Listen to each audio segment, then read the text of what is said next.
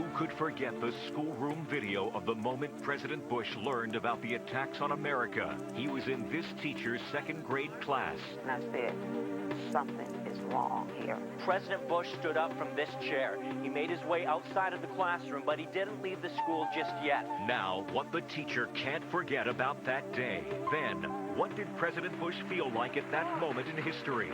He interviewed the president. At some points, he's just desk-pounding angry. Then, after all we've learned about the September 11th hijackers, how could getting fake ID possibly be this easy? I got Florida, Michigan. Phony identities with shocking ease. Well, you just made an ID for somebody who's a terrorist. I mean, this is dangerous, isn't it? I mean, you're making IDs for people. You're making IDs for people who commit crimes.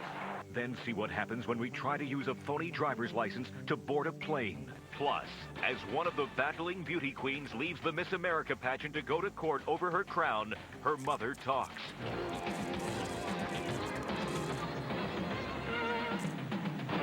Now, Inside Edition with Deborah Norville. Hi, everybody, and thank you for joining us. This is the scene at Ground Zero, where the observances of the first anniversary of September 11th will be held. The Attorney General today upgraded the nation's alert status from yellow to orange because of what's been called unspecified threat and increased chatter among al-Qaeda sympathizers. In our special Inside Edition today, we've got reports from Stacey Galante in Los Angeles, Paul Boyd in Florida, Les Trent in New York, and Matt Mahar with an undercover investigation. Everyone remembers where they were when they heard the news September 11th. President Bush was in Florida making an appearance at an elementary school. And for the teacher there, it was an unexpected lesson in history and courage. Paul Boyd reports. It's a moment burned into our minds as a group of Florida second grade students and teachers witness history. President Bush making a stunning announcement. Today we've had a national tragedy. Two airplanes have crashed into the World Trade Center in an apparent terrorist attack on our country. For teacher Sandra K. Daniels, it was supposed to be a day of honor, a chance to meet the president. Instead, it was a day of tragedy. I said, something's wrong. Something is wrong. The drama unfolded with President Bush arriving at Emma E. Booker Elementary School in Sarasota, Florida, prepared to speak about education. As these powerful images were being revealed on television, the president was about to read to a class of second graders. At 9:07 a.m., White House Chief of Staff Andrew Card whispers unimaginable news. The president's face immediately tenses. He totally changed. He was not the same man that entered my classroom that morning. His whole demeanor changed. His presence changed. This tiny school quickly becomes a command center for the biggest crisis in American history. A few minutes after learning that America was under attack, President Bush stood up from this chair. He made his way outside of the classroom, but he didn't leave the school just yet. For the next 15 minutes, surrounded by Secret Service and top advisors, he made important phone calls from this room to people like the Vice President and the Director of the FBI. The president then heads through 3 classrooms, cuts across this courtyard and into a library full of students and media. It was 9:30 a.m. May God bless the victims, their families, and America. While these students may not fully understand the impact of that day, they'll never forget being in the middle of it. And many people died and lost their kids, children. And so we say. Today, these students are preparing for their 9/11 tribute, and the chair used by the president remains blocked off. A way to mark the day this school was part of history. When they write it in the books, it'll say President Bush was at Emma E. Booker School. Yes, he was here, and I'm a part of history, and I go on. We will pursue the killers and bring them to justice. We owe that to those who've lost their lives. On September 11th, CBS's 60 Minutes 2 will broadcast the first interview with President Bush about his recollections of September 11th. April Woodard has details on what to expect. I can remember sitting right here in this office, thinking about the consequences of what had taken place and realizing it was a defining moment in the history of the United States. It's just a few hours after the attacks, and President Bush is on Air Force One, wondering what was coming next, getting ready to strike back. I knew we were at war. I'd made up my mind we were at war. 60 Minutes 2, Scott Pelley went aboard the presidential jet for an exclusive minute-by-minute account. Who's Abbott? Conklin boss. He shut down Treadstone. Is he here in Berlin? Did he run Treadstone? Very hopeful, and other times is very tearful as he remembers the pain of those days. The president also revealed scary moments aboard Air Force One. They believed that the airplane was a target. There was a moment in which there was an airliner that they thought was headed for them. And that was to set a strategy to seek justice, find out who did it, hunt them down, and bring them to justice. You can see the interview in its entirety September 11th, 8 p.m. Eastern Time on CBS. September 11th, of course, will be a day of national remembrance, and very little of what takes place on September 11th can be called business as usual. Stacey Galandi and Les Trent look ahead to what we can expect. Oh, my God. It was the day a stunned world gasped, and on the first anniversary of 9/11, America will come to a virtual standstill once again. From New York to L.A., it seems few people plan to travel, shop, or go about their daily lives Wednesday. Airlines have canceled 3,200 domestic flights. 2 carriers are fully booked. Spirit Airlines is flying passengers for free, National for $1 a seat. Broadcast networks plan news specials and somber memorials. Cable networks will air documentaries with 9/11 themes. Among them, a National Geographic special, Inside the Pentagon. Oxygen focuses on the widows of just one New York neighborhood. Even MTV will examine post-9/11 pop culture. Some networks like A&E, the Food Network, and HGTV will suspend programming for part of the day. These tribute spots were designed to match the nation's reflective mood. HGTV President Burton Jablin has given 800 staff time off to join the day of remembrance. Whatever they want to do, be with their loved ones, we think that's the right way to handle a day that for many people is a very emotional day. Some top advertisers, including Pepsi, GM, and Target, are staying away from 9/11. Les?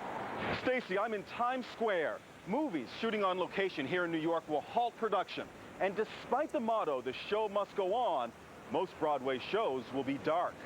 Roz Ryan and Roxanne Carrasco are in the musical Chicago. I think it's a matter of respect because they were forced to shut down on the 11th, and now they're shutting down by choice. For me, it's going to be important to be by myself and to be quiet and reflective on that day, and I'm happy that we're not having a show. New York Fashion Week and glitzy parties linked to it have been put back 10 days, as has the launch of J-Lo's new perfume. The ill-starred date is almost a blank day for weddings. The event, the banquet rooms in the city are practically a ghost town that day. Howard Givner is one of New York's top event planners. I don't think people really needed to be told not to plan events on September 11th, and that carries through a lot of different areas of business in the city. Even hardened news pros like Fox News Channel's Bill O'Reilly say it's going to be a long, tough day. I don't want to rehash all this. I'm not looking forward to it. I'll be happy when September 12th is here.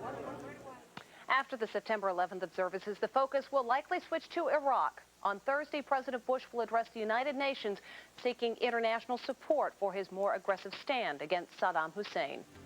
Next, after all we've learned about the September 11th hijackers, how could getting fake ID possibly be this easy? You just made an ID for somebody who's a terrorist. But could a fake ID get us past security and on a plane? Then, as one of the battling beauty queens leaves the Miss America pageant to go to court over her crown, her mother talks. See how her daughter told her about the topless photos that could ruin her career. Plus, a fireman calendar honors the ones who are gone. Inside Edition with Deborah Norville will be right back. Coming Mondays. What's it like having a dad who's famous? You want to hate him, but you can't. He's saving lives. The bond the son never shared with his father. Amy, why are you talking to me? He seeks in a stranger. He's got kind of a tragic, lonely thing going on. I dig it. But to trust his heart, she's playing you, dude. he must first risk the pain. Go ahead, Amy. Why don't you tell him why you're really hanging out with him? Everwood. Premieres Monday at 9, only on the WB11. The big monster truck jet cars return to Raceway Park for the 26th annual U.S. Diesel Walk-In Nationals and Motorsports Spectacular. See America's finest diesel drop this Saturday. Over 2,000 Kenworths, Peterbilts, Freightliners, Max and more, plus 300-mile-an-hour jet cars, car-crushing monster trucks, including Bigfoot, Black Stallion, Bulldozer, Demon, Green Digger, and more. The Stop-Most Jet Car and Kenworth this Saturday at Raceway Park near Englishtown, New Jersey. All tickets at the gate. Kids under 12 free. Be there. Do you have a great idea for a new product? Every year, literally, billions of dollars are spent on products new to the market, and this could be your year. Advent Product Development can help. Advent Product Development specializes in marketing new ideas and inventions, and we're interested in talking to you. If your idea qualifies, we can patent or trademark it for you and take it to market. Or we can create a TV infomercial and sell your product directly to the public. Don't let your idea slip away. Call 800-36-INVENT now for your free inventor's kit. Call now. Charles Stanley teaches that the Bible is a book of practical answers. The practical application of his word on a day-to-day basis has impacted my children, my relationship with my husband. His message for practical Christian living are really solid. Brings the message just in those few little words that doesn't make it complicated. It's really that easy. So my life has really changed because of his ministry. In Touch with Charles Stanley, sharing biblical truth that touches our lives. Sunday at 7 on the WB11. That's one of the world's most wanted terrorists, believed to be the mastermind of the September 11th attacks. Could someone so notorious obtain top-quality fake IDs like a driver's license in the United States today? And could a phony ID be used to charter planes? As Matt Mahar discovered, the troubling answer to both questions is yes. Are you a police officer? No. Are you working with the police? No. I work with the DA's office? No. Why is this man asking our undercover researcher all these questions? Because he doesn't want to get busted. You see, he'll sell just about anybody who walks through his door a phony driver's license. Just pick your state. I have Florida, Michigan, Arizona, Pennsylvania. How big of a problem is it? It's an epidemic, in my view. It's incredible. James Kallstrom was the former chief of the FBI office in New York City and advises New York State on counterterrorism. He says the peddling of fake IDs is at the heart of terrorism. And he points out recent cases like the arrest last month of Egyptian immigrant Mohammed El-Atis for allegedly supplying 2 of the September 11th hijackers with fake IDs. Atis has pled not guilty. How hard is it to get a fake government ID? To find out, we went undercover and hit the streets of Los Angeles, Manhattan, and Queens, New York. Peter Varela Plaza, a former New York motor vehicles investigator, went undercover for us in Queens. After a short time on the street, he was referred to this man. He was led to a photo store to take a picture and told to come back in an hour. For just $120, he was sold a fake Social Security card and a resident alien card. Could he have cared less if you were a terrorist? I don't think so. I really don't. That's what's scary about it. In Manhattan, less than a mile from Ground Zero, our researcher had no problem finding a store where this man was offering driver's licenses. Hey, how you doing? He took our researcher into a back room. That's where he uses this small computer to make authentic-looking driver's licenses. Perfect. Like this one from Delaware. Matt Mahar with the TV show Inside Edition. Okay, how you doing? Good. We were here August 20th, and you sold one of our undercover associates a phony Delaware's license. All right. I don't make phony licenses. These are not phony licenses. This isn't a phony license? No. What's that say? Because I've never seen this before. You made it. Oh, yeah. All I did was, my friend actually, all he did was change her date of birth. This girl wanted to go to the club. Right, so you don't so think my you're, friend, you don't I think you're didn't aiding do or it. abetting I terrorism. didn't, of course not. All you're doing is helping kids get into bars. What's going on? And near downtown Los Angeles, the counterfeiters practically chase you down to make a sale. A 4-block area is filled with men offering fake IDs. These 2 men said they'd sell me a California driver's license for $125. I said I wanted 2, one for me and one for this man, Khalid Sheikh Mohammed. An hour later, we had the 2 very real-looking California driver's licenses. Oh, by the way, Khalid Sheikh Mohammed is the Osama bin Laden operative suspected of masterminding the September 11th terrorist attack. We had taken his picture off the most wanted terrorist list on the FBI website. You just made an ID for one of the terrorists that the government's looking for. You just made an ID for somebody who's a terrorist. I mean, this is dangerous, isn't it? I mean, you're making IDs for people who commit crimes. With my fake California driver's license, I had no problem buying an airline ticket for cash and then used the fake license to get past security at Newark International Airport in New Jersey. Be safe. The ID was actually checked a total of 3 times before I boarded a flight to Logan Airport in Boston. Are we just wasting our time? We have to go to a series of high technology identifications. In all, we acquired 7 fake IDs. Document expert Cindy Kromholtz teaches law enforcement officials around the country on how to spot fake identifications. How good or professional do you think this California license looks? It's very good, and the problem is people who are checking your identification are not trained. So if you went to try and get on an airplane, basically they're going to look at your photograph and that it matches your name and it matches you, and you'll be on that flight. Kromholtz said that many of the phony documents could be discovered with simple, inexpensive lights that uncover hidden markings on many government-issued documents. Where you just need, basic equipment, these ultraviolet lights that are $20, $30, yet people aren't even equipped with a basic magnifying glass. With this small light, a New York emblem can be found embedded in the ID, and an ultraviolet light uncovers the word Texas throughout this license. I've never seen one of these used at the airport or anywhere. Right. Basically, what you'll find is the people who are really checking your identification are the bouncers in the bars. And, the bars will invest in a $20 light to check your ID. And it's sad that a bouncer in a bar is checking your identification more than an airline ticket agent. With the apparent lack of security when it comes to detecting phony IDs, it's not surprising how many people are willing to take the chance of buying and selling fake documents. You're making IDs for people who commit crimes. Legislation to set national standards for driver's licenses has met with resistance from many state officials who consider driver's licenses a state responsibility. Still to come, we'll tell you why one of the Miss North Carolina beauty queens made an emergency flight home to hold on to her crown, and what her parents have to say about those scandalous photos. Plus, before September 11th, New York's bravest posed for a calendar. Now, 1 year later, it's being released, even though some of the firefighters died in the terror attacks. FDNY honors its own. Production assistance for Inside Edition provided by... This is not the time to worry about acne scars. Now I have confidence in my work and my appearance. Mederma, skincare for scars. Stay tuned. There's more Inside Edition to come. Comedy, television, and the most serious day of the year. What comedians are doing to respectfully remember. Coming to Inside Edition. Next Monday on the WB, the season premiere of Seventh Heaven. Mary's going for it.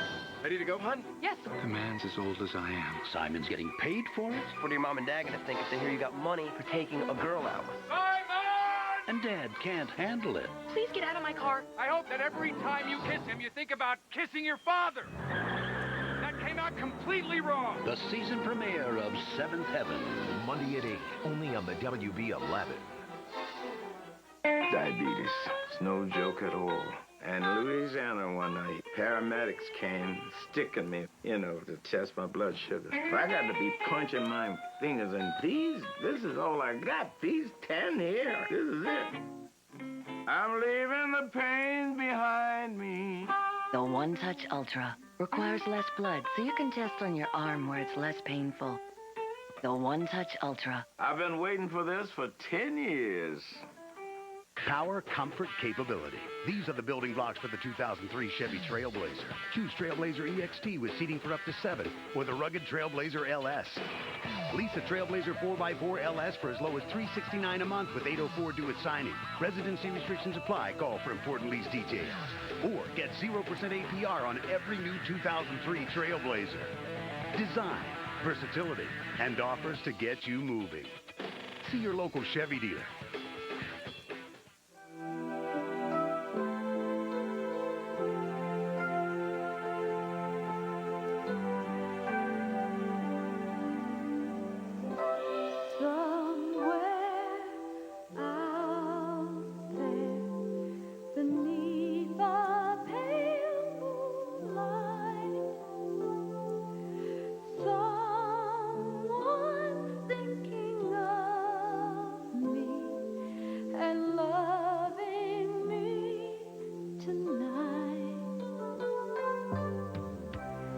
Somewhere out there, someone saying a prayer that we'll find one another and meet somewhere out there.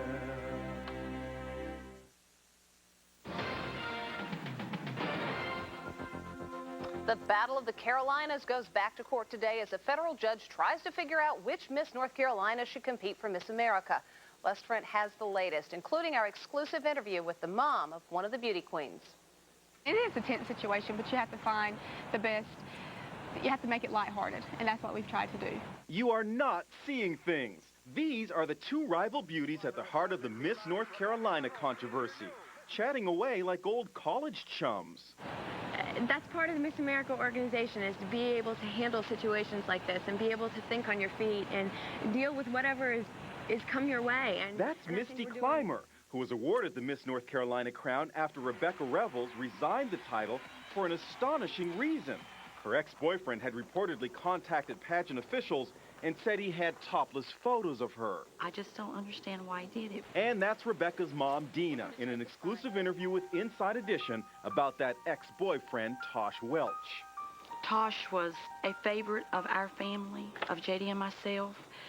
I really can't say anything about Tosh except how hurt I am. Rebecca claims she resigned under pressure, and a state court judge agreed to reinstate her in the pageant. Now she seeks a federal injunction to stay in the pageant. Her parents went to court to support Rebecca and took along this sign planted on the lawn by well-wishers. Mom and Dad drove to federal court in Wilmington, but their daughter got there via chartered plane from Atlantic City. So which of these beauties will represent North Carolina in the pageant? Rebecca? Misty? Both? At this point, anything seems possible. And no matter what happens, Rebecca's family is behind her all the way. We are very proud of her. We are very proud of her. And no matter what the outcome is, we will always be proud of her. When we come back, how a few of those lost last September 11th will be remembered in the coming year. On today's Inside Track, this year's Miss America will be crowned September 21st. Do you know which state has won the most Miss America pageants? Is it Texas, Ohio, or California? The answer when we come back. Production assistance for Inside Edition provided by Snore Stop, proven effective to stop or reduce the symptoms of snoring. Available in spray and tablets at a store near you. Snore Stop, it works. Stay tuned. There's more Inside Edition to come. You're amazing, Leanne. What's your secret? Oh, I'm just a regular mom like you. And like most moms, I know that wiping my daughter's cup with a sparkle paper towel helps remove germs. How? Well, its two sheets are bonded together to create thirst pockets, which helps clean up dirty messes and germy ones, too. And that's one way to help our family stay healthier. Okay. Ready to go? Sure. I just have to change. Healthy home juice sparkle.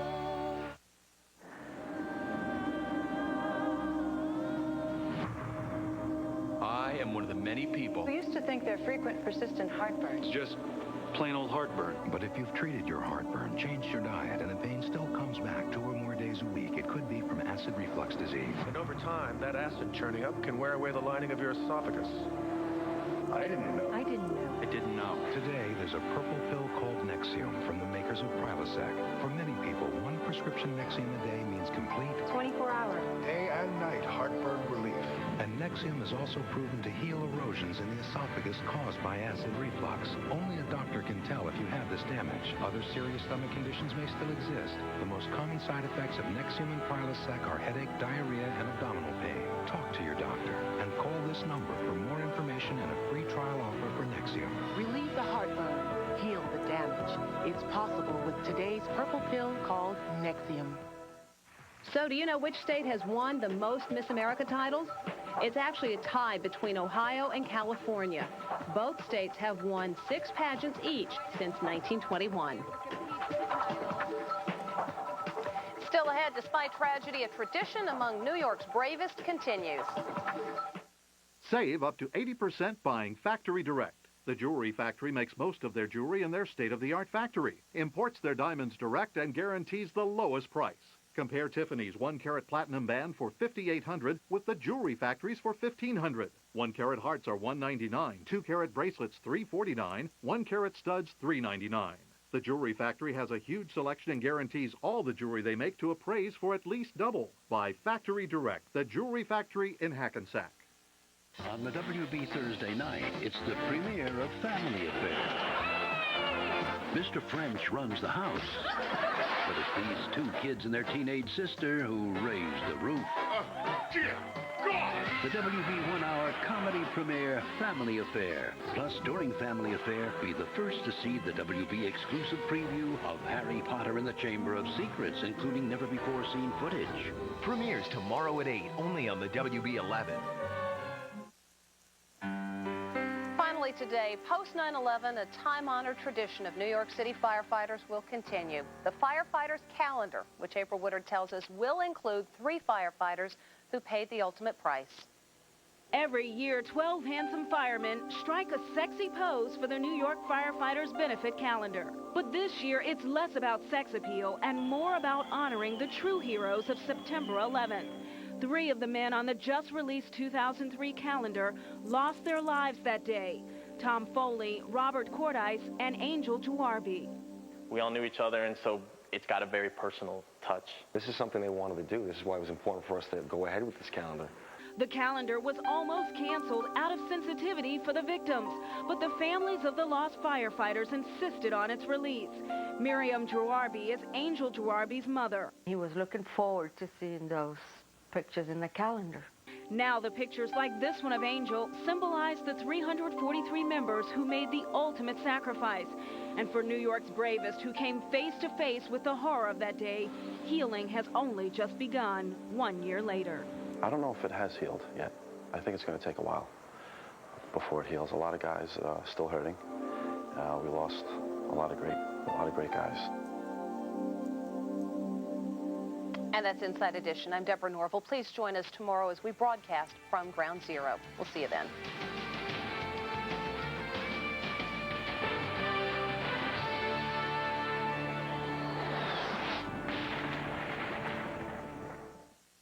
Coming Mondays, Everwood. The show critics are calling genuinely touching, brilliant, and A+. She said you were crazy. And newsflash, you are. Hey, that's pretty good. What else you got? It's the best new show of the season. It's okay, Dad. I know what's wrong with you. You do? Wait, you stop asking me questions. You have to start hard. I'm making pancakes. You want some? What the hell? That's my boy. Everwood. Premieres Monday at 9, only on the WB11.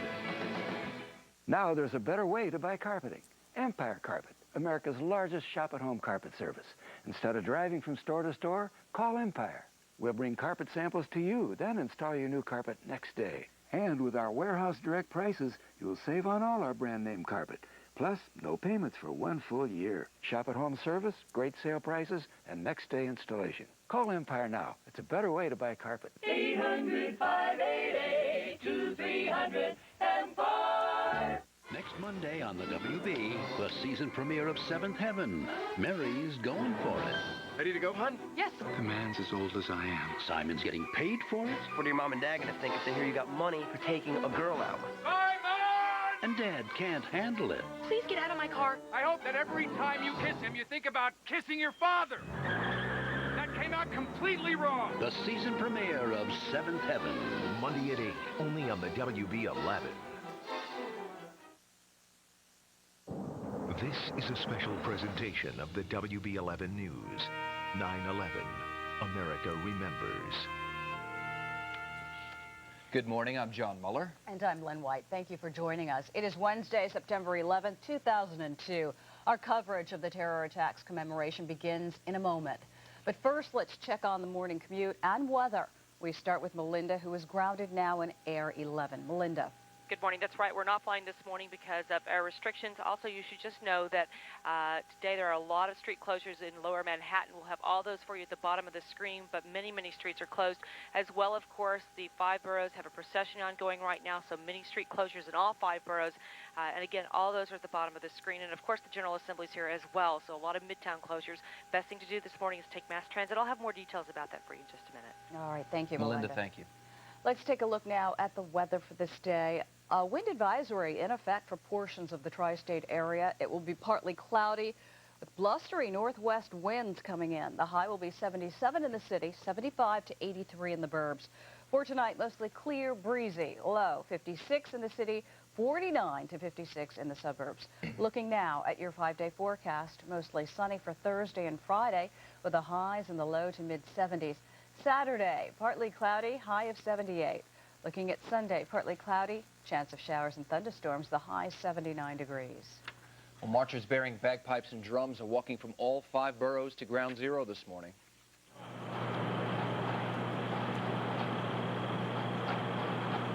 The procession began at 1 a.m. It includes representatives from the FDNY and Port Authority. The procession will arrive at Ground Zero at 8 a.m. Thousands are expected to descend on Ground Zero this morning to remember those who lost their loved ones exactly 1 year ago. Our Craig Treadway is live at the destruction site with more on the city's plans to commemorate the anniversary of September 11th. Craig. John, we're having some trouble hearing you out here. Hopefully we'll get those technical difficulties ironed out on this solemn anniversary. That's right, a number of things planned for today. Of course, the centerpiece of all observances, this ceremony at Ground Zero. And let's give you an idea of just what is to come. 8:46 a.m., a citywide moment of silence. 8:46, the time when the plane hit the North Tower last year. Afterwards, the Gettysburg Address will be read by Governor Pataki. Mayor Rudy Giuliani will then begin reading the names of 2,801 victims. At 9:03, a second moment of silence. That is the time that a plane struck the South Tower last year. After that, families will begin filing into Ground Zero, families of the victims. 9:59, a third moment of silence. That will mark the time when the South Tower fell. And then at 10:29, a fourth moment of silence, which will mark the time when the North Tower fell. Now, as for security, it is tight here in New York and around the nation, also at American installations across the country. It is the second highest state of alert that America is in right now. But just as there is some fear of further terrorist attacks on this solemn anniversary, Mayor Michael Bloomberg says the spirit of New York City is alive and stronger than ever. There is no better evidence that the terrorists have not and will never win. On September 11th, all of our lives were changed. But 1 year later, we are more united than ever and more committed to defending the liberty and freedoms that sustain our city and our nation. Again, at 8:46 this morning, a moment of silence, and that will be followed by church bells ringing throughout the 5 boroughs. Officials asking the churches to ring their bells for 140 seconds. For now, we're live here at Ground Zero. We'll be bringing you updates all morning long. I'm Craig Treadway for the Morning News. Back to you in the studio. All right, Craig, thank you very much. Friends and families of the passengers on board United Flight 93 have visited the crash site in Shanksville, Pennsylvania. The hijacked plane crashed on September 11th. Passengers overwhelmed the hijackers. The flight apparently headed for the White House. President Bush and the First Lady will attend a public memorial in Shanksville today. Final preparations underway this morning for a commemorative ceremony at the Pentagon. 184 people were killed there on September 11th. 2 observances will take place, one at 9 a.m., another at 1 in the afternoon. The first ceremony will include a moment of silence at 9:37 a.m. That's the approximate time when the Pentagon was hit. President Bush scheduled to speak a little past 10 o'clock. The second ceremony will honor workers involved in the reconstruction project. The first of the morning's events in Washington, D.C. includes lowering the flags. The Stars and Stripes are brought down to half-staff and honor those who died a year ago. The flag was lowered at the Capitol building after midnight. Marines were also on hand at the White House to lower the flag there. For the first time since the Cuban Missile Crisis, missile launchers are being set up around Washington. Pentagon officials say it's a precautionary measure The Army Avenger air defense system can fire 8 Stinger missiles at once. The exact locations of the portable air defense equipment are not being disclosed. Security is on heightened alert in California. Governor Gray Davis has ordered increased security for today's anniversary. Officials say 80% of the state's highway patrol officers will be out on the roads. The National Guard will also continue to patrol the area surrounding the Golden Gate Bridge. U.S. officials have closed 9 embassies overseas. 2 were closed after officials received credible and specific threats. European officials warning of attacks by individual extremists not linked to al-Qaeda. The State Department is urging Americans worldwide to be vigilant. 343 members of the fire department died on September 11th. When those sirens sounded, Engine 10 was the closest firehouse to the World Trade Center. It was completely destroyed. Now it is the job of Engine 4, Ladder 15, to cover that part of Lower Manhattan. That's where the WB11's Matt Garcia is standing by live. Matt, good morning to you. Well, good morning, Lynn. Good morning, John. I'm at Engine 4, Ladder 15, as you said. This was the second firehouse to be called when the first plane hit the North Tower. 50 firefighters were assigned to this station. Some were on duty, others later came in. But in all, by the end of the day, Engine 4, Ladder 15 lost 14 brothers, a quarter of the force who work here. Their faces and names displayed on the makeshift memorial you're seeing put up outside the firehouse shortly after 9/11. Throughout the day, we will talk to the men and women of this firehouse. We will hear their stories, see how they are taking in the anniversary and what they think about. We're also here because this firehouse is home to many new recruits, 2 of which who died on 9/11. Firefighter Richard Allen of Ladder 15 and firefighter Calixto Anaya Jr. of Engine 4. We were told that this was their first big assignment and they were excited to get on the scene. But like so many other firefighters who died on that day, they never returned because of the World Trade Center attacks. We have compiled a report about recruitment and how 9/11 has possibly impacted it. Recruitment takes place every 4 years, and normally there's never a problem finding young souls who want to be heroes. But this time, for reasons the department are not sure about, recruitment is down, way down, by the thousands. You think possibly 9/11 may have scared away people who may have wanted to be firefighters? It's possible. I mean, 9/11 was a tragedy for everyone. It was a tragedy for the nation. It's a tragedy for us. But we're confident as a department that we're going to continue. We are continuing. We're more dedicated than we ever were. We work with the best men. That's Chief Phil Parr. He says the department is working extra hard, extra hours to find new firefighters. They launched a campaign and they're holding special seminars. The department might even extend the application deadline if the picture doesn't clear up. Now, coming up about 6:45, you will see the full story. We'll also have Errol Anderson, the head of recruitment. He will be here to shed some light on this story, hopefully provide some answers. He will have a clearer picture. We will have that coming up. Stay with us. In the meantime, I'm going to send it back to you, Lynn and John, in the studio. All right, Matt, thank you. Well, 700 Red Cross volunteers will be working today throughout the city. The idea is to help people cope both emotionally and physically during the commemorative events. Volunteers will also provide support to family members who lost loved ones in the attacks. Cantor Fitzgerald may build their new headquarters in Manhattan's Union Square. The bond firm is pursuing a plan to invest $100 million in a vacant building that formerly housed Bradley's discount department store.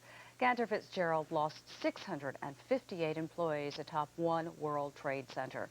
The company is presently working out of an office space in Midtown Manhattan. All right, well, coming up on the WB11 Morning News, Jets quarterback Vinny Testaverde shares his thoughts on September 11th. And Ohio honors the victims of the terror attacks with a unique display. But first, New Yorkers proudly display their freedom.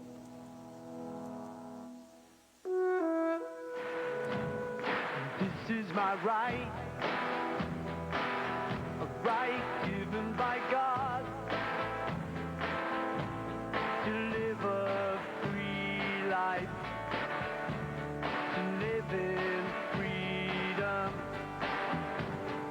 Talking about freedom, I'm talking about freedom. I will fight for the right to live.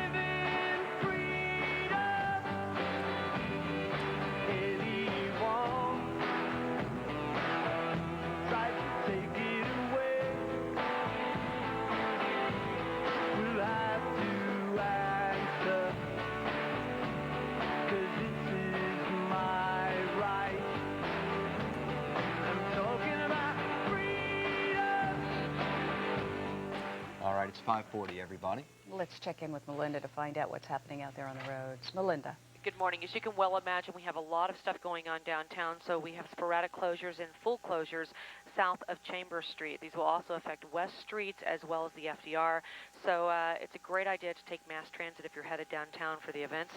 Additionally, we have a lot of processions, 5 in fact, through all 5 boroughs, and so many, many roads are closed because of these processions. All this information is at the bottom of the screen throughout the morning, and so that's a good place to look because so many roads are closed. Additionally, we have the General Assembly in town, so a lot of closures in Midtown and on the east side of Manhattan as well. So again, mass transit's really the way to go today. All right, Melinda, thank you. Let's take a look at the weather. A wind advisory is in effect for portions of the tri-state area today. It's going to be partly cloudy with blustery northwest winds. The high is going to be 77 in the city, 75 to 83 in the suburbs. For tonight, mostly clear and breezy, low 56 in the city, 49 to 56 in the suburbs. 5-day forecasts, mostly sunny for Thursday and Friday with highs in the low to mid-70s. Saturday is going to be partly cloudy with a high of 78, and for Sunday, partly cloudy with a chance of showers and thunderstorms, high of 79 degrees. Wall Street will mark last year's terror attacks by delaying the start of trading today. Melissa Lee, live at Bloomberg with Money Matters. Melissa.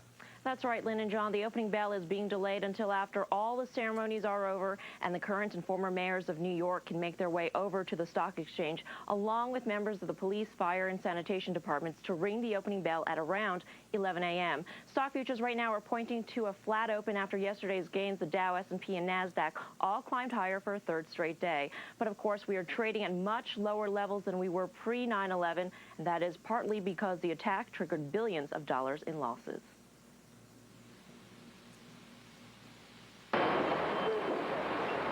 The recovery and cleanup efforts at Ground Zero have long been over, but businesses are still recovering and could be in for more losses 1 year later. Companies and business travelers have not yet returned in the numbers that are necessary to boost airline operations and return them to profitability. Neidl says the airlines, which had been on the brink of bankruptcy a year ago, could slump again as travel slows around the anniversary of the attacks. United, American, and Delta have all cut flights, with capacity down more than 10% compared to a year ago. That could impact third-quarter earnings. If September 11th turns out to be a very weak 2-week period, it's going to increase the loss for the summer, and a couple of airlines that might have been able to do modest profitability like AirTran will probably then end up having a moderate loss. Airlines with heavy operations in New York and Washington, D.C., such as U.S. Airways, Continental, and Delta, could be hurt more than others. Hotels, especially those that rely on the business traveler, will also suffer a second round of losses. Given that the first 2 weeks of September look fairly poor, we see the third quarter as being pretty bad for the public companies. The average occupancy rate over the past 10 years is 63%. Analysts expect that number to drop to between 53 and 55% this week. And the companies that cater to business travelers will feel that drop the most. Four Seasons and Starwood, operator of Westin and Sheraton Hotels. But analysts say the psychological toll of the 9/11 anniversary will also impact businesses. Consumers may not be in the mood to spend, so Merrill Lynch recently downgraded 16 retailers, including Ann Taylor and Williams-Sonoma. And Americans will likely retreat to their homes to watch TV coverage of the anniversary. In observance, advertisers have pulled out. Lazy Boy and Coca-Cola are among those that are not running ads. And that will translate into more losses for the networks, although analysts expect those losses this year to be less than last year's ad revenue drop of $219 million during the week of the attacks. Now, in recognition of the day, many corporations are observing moments of silence, and thousands of stores, including Lord & Taylor, Filene's, Brooks Brothers, and Kmart, will be opening late. From the Bloomberg Financial News Desk, I'm Melissa Lee for the WB11 Morning News. Lynn and John, back to you. Thank you, Melissa. Thank you. Up next on the WB11 Morning News. The primary results are in, and they may surprise you. The results ahead, but first, our commemoration of the September 11th attacks with a look at the men and women who led New York in its darkest moments. Sometimes in our lives, we all have pain, we all have sorrow, but if we are wise, we know that there's always tomorrow. Lean on me when you're not strong.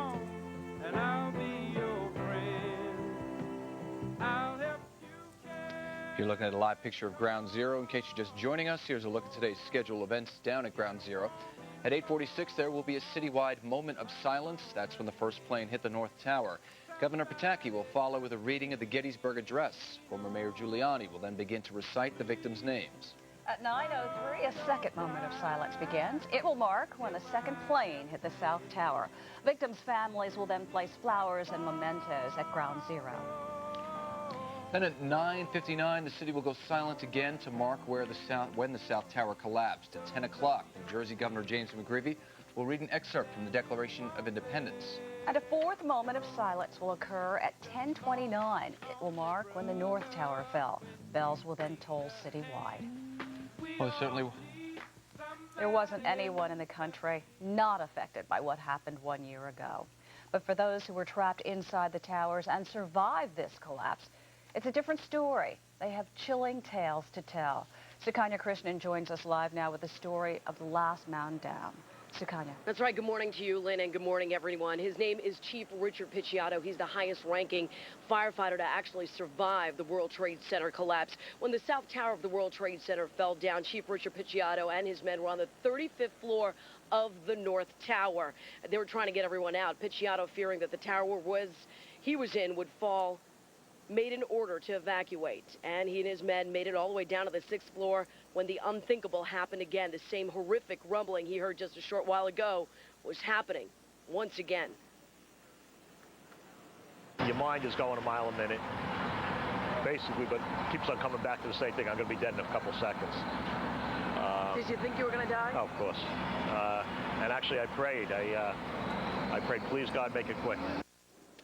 Coming up a little later on in the show, we will have the harrowing tale of how Richard Picciotto and his men of Battalion 11 made it out of the North Tower alive. It was a frantic tale that he says in his own words in our special story coming up. Of course, that's coming up a little later on in the show. That is the very latest reporting live. Ground Zero, I'm Sukanya Krishnan for the WB11 Morning News. Back to you. All right, Suki, thank you. Well, in honor of the September 11th victims, nearly 3,000 flags are on display in front of Ohio's state capitol. A group of volunteers set up the patriotic exhibit yesterday. Those flags are displayed in the shape of the Twin Towers. There are spaces between them that represent the Pentagon and the site where United Airlines Flight 93 crashed in Pennsylvania. Primary results are in for New York's gubernatorial candidates. Carl McCall coasted to an easy win in the Democratic primary. His rival, Andrew Cuomo, dropped out of the race last week. Still, Cuomo's name remained on the ballot. Governor George Pataki ran unopposed for the GOP nomination, but he lost his bid for the Independence Party ballot to billionaire businessman Thomas Golisano. He garnered 53% of the vote to Pataki's 47%. More voting problems in Florida, this time with the Sunshine State's new touch-screen voting machines. Hundreds of voters were turned away before precinct workers figured out how to turn the machines on. Even former U.S. Attorney General Janet Reno had to wait several minutes. Reno narrowly trails Bill McBride in the Democratic race for governor. Governor Jeb Bush ordered the polls to remain open for an additional 2 hours.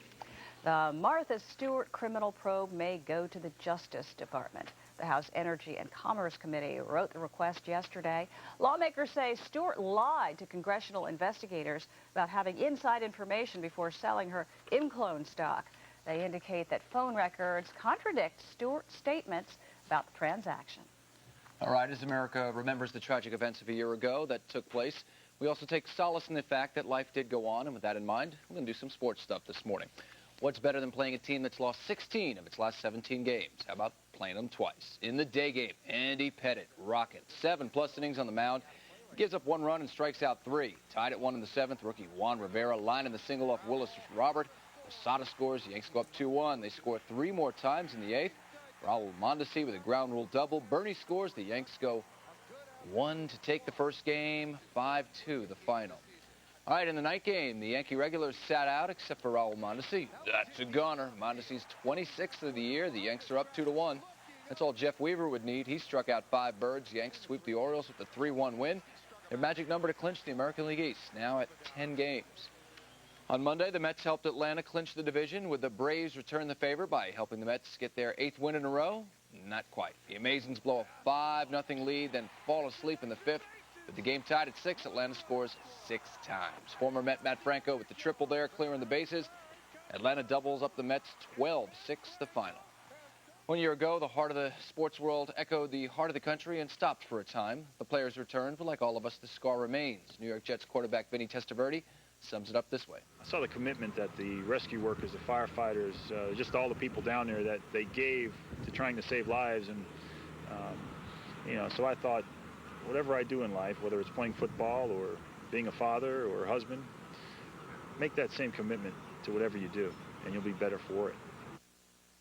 And that is a look at sports this morning. Time to take a look at some traffic. Hey, Melinda.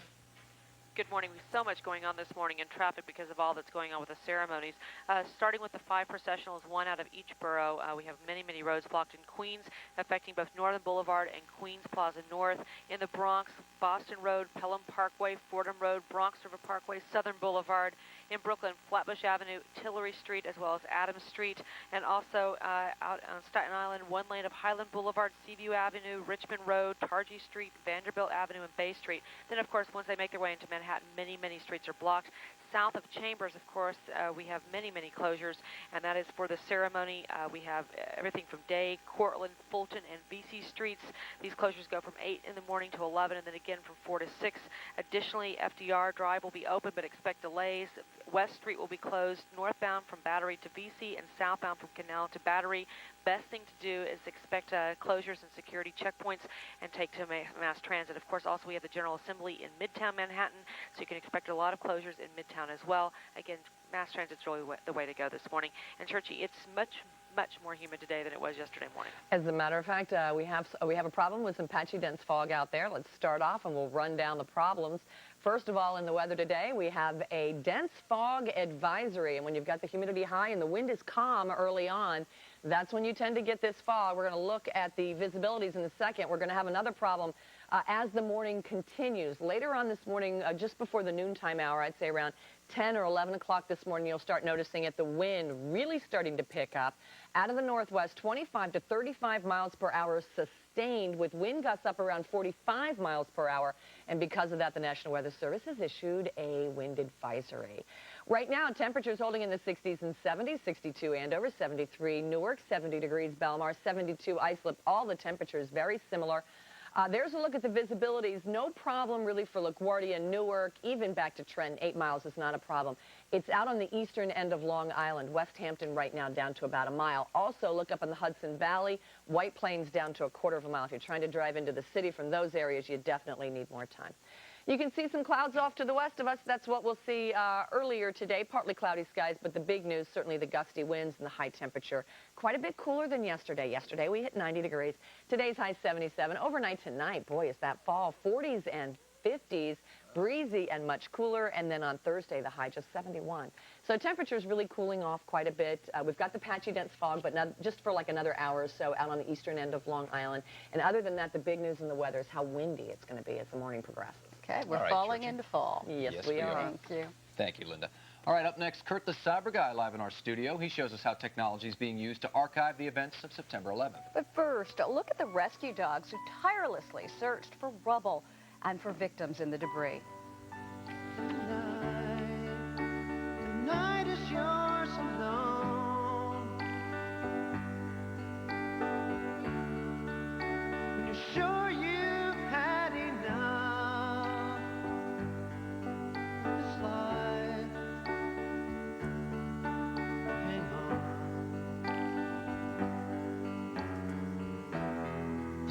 Don't let yourself go.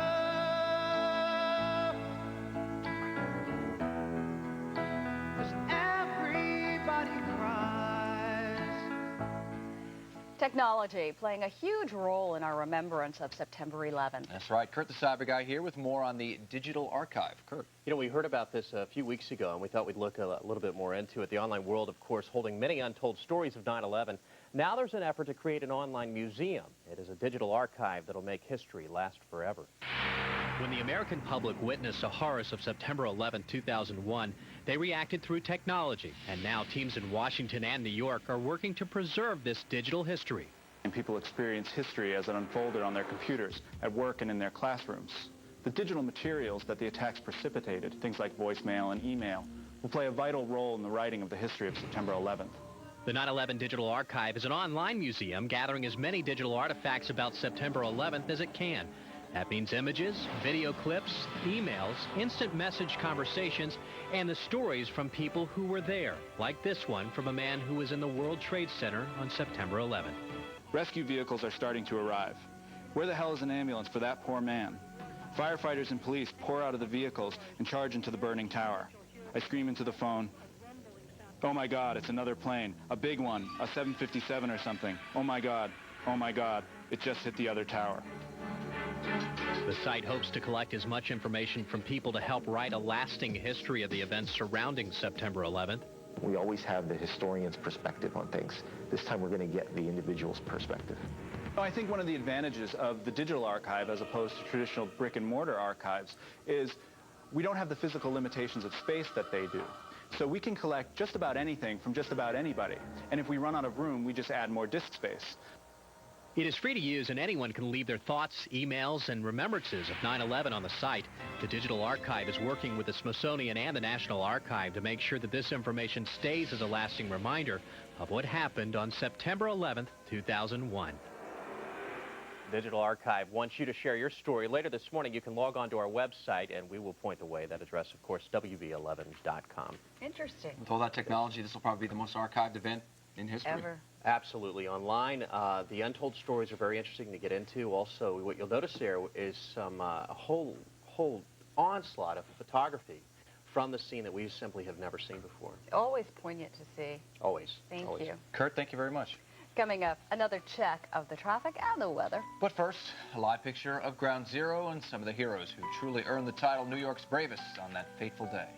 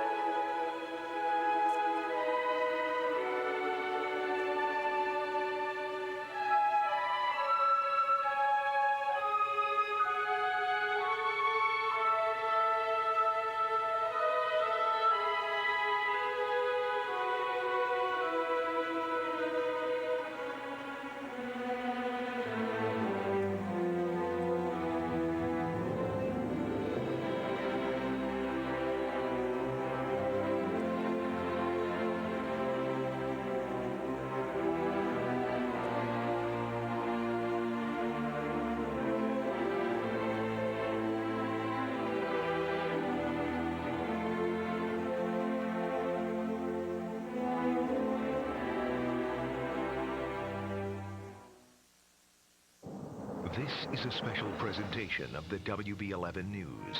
9/11, America Remembers. Good morning, everybody. I'm John Muller. And I'm Lynn White. Thank you for joining us. The world pausing to remember the men and women who lost their lives exactly a year ago today. You're watching our continuous live coverage of the September 11th commemoration. We're going to head out to Melinda Murphy, who is grounded right now in Air 11. Good morning. That's right. We're grounded this morning because of the flight restrictions imposed because of the anniversary. Additionally, you should know as far as the roads go, we have 5 processions coming in, from one from each borough. So many roads are closed. I'll have all the details about those in just a minute, as well as all the details about the closures south of Chambers Street, for there are many because of the special 9/11 ceremony. So we'll again give you those in just a minute. And for now, I'll send it back to you. Thanks a lot, Melinda. Let's head outside. Here's what's going on with the weather today. Turning very windy later on. I'd say around 10 or 11 o'clock this morning, we're going to have the wind come out of the northwest. Rather strong and gusty, gusting up to 45 miles per hour. Because of that, the National Weather Service has issued a wind advisory. Partly cloudy, gusty wind today, 77. The high temperature is quite a bit cooler than yesterday, 75 to 83. In the suburbs, back in a second with details on the 5 days ahead. John and Lynn. Okay. All right, Linda, thank you very much. Well, thousands are expected to attend ceremonies at Ground Zero later this morning. Craig Treadway live there right now with more on the city's commemorative plans. Craig. Good morning to you, John, and let's go quickly to a wrap-up of what the day's events are going to be like at 8:46 a.m. today. A citywide moment of silence. That is when the plane hit the North Tower last year. Afterwards, the Gettysburg Address will be read by Governor Pataki. Then Mayor Rudy Giuliani will begin reading the names of the 2,801 victims killed in the attack. 9:03. The second moment of silence scheduled, that is when the plane struck the South Tower last year. After that, families of the victims will file into Ground Zero. At 9:59, a third moment of silence when the South Tower fell. And at 10:29, a fourth moment of silence. That is when the North Tower fell. Now, it goes without saying that America is on a high state of alert. Threats take on a new meaning post 9/11/2001. And therefore, threats were expected in the days leading up to today's solemn ceremony. And based on what federal officials are calling specific and credible threats, America's guard is up. Throughout the city, there is already a heightened state of alert. Nationwide, the country has been put on its second highest alert status, Code Orange. The U.S. intelligence community has received information based on debriefings of a senior al-Qaeda operative of possible terrorist attacks timed to coincide with the anniversary of the September 11th attacks. As a result, U.S. embassies throughout Southeast Asia have been closed. The information that al-Qaeda cells may be looking to carry out attacks against U.S. facilities overseas. The threats that we have heard recently remind us of the pattern of threats we heard prior to September the 11th. With the eyes of the world on Ground Zero today, the one-year anniversary of the attack that brought down the World Trade Centers, city officials are reminding New Yorkers that police will be out in full force at key points throughout the city. Governor Pataki adding his voice to the assurances. No state is better prepared or more organized to prevent and respond to any attack than the state of New York. In Mayor Bloomberg's 9/11 address, he called on everyone to never forget those lost in last year's attacks and reminded the city and nation of New York's undefeatable spirit. Even in the aftermath of September 11th, we have not allowed terrorism to destroy our freedoms. Anyone who has visited our city has sensed our indomitable spirit of determination and the refusal to let fear rule our lives. But again, America is on its second highest state of alert. And what that means, of course, is that Vice President Dick Cheney has now been moved out of Washington to a secure location. Now, speaking of moving dignitaries, a number of dignitaries expected in New York today for the ceremonies, including Secretary of State Colin Powell, Hillary Rodham Clinton, just some of the people who will be reading the names here at Ground Zero. It goes without saying also that you can expect some gridlock alerts around various parts of New York today. For now, we are live at Ground Zero. I'm Craig Treadway for the Morning News. Back to you in the studio. All right, Craig, thank you so much for that report.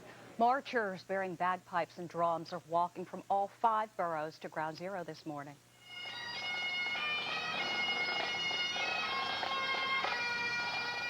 The procession began at 1 a.m. It includes representatives from the FDNY and Port Authority. The procession will arrive at Ground Zero at 8 a.m.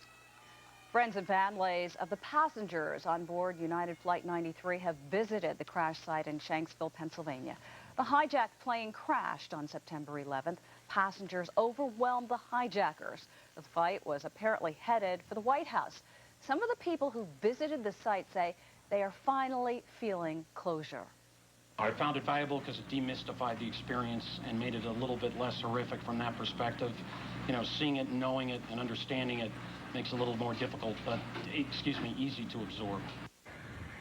A public memorial is scheduled in Shanksville today. President Bush and the First Lady expected to attend. Well, last-minute preparations are underway this morning. Had a ceremony at the Pentagon. Sabrina Fang there with more on that. Sabrina. Well, good morning, John. We're about 3.5 hours away from the start of this ceremony. It starts at about 9:30, and at 9:40 a.m. there will be a moment of silence. The exact moment a year ago that Flight 77 slammed into the outer ring of the Pentagon, which is exactly right behind me. It is amazing to see this building risen again, rebuilt, bigger, well, not bigger, but better and stronger. It's also become a symbol for the strength of this nation. Now, after the moment of silence, the flag that you saw on 9/11 last year will be unfurled again over that new outer ring behind me. Now, after that, just minutes after that, Defense Secretary Donald Rumsfeld and President Bush will be addressing a crowd of thousands of family members here. This ceremony is only for family members who had lost loved ones during this attack, some invited guests, and of course survivors. Many survivors who we spoke to yesterday. We showed you a story yesterday about their survival story and how they've come back and recovered from many of their injuries, burn injuries from a year ago. Now, this will, of course, also be a very patriotic ceremony. God Bless America, the national anthem, will be played here. Very touching ceremony, we are told, and the ceremony will end with a U.S. Air Force flyover just over the site, probably around 10:40.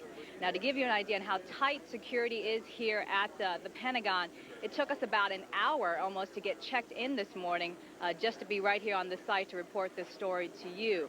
Security will be tight. People coming to the ceremony will have to go through metal detectors, bag checks, bomb-sniffing dogs will be here, and officers with devices to detect nuclear, chemical, and biological weapons will also be on the grounds. As you can imagine, the President will be here. Defense Secretary Donald Rumsfeld will be here. So security is very tight. And around Washington, there are anti-aircraft missile defense systems that have been put in different areas of the D.C. area just in case anything happens. As you know, the nation is under Code Orange at this point. But the ceremony should begin around 9:30. We would like to show you a little bit more of the stage here behind us, but it's a little difficult. We have about at least 50 different media outlets from all over the country on this platform, some just inches away from me on both my left and my right. But we will bring you that ceremony live as soon as it begins. John and Lynn? Rena, thank you very much. Memorial services are being held throughout our area this morning. Many of the loved ones who died in the attacks were from the Garden State. That's where the WB11's Vanessa Tyler is standing by for us live. Vanessa, good morning to you. Good morning, Lynn and John. On this morning, as we commemorate this sad, solemn anniversary, we're here in Hoboken, where 52 of its residents from this close-knit community worked in the towers. We're here at Pier A, where in just a couple of hours there will be a memorial service here. Pier A, where people gathered on that day a year ago to watch the towers burn. That day changed us all. Of course, it changed the lives of those who lost friends and loved ones. But what about the rest of us? What about the ordinary Americans living in our area? I had the opportunity to meet a few people like Jennifer Van Zandt, a high-powered female executive who decided to take a different path in life following 9/11. She came to this decision after realizing her job as a career coach just wasn't enough. After 9/11 would come to me and say, I'm not sure what's wrong, but I have everything I want in my life, and I can't seem to get at the root of my unhappiness. And that was what started to help me understand that maybe the coaching, although coaching is extremely useful and terrific, pastoral counseling is also an extremely useful tool to help people look at their issues and help heal pain. We have many more stories like Jennifer's, and coming up at 7 o'clock, we'll introduce you to people who made extraordinary life changes after 9/11. We're reporting live from Pier A in Hoboken. Vanessa Tyler, back to you guys. All right, Vanessa, thank you. Let's take a look at the weather. All right, Miss Church is here. It's not too bad. Yesterday, 90 degrees again. Yeah. It's like summertime, still trying to hang on there. This afternoon, quite a bit cooler, so if it was hot for you. And we've got a couple of watches and warnings, so we've got a couple of things going on this morning. Here's what's happening right now. Temperatures this morning in the 60s and 70s. They did not drop off way too much last night. The other couple of days, I don't know if you guys remember, we had some great sleeping weather. Overnight low temperatures in the 40s and 50s. Not the case today. It was muggy. We also have some patchy, dense fog out there. I've had reports in Brooklyn and Queens. Also, of course, the eastern end of Long Island, a big problem. Up in the Hudson Valley, there's some patchy, dense fog, so keep that in mind. Mostly cloudy right now, temperature sitting at 73 degrees. Because of the dense fog, we do have a dense fog advisory throughout the eastern half of Long Island. The other thing I wanted to point out was also in Brooklyn and Queens. White Plains reporting low visibility at this hour. The other thing that's going to be huge as the morning progresses is this wind advisory. We're expecting the wind to shift out of the northwest around 10 or 11 o'clock this morning and really pick up strength around 25 to 35 mile per hour sustained winds Wind gusts up around 45 miles per hour. If you're leaving to drive into the city, you definitely have to grab your garbage cans, bring them in, and also your lawn furniture, because some things are going to get blown around. There's your visibility. That's the problem, the eastern end of Long Island. This is Tropical Storm Gustav. Talk about close. This is the cold front we're watching. It continues to move through this morning, and that's what kicks those winds up. Today, partly cloudy skies, temperatures in the 70s. Keep in mind, very windy this afternoon, continued windy until later tonight, and that's when the wind dies down, I'd say after midnight. Thursday, 71, Friday, 75, Saturday, 78. Sunday, we're looking for some showers and thunderstorms to move on in. High temperature of 79 degrees. So the big problem this morning, a little bit of patchy dense fog, Brooklyn, Queens, also the eastern end of Long Island. Other than that, really windy later on this afternoon. Melinda? And of course, that windy weather doesn't help when you're driving in, especially a high-profile vehicle, so you want to slow down if you are in one. Also, the Belt Parkway this morning, if you take a look, you can see the Belt Parkway is moving along fine. We have light traffic this morning. We're kind of expecting a lighter than normal commute. Of course, we have those processions coming in, one from each borough, and it's affecting many, many roads. In Queens, Northern Boulevard, Queens Plaza North. In the Bronx, Boston Road, Pelham Parkway, Fordham Road, Bronx River Parkway. In Brooklyn, Flatbush Avenue, Tillery Street, Adams Street, and in Staten Island, Highland Boulevard, Seaview Avenue, Richmond Road, Tangi Street, Vanderbilt Avenue, and Bay Street. In Manhattan, many, many roads tied up because of this as well. And of course, we have closures south of Chambers Street on all the different roads that you have there. A lot of frozen roads, a lot of closures because of this. And of course, the General Assembly is in town as well, so you can expect a lot going on in Midtown too. So it's definitely a day to take mass transit. All right. Melinda, thank you very much.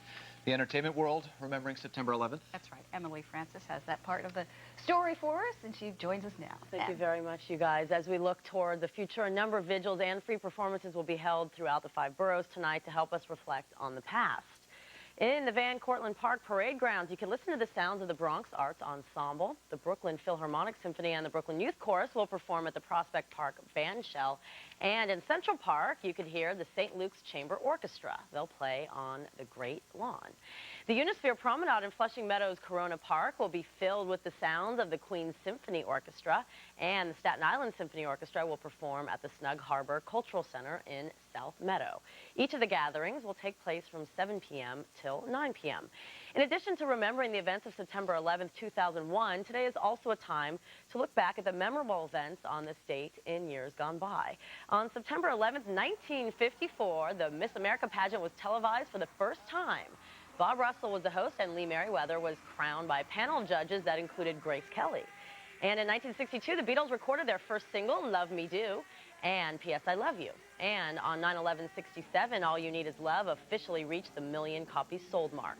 And on this day in 1984, Bruce Springsteen broke the attendance record at Philadelphia's Spectrum. 16,800 fans attended the first of 6 sold-out shows, and he is obviously still going strong. Coming up later this morning, I'll take a look back at the way Hollywood stars paid tribute to the heroes of 9/11 over the past year. A lot of really good things, a lot of events that you will definitely remember seeing. Among them, the tribute to heroes. Which was the a beautiful Fantastic event. event. Yeah. Thanks, Emily, Em. thank you. You're welcome. All right, next up, the American economy left reeling after the attacks. We're going to take a look at how Wall Street has done over the past year. Plus, is Iraq the next stop for American armed forces? We'll get expert analysis on the state of the war on terror. But first, a look back on that incredible rescue effort 1 year ago today. If you look inside your heart, you don't have to be afraid of what you are. And there's an answer.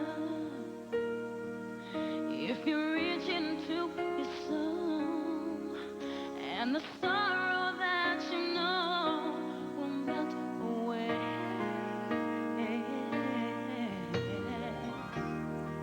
and then a hero comes along with the strength to carry on, and you cast your fears aside because you know you can't survive.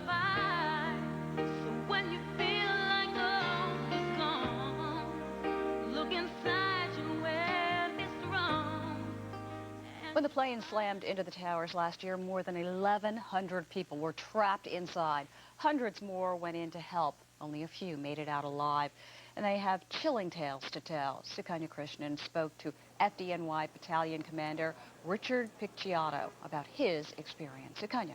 That's right. Good morning to you, Lynn. Good morning, everyone. There are thousands of people who made it out of the World Trade Center alive, and it was because of the hard work of the firefighters, of the EMS workers, of the police officers who went into the two towers as they were burning. Now, Chief Richard Picciotto, the chief of Battalion 11, which is located on the Upper West Side, was in the North Tower when it came crumbling down. He spoke to us, and he tells us a chilling tale. Listen to his story. It was a terrible tragedy that happened, and the people that weren't in New York, they were affected. This whole country was affected. The whole world was affected. When the South Tower of the World Trade Center collapsed on September 11th, Chief Richard Picciotto of Battalion 11 on the Upper West Side and his men were inside the North Tower on the 35th floor, trying to get everyone out. When I was on the 35th floor, the building started shaking. This tremendous noise started. I didn't know what it was. I was calling on the radio to try to find out what happened, because I was saying something major happened. I thought it happened in the North Tower. I got word that the South Tower collapsed. Immediately, Picciotto gave his men the evacuation orders, and then it was a race to get out of the North Tower alive before it also collapsed. But when they reached the 6th floor, the unthinkable happened again. The building is shaking like crazy. It went black. There was a lot of wind because it was compressing, and your mind is going a mile a minute, basically, but keeps on coming back to the same thing. I'm going to be dead in a couple seconds. Then all of a sudden, the floor went out from under me. I had this falling sensation. I was falling, tumbling, and then it was deathly silent, complete silence. Black. No noise, black. I was covered with about 6 inches of debris. My first few seconds, I thought I was dead. The darkness left him disoriented. The silence that surrounded him was deafening. As he came to, he called out, "Is anyone here?" Miraculously, myself and 12 other firemen, along with a Port Authority police officer and a civilian, a grandmother from Brooklyn named Josephine, we fell into this void. The stairwell that remained semi-intact. The time sequence gets a little fuzzy, but it was about an hour and a half, 2 hours before I raised someone on the radio, because the scene outside, which I didn't know, I mean, the two buildings collapsed, hundreds of people died, we lost 343 firemen, with thousands of people dead. This whole area was covered with debris, so as more companies were coming in, they started, you know, they were stunned as they were coming in, but someone finally heard and answered me. It was Mark Moran, another chief who I know. He heard me, he answered, and I told him where we were. I said, "Mark, we're in the North Tower, the beach stairway, approximately the 3rd floor." His first response was, "Richie, where's the North Tower?" After a while, after a couple hours, we started seeing a little bit of light filtering in from above. At first it was like gray, then it got brighter and brighter. When the smoke would shift, you could see a little bit of light. So we were able to climb up to it. When you made it out, Chief, when you first saw the vision of what was the World Trade Center complex, what went through your mind right there? It was just that devastation. I thought it was like a nuclear attack, a nuclear war. In the line of work we're in, you can't second guess yourself. You have to. We go into burning fires every day. You can't be paralyzed by indecision. You have to make a decision. You have to go with it. Given the same set of circumstances, I would do everything exactly the same as I did that day. I'd go into the building, I'd go as high, I'd make the call to evacuate. I would do everything the same. Knowing what I know now, would I make that call earlier? Would I not send people in? Well, there were thousands of people that we got out. You know, if you could have told me that the building was going to collapse at 10 o'clock, I'd make sure at 9:55 everyone was out. Anyone who puts their life on the line, anyone who tries to help other people and puts their life on the line is a hero. Policemen, firemen, military, the armed forces, that's the definition of a hero in my book.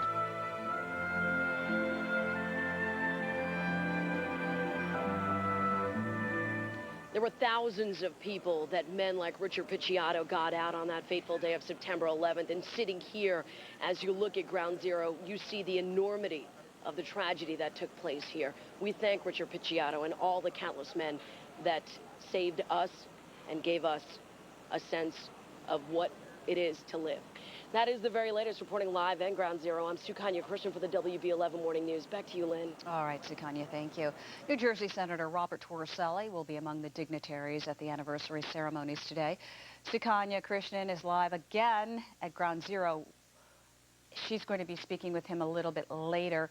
In the meantime, the markets closed until 11 o'clock this morning. It is in remembrance of the people killed during those horrible 2 hours when we were under attack. An attack that struck the heart of the world's financial district.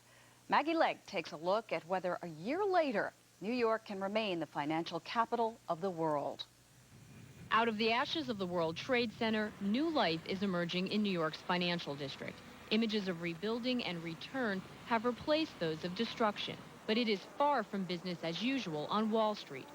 Of the companies affected by 9/11, 81% were financial firms, and some have decided not to come back. What they're saying is, and what they're saying privately to us, is that they're not comfortable in this environment committing to a situation where it's as unstable as it is, and the future of downtown is so undecided. Vacancy rates downtown, which were about 8.7% before 9/11, are now running at 20%. Hey, hold up, sir. Hold up, sir.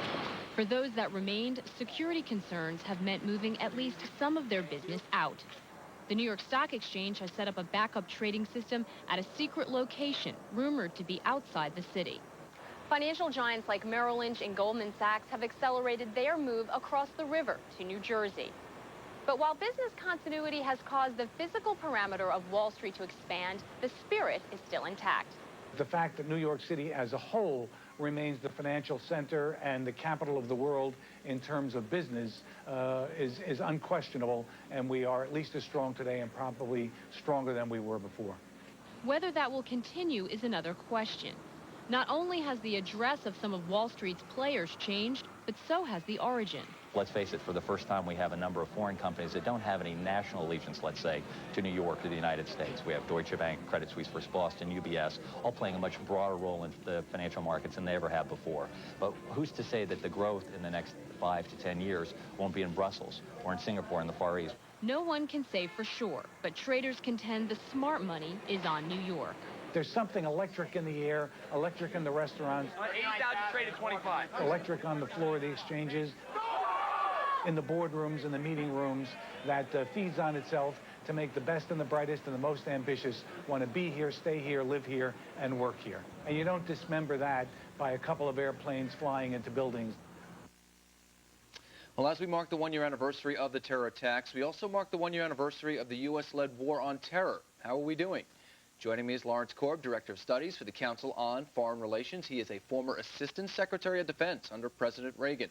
Lawrence, thanks for coming in. We sure appreciate it. You know, let's take a look at the report card right now. It has been a year. How are we doing on the war on terrorism and the war on al-Qaeda? Well, the first 6 months, we give the president and this country an A. We drove the Taliban out of power. We got rid of most of al-Qaeda. Ever since then, we haven't been doing too well. This administration doesn't like to do peacekeeping or nation building, and so they haven't put enough forces into Afghanistan to make sure that that country gets stabilized. And then the president broadened the objectives in the war, because initially it was a war against terrorists with a global reach. Then it became a war against all terrorists, which other nations like Russia have used as an excuse to go after people in Chechnya. And now it's a war against evil, where trying to eliminate countries like Iraq, Iran, and North Korea. You bring me to my next question. Possibly action against Iraq. What do you think? Do you think it's going to happen? Well, I think they would like it to happen, and in fact, were not for the outcry among the Republican establishment, Republican members of the House and Senate, and the international community, I think the president would be on his way in there right now. But given this reaction both at home and abroad, I think he's got to make the case before he can do anything. He is going to make a case tomorrow before the UN. What do you think the president needs to say to get to some of these international leaders and convince them that this maybe is a right course of action? Well, he's got to show them that Iraq is very close to getting nuclear weapons. He was going to try and show a connection between Iraq and al-Qaeda, but his own intelligence community said that there is none, as hard as they tried to make that case. 1 year later, do you think Osama bin Laden is alive? It's the mystery question. Well, I don't know. I don't know if he's alive, but that's really not the important thing. We don't have a war against Osama bin Laden. It's as Al-Qaeda network, and I think when you personalize it, you trivialize it. So I think the focus on that is wrong. The main thing is to prevent that network from launching another attack on the United States or our interests around the world. Fascinating. Lawrence Korb with the Council on Foreign Relations. Thank you so much for coming in. We appreciate it. Next on the morning news, Jets quarterback Vinny Testaverde went to ground zero shortly after the attacks. He talks about how the experience changed his life. And the heroes of September 11th were not only humans, but also man's best friends. Those stories still ahead. But right now, a look at the walls where thousands went to grieve and pay their respects.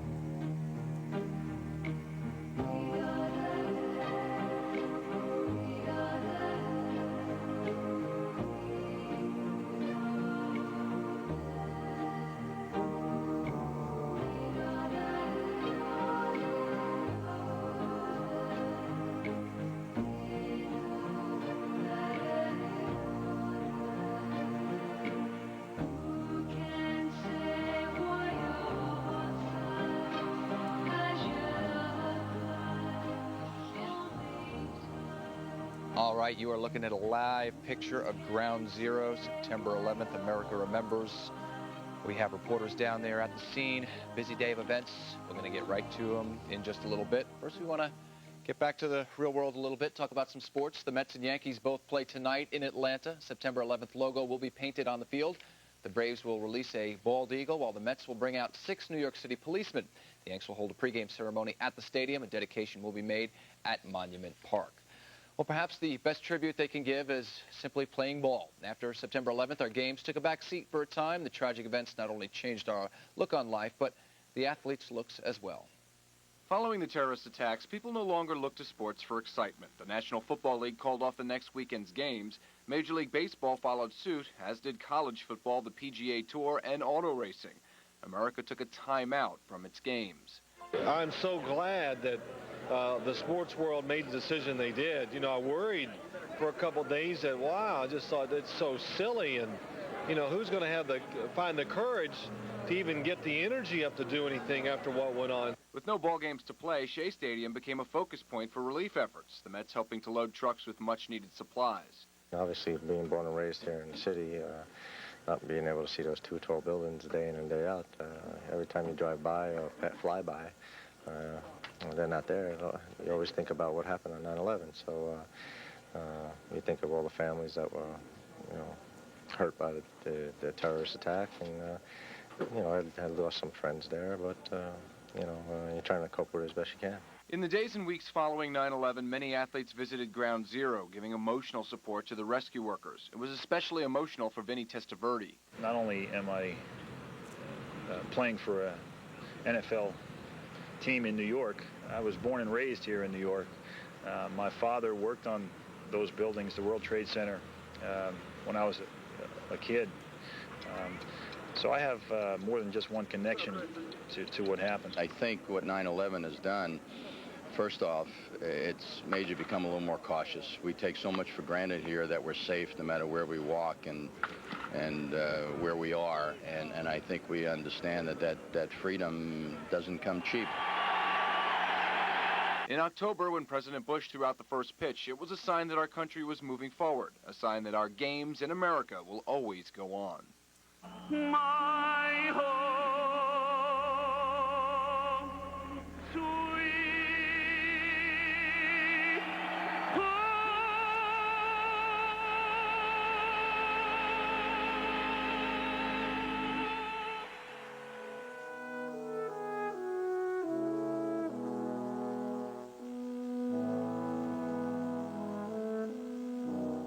An emotional day. Day of solemn remembrances throughout New York, throughout the country. Melinda Murphy was on the scene when it happened from our helicopter. She joins us now. That's right. Good morning. Of course, today we're grounded because of all the air restrictions that are in place today. And as far as what's going on with the roads, we now have a report of a broken down slowdown northbound FDR just after 72nd Street. A tow's on the scene. Also, you should know that the big story this morning is that we have so many closures. There's 5 processions, 1 through each borough, and it's tying up major roads in those boroughs. Additionally, we have closures south of Chambers Street, tying up many of the roads. And of course, the General Assembly is in town as well, so Midtown has a lot of closures. So with all that said, the best thing to do this morning is take mass transit. New York Waterway, by the way, is suspending service out of Pier A after 1 o'clock, and that is because of the lighting of the Eternal Flame at Battery Park. You'll have to go to Pier 11 instead. I'll give you more details about other traffic stuff in just a while. Okay. Melinda, thank you. Well, Americans are remembering the men and women and children who lost their lives on September 11th. Observances are being held in New York, Washington, and Shanksville, Pennsylvania. In case you're just joining us, here is a look at today's scheduled events at Ground Zero. At 8:46, there will be a citywide moment of silence. That's when the first plane hit the North Tower. Governor Pataki will follow with a reading of the Gettysburg Address. Former Mayor Giuliani will then begin to recite the victims' names. At 9:03, a second moment of silence begins. It will mark when the second plane hit the South Tower. Victims' families will then place flowers and mementos at Ground Zero. Then at 9:59, the city will go silent again to mark when the South Tower collapsed. At 10 o'clock, New Jersey Governor James McGreevey will read an excerpt from the Declaration of Independence. And a fourth moment of silence will happen at 10:29. It will mark when the North Tower fell. Bells will then toll citywide. Meantime, search dogs have played an important role in the recovery efforts at Ground Zero. Sukanya Krishnan joins us live with that story. Sukanya. Yeah, good morning to you, Lynn. 250 dogs from all across the country came here to Ground Zero the days following the September 11th attacks. It was so crucial to find people alive, and they did their job. Now, we are joined live with Tom Fay, and also we're joined live with Joe Allegro. Joe, tell us, what was it like that day when you came here to the site? It was a horrific event, of course, for myself and Tom and the dog. It felt like Armageddon. It felt like it was the end of the world when we walked down to the World Trade Center site. Something that we'll never forget for the rest of our lives. And it was just a terrible, terrible day in the lives of everyone in this country and all those heroes that perished that day. Obviously, a very emotional day for you. Tom, tell us, you were here that morning with Jax. Tell us what you saw, and we have a picture, actually, of that morning. Yes, that's actually the morning of the 12th, approximately 2 a.m. We were conducting a search with one of the battalion chiefs, Fargo, from New York City Fire Department. We were assigned to work with him originally, and where Jax indicated, later on, New York City Police and Fire dug up several bodies of firefighters that were killed. How crucial was it, the role of search and rescue dogs at that moment to try and find people alive? And then even after the mission turned to a recovery mission, how important was the role? It was very important. The dogs are easier to work. They're easier to find body parts, or they'll go to live odors. It's harder for us to smell what they can smell. Tell me, what are your thoughts as you stand here above Ground Zero, knowing today is the day that, well, the world stood still? Can you tell us your thoughts this morning? Well, as we were walking down, actually, it was the same walk we took on the 11th with Jax. We were, like I said, with the fire department in New York City first, and we entered number 3 financial building and walked up the stairwell with the New York City guys, and actually went through broken windows out onto the tower laying across the street, across West Street. We worked several areas with Jax, and there was approximately 250 other K9 teams that arrived during the next couple of days.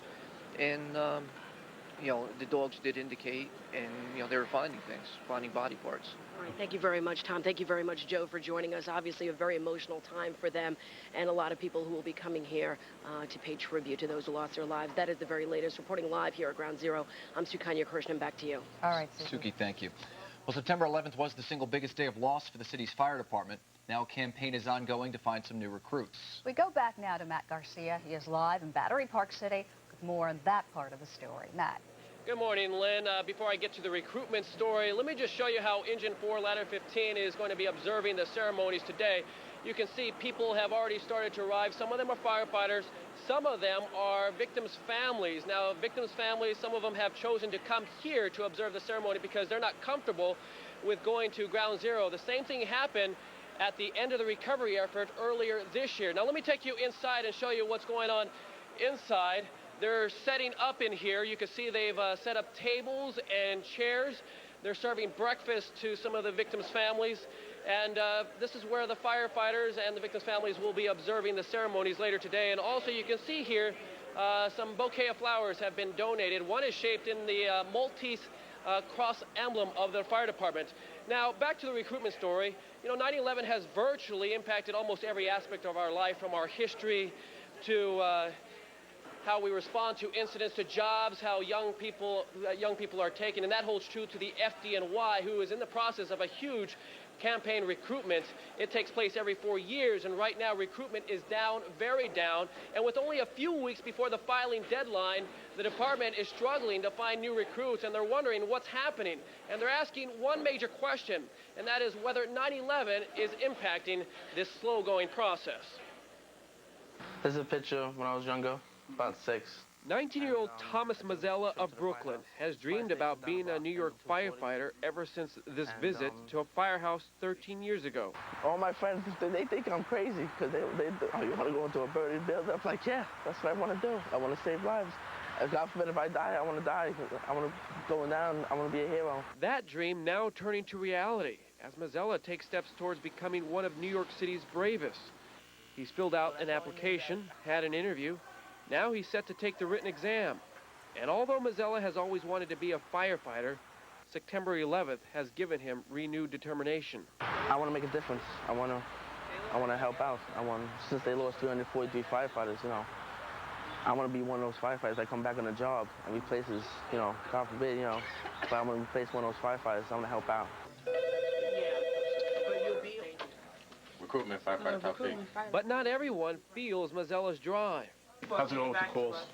That's those are all the people calling on now. All the people we got messages for. Okay, because we'll have increased staffing here through September. Thanks to a new computer system, this is the first year the FDNY is able to track recruitment. According to their numbers, applications are alarmingly down. Recruitment takes place every 4 years and traditionally averages between 20 to 30,000 applicants. But right now, with less than 3 weeks until the filing deadline, only a few thousand want to be heroes. The slow filing or the slow actually putting your application in, that could be due to 9/11. We're not sure. We're going to have to look at that after the process is over. You think possibly 9/11 may have scared away people who may have wanted to be firefighters? It's possible. I mean, 9/11 was a tragedy for everyone. It's a tragedy for the nation. It's a tragedy for us. But we're confident as a department that we're going to continue. We are continuing. We're more dedicated than we ever were. Chief Phil Parr says the department is not sure why filings are down. One explanation, the application process was extended a month. And because of that, a lot of new recruits may be waiting until the last minute to file. Hello, recruitment, fire department, Shahid speaking.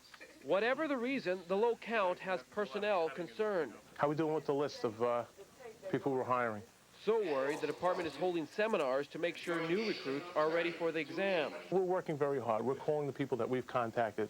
We have a database. We're really trying to encourage them. We're trying to build, we're trying to mentor them. We're trying to build things so that they feel confident when they take the exam, they'll be successful. At first I got to take the test, and then I see how I do on the test. If I score high, I go on the list.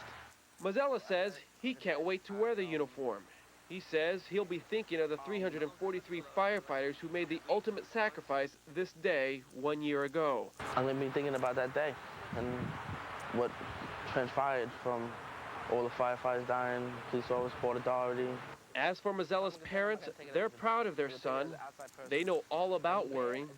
Their oldest son is a city police officer. After 9/11 took place, he said, Dad, I still want to be a firefighter. I said, fine with me. Whatever you want to do is good for me. And I'm very proud of him. I support my son 100%, and if that's the goal or the choice and the path that he's willing to take, then I'm behind him, and I'll always worry. I tell him, don't worry about me. You know, John went through the same thing. My brother went through the same thing. You know, went through the academy, survived 9/11, And I'm going to be doing the same thing, but in a different uniform. Now back here live at Engine 4 Ladder 15, as you can see, they're still getting ready for the ceremony later today. Now coming up later, we're going to get a progress report from the head of recruitment. He'll kind of shed some light on this. But for now, that's the latest here at Engine 4 Ladder 15. Matt Garcia for the WB11 Morning News. Back to you in the studio. All right, Matt, thank you. New Jersey Senator Robert Torricelli will be among the dignitaries at the anniversary ceremonies today. Sukanya Krishnan is live with him right now at Ground Zero. Suki. Good morning to you, Lynn. About a quarter of those who lost their lives on September 11th were residents of New Jersey. Joining us live is Senator Torricelli. Senator, you're going to be partaking in the ceremony itself. You're going to be reading those names. Tell us what goes through your mind, sir. You know, I wasn't sure how I'd react being here this morning, but you're overcome just to an enormous sense of sadness and the scale of what is here. I haven't been here actually since the weeks following September 11th, through all the months of cleanup, and then there was so much rubble and so much commotion and so much people.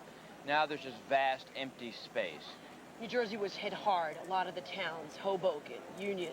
Tell us about how you're dealing and how you're helping your residents of your state deal. Trying just to be in the places where people gather. Last night in Middletown and Monmouth County, the community that lost the most people, several thousand people gathered. Relatives of victims spoke and did readings and dedicated a monument. Tonight in Jersey City and Hoboken, we do the same. People gather more just in silence and sadness than anything else. Silence and sadness. Thank you so much. We'll be feeling a lot of that this morning as the ceremony continues. Senator Robert Torricelli joining us live. Back to you, Lynn. All right. Thank you very much, Sukanya. Rebuild the Pentagon by September 11th, 2002. That was the goal, and it was met. Sabrina Fang is live for us at the new and improved Pentagon with more on that story. Sabrina. Well, good morning, Lynn. And it was definitely the goal of construction workers to finish this Pentagon before the one-year anniversary, and they did it, and it looks unbelievable. The site where that plane, Flight 77, hit is right behind me, and by looking at that outer ring of the Pentagon, you would never know anything had happened. The rebuilt Pentagon has become a symbol of strength for this nation.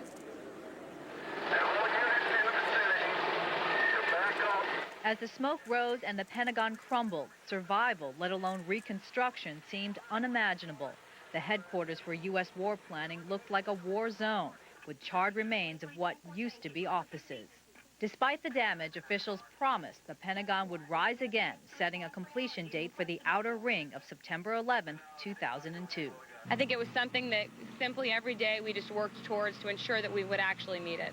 And here we are. We're several weeks ahead of schedule. We've already moved in about 300 people in the E-ring. 3 million man-hours reconstructed over 400,000 square feet of damaged building, with the final limestone laid in early June. We had worked 24 hours a day, 7 days a week until Christmas. And at that point in time, we said, we want you guys to take 2 days off for Christmas and 2 days off for New Year's. And the workers came to us en masse and said, no, we don't want to take any time off. We want to work straight through. We want to work Christmas Day. You don't get people that work much harder than that. 1,000 hard hats working each day put the project a month ahead of schedule, bringing the building new safety features. Inside, additional sprinklers and new low-level exit signs visible to those crawling to safety during a fire. The exterior facade is reinforced with additional support beams between each floor. While new additions emphasize the structural strength of the Pentagon, the most important addition is the quick return of its tenants. I think it's really a way that these tenants can sort of snub their nose at the terrorists and say, here we are, we're back, and we're really back in business and fighting the war.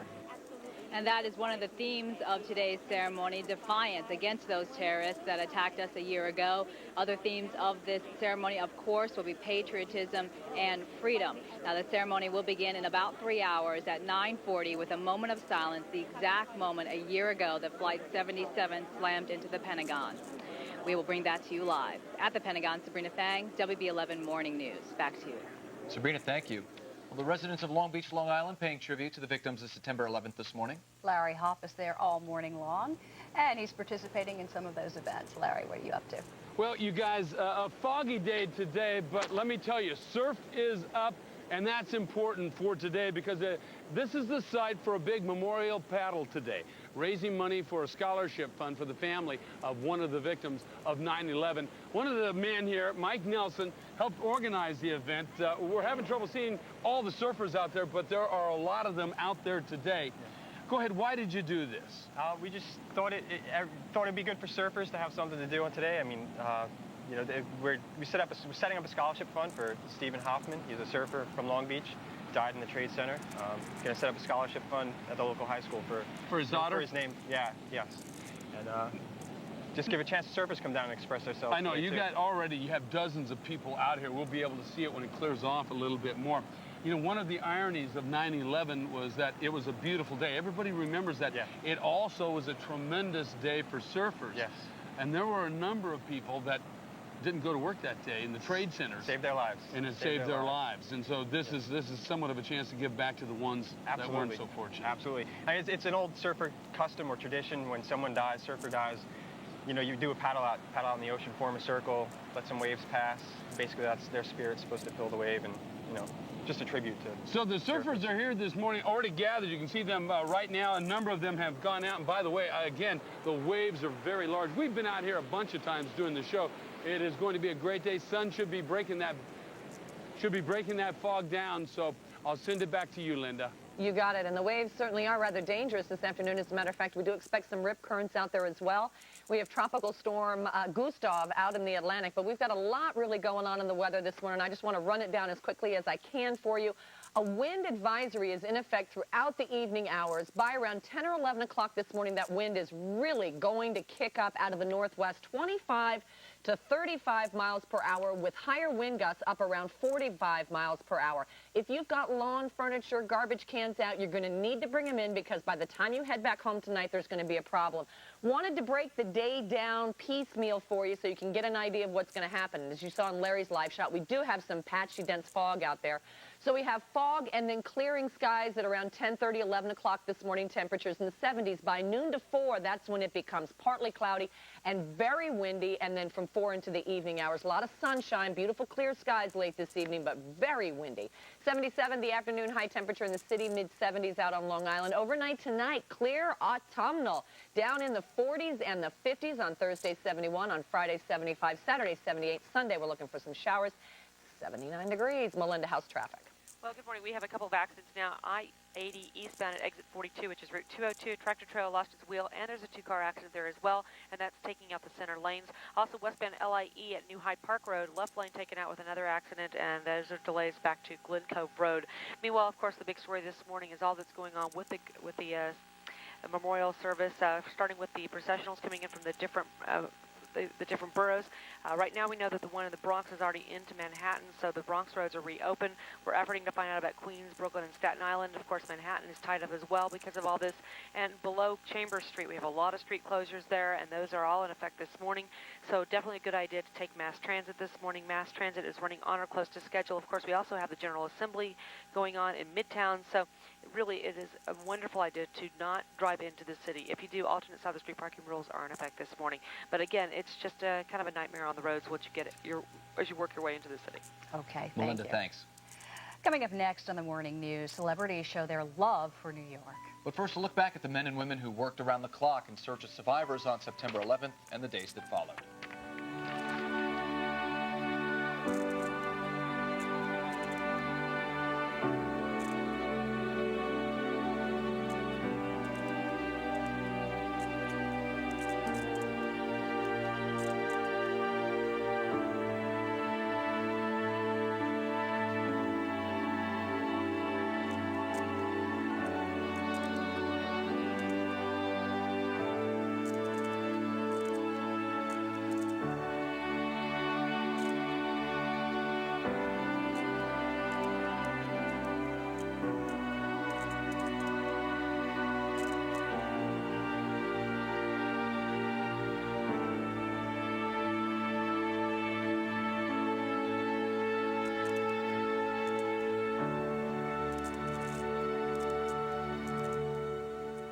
And you are looking now at a live picture of Ground Zero.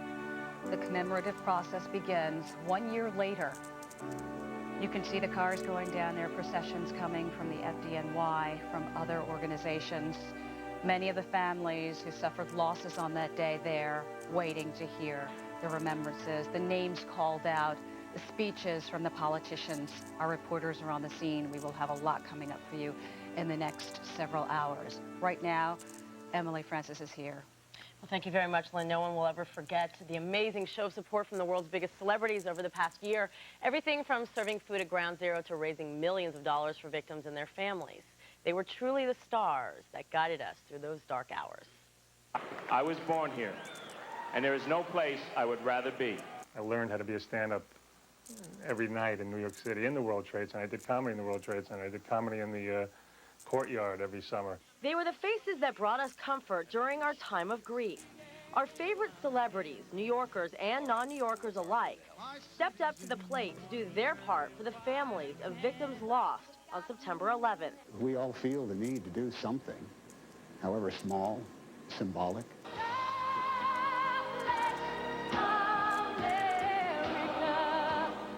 A week after the tragedy, a full roster of superstars pulled together to pay tribute to all the heroes.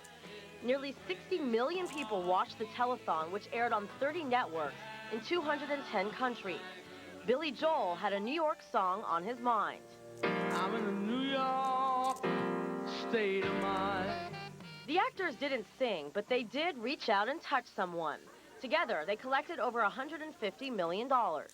This ain't a song for the broken-hearted. And nowhere but Madison Square Garden could you find star power and political giants next to New York's bravest and finest. When I find myself in times of trouble, Mother Mary comes to me. And Bruce Springsteen is once again proving who's boss. More than 160 of the victims were from his own Monmouth County.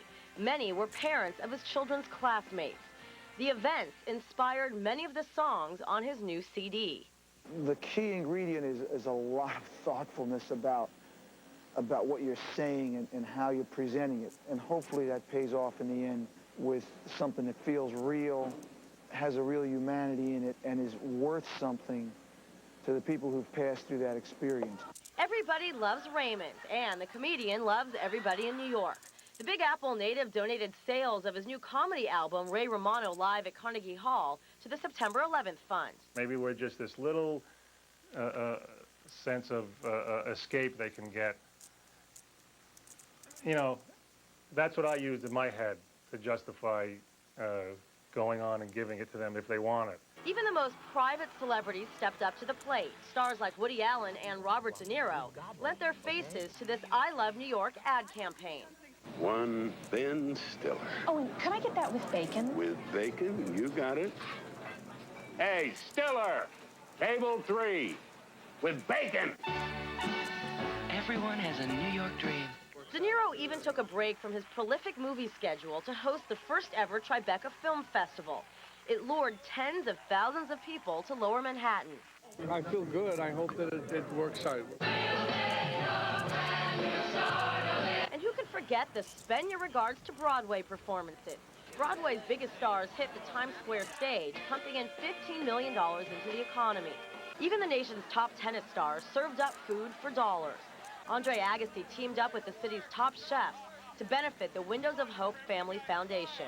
All those that are victims of it, that have suffered direct loss, to be able to give back a little to them of what they've had to lose and go through is my privilege. It's my honor to be here. But no matter how rich or how famous, the celebs who call New York home are here to stay. This is my home. I think it's the greatest city in the world. And I'm a New Yorker from the beginning to the end. You know, I'm always going to be a New Yorker.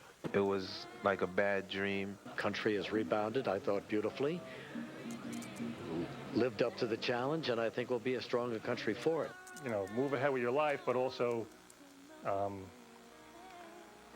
try to keep this feeling of unity. I love the city more than ever. I'm so proud of New Yorkers. And you finally see the truth that a hero lies in you. And the tribute concerts and events are far from over. Monday night, singers like Enrique Iglesias, Gloria Estefan, and Aretha Franklin performed at the Concert for America in Washington, D.C. That concert will be televised tonight. And here in New York, celebs like Callista Flockhart, Julianne Moore, and Edie Falco are performing in one-day theater workshops, and all proceeds will benefit the New York Children's Foundation, which is a charity for children of victims of 9/11. It's always so emotional to see the performances, even a year later. It gives me Never chills. forget. Oh, those commercials, the ad campaign were my favorite. Thanks, Sam. Up next on the Morning News, emotional moments captured on film. Pictures from Ground Zero from the official photographer. He's live in our studio, but right now, a look at America's resolve as the city and the nation rebuild.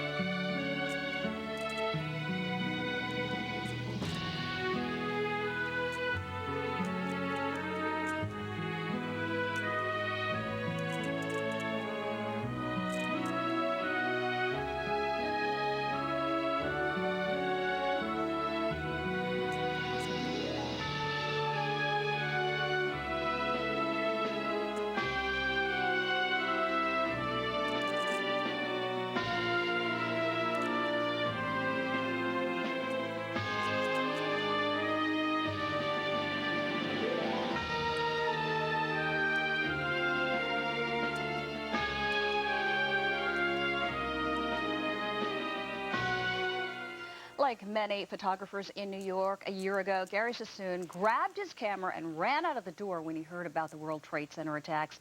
But Gary never stopped shooting. He was granted access by both firefighter unions, and he shot the entire cleanup of Ground Zero. He now has compiled those pictures into a book, Requiem Images of Ground Zero. Thank you so much for being with us. Thanks for having me. You're a professional photographer. You lived on 14th Street. You ran out of your door. You went down there. You gained access where others couldn't. How did that happen? Well, initially I began shooting, getting in there through the NYPD.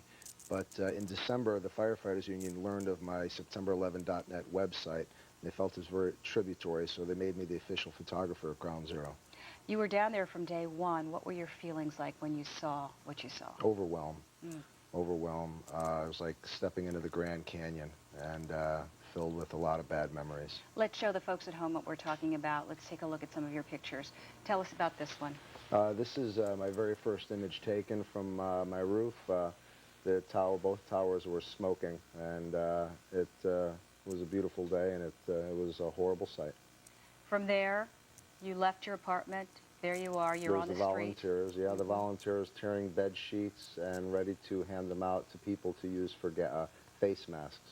It was incredible how everybody just banded together to help. Yeah, it was. New Yorkers came together, and they should be proud. This is down at Ground Zero once I was the official photographer. This is 3 retired firefighters, each 63 years old, and they came down to help in any way they can. It's interesting you captured the looks on their faces. I remember being down there myself just about a week or two after this happened. And their faces told the story of the agony, all they had seen, they'd witnessed and survived. And that's what you're showing here. Yeah, a disabled firefighter showing up at Ground Zero to help in any way he can. And she's saluting the honor guard. Our next picture is going to show, oh my goodness. That's 126 feet underneath Ground Zero in the subway tunnels that were destroyed. These turnstiles are sticking out of the mud, and the ceiling is hanging a foot above. What feeling did you get when you did this, when you saw this, when you shot this? Whenever I was down there, my adrenaline was flowing nonstop. It was highly dangerous down there in the PATH train, and it was like exploring the Titanic. Our next picture, and this is showing? A man's business shoe. Found in the rubble. It's a very simple shot, but it helps people to remember that these are not just buildings that came down, but the humanity inside. And our next picture is going to show? An iron worker who was cutting crosses and Stars of Davids into World Trade Center beams to give to the victims' families. It's amazing how they went nonstop, some of them for 24 hours at a time, just dedicated to the pursuit of finding any body, anything that they could to give back to the families. And there you have... That's the clock underneath the World Trade Center that was stopped at 10:02 and 14 seconds. That's incredible stuff. The book is called Requiem, Images of Ground Zero. Gary Sassoon, thank you for coming in. This is a gift for your network. It's Oh, a piece of glass from the World Trade Center and the memorial patch. I'm very moved by this. Thank you so very much. My and pleasure. your photos, we should say, are currently on display in the windows of Bed and Bath and Beyond stores on 6th Avenue and 18th Street. Thank you very much. My pleasure. And congratulations for all that you did. Thank you very and much. for humanity for being there and staying there and taking these overwhelming pictures. Our coverage of the commemoration of September 11th continues with a look at observances being held around the world. But first, New York's finest, who made the ultimate sacrifice on that fateful day.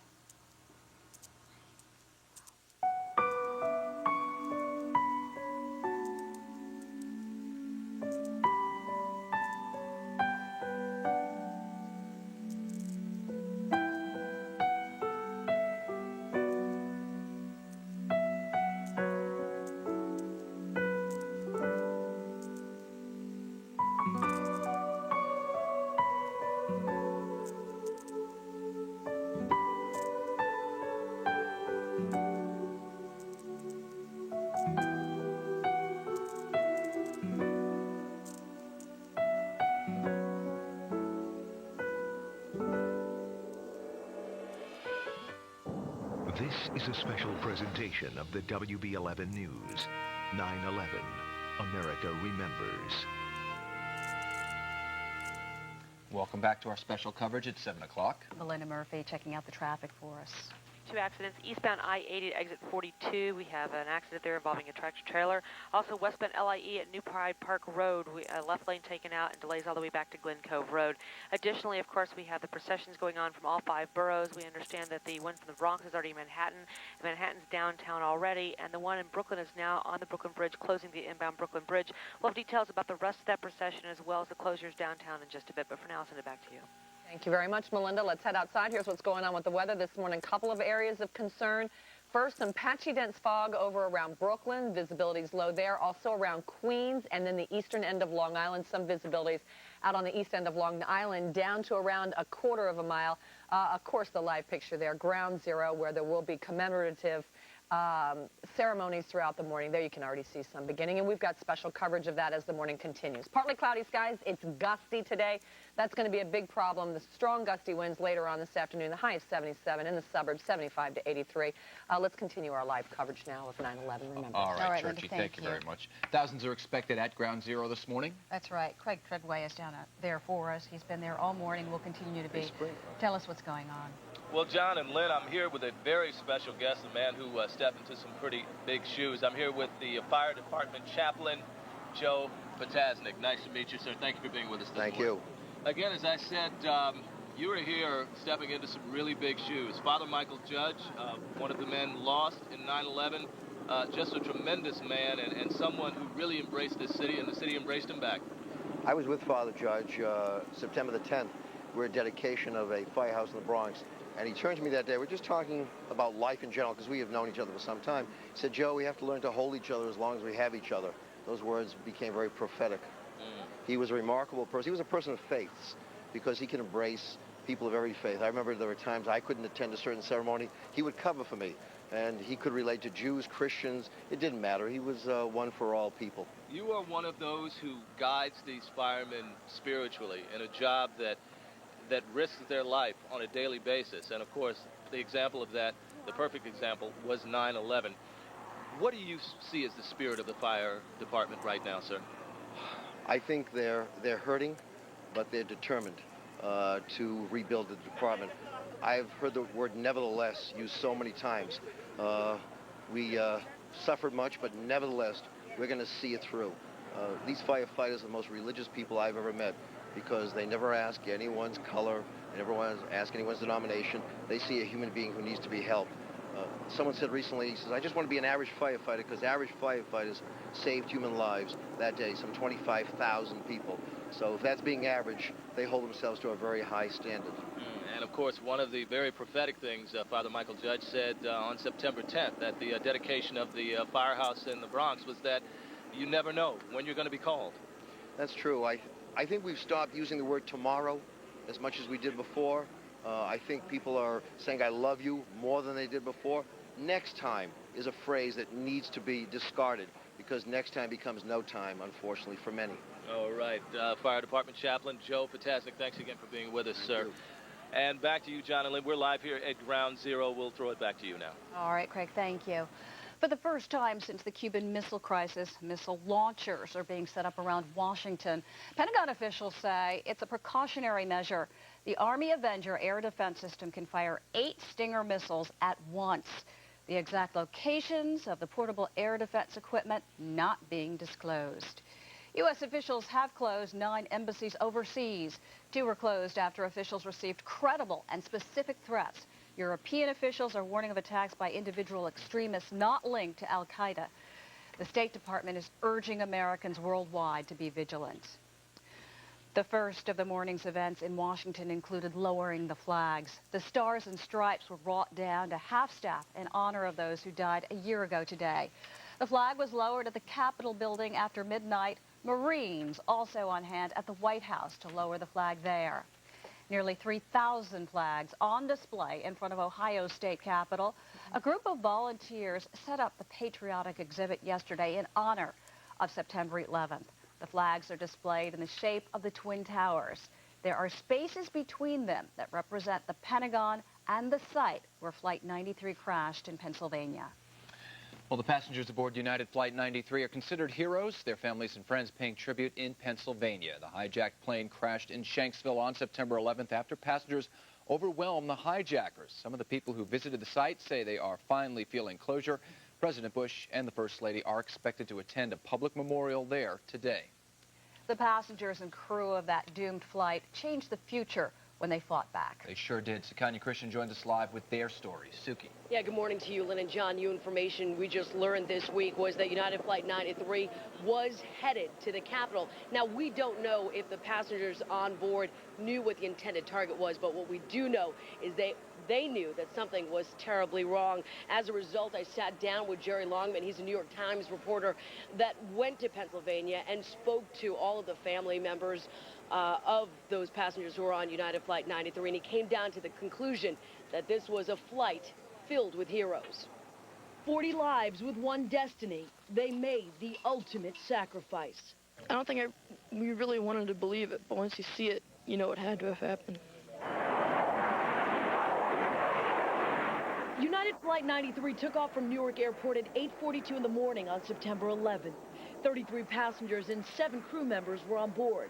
But also on board the plane, 4 hijackers who sat in first class. According to the government, the hijackers knew how many people would be on the plane, but they had no idea who these people were. Type A personalities, successful business people, people with a lot of varied skills. You had a guy with a pilot's license, a guy who was an air traffic controller, 3 women who were emergency medical technicians. You had a lot of people who had, skills and knew how to be calm in times of stress. Jerry Longman, a New York Times reporter, covered the story of Flight 93 from the ground in Shanksville, Pennsylvania. In his book, Among the Heroes, Longman gives us astonishing new evidence about what really happened on board the doomed flight. According to Longman, the flight seemed to be on course. Then, all of a sudden, the plane takes a sharp turn over Cleveland. At 9:28 in the morning, air traffic control in Cleveland picks up an odd transmission, screams on board the flight. Apparently, at this point, the pilots were being attacked. And then the voice of one of the hijackers, Ziad Jarrah, comes on the frequency saying, "Ladies and gentlemen, take your seats. We have a bomb on board." Within minutes, a phone call is made by a passenger, Tom Burnett, to his wife, Dina. He tells her the plane was hijacked and a passenger was stabbed. Then Burnett makes a second call. That's when his wife tells him about the World Trade Center crash. Burnett quickly asks for more information. The hijackers were down a man. Flight 93 only had 4 hijackers instead of 5, and that, according to Longman, may have made the difference. There's some suspicion that one might have been in the cockpit the whole time, or that one chickened out, or one was kept anonymous, or they just didn't see him. The passengers were then herded to the back of the plane, and that's when more than 30 phone calls were made, including Todd Beamer and Mark Bingham. Mark Bingham, a San Francisco public relations executive, called his mother Alice, who was also a United Airlines flight attendant. I'm on a flight from Newark to San Francisco, and there are 3 guys that have taken over the plane, and they say they have a bomb. And I said, Mark, who are they? I said, Mark, I love you too. And I said, who are these guys? And then he seemed to be pulled away from the phone. His voice was calm. He seemed very much composed, even though I know he must have been under terrible duress. Burnett's wife, Dina. On the last phone call, he said that a group of them were getting ready to do something. And then he hung up and he never called back. But doing anything would require the help of some previously unsung heroes, like Cece Lyles, a former cop, 2 emergency medical technicians, Lauren Grancolis, who was pregnant with her first child, and Linda Grunland. Debbie Welsh, a 6-foot-tall senior flight attendant, and Hilda Martian. You had a 79-year-old woman named Hilda Martian who had grown up and left Germany right when the Nazis took over and was a strong woman who had once beat a guy over the head with her umbrella, tried to steal her purse. You had a lot of very strong women on there. Women along with men who heard the call by Todd Beamer. The words, "Let's roll." According to Longman, the image of the passengers together rushing to the cockpit is wrong. Instead, this is his theory. The passengers actually reached the cockpit by barging in with a food cart. And, in that kind of plane, it's a very narrow aisle. There's not 4 people could not have charged abreast. It would be single file. So it would take remarkable courage to, to go forward single file and not knowing what you would find when you reach the front of the plane. The family of the passengers who heard the plane's cockpit recorder believe that United Flight 93 went down in Shanksville, Pennsylvania because the passengers were trying to take control of it. By fighting back, they made the ultimate sacrifice.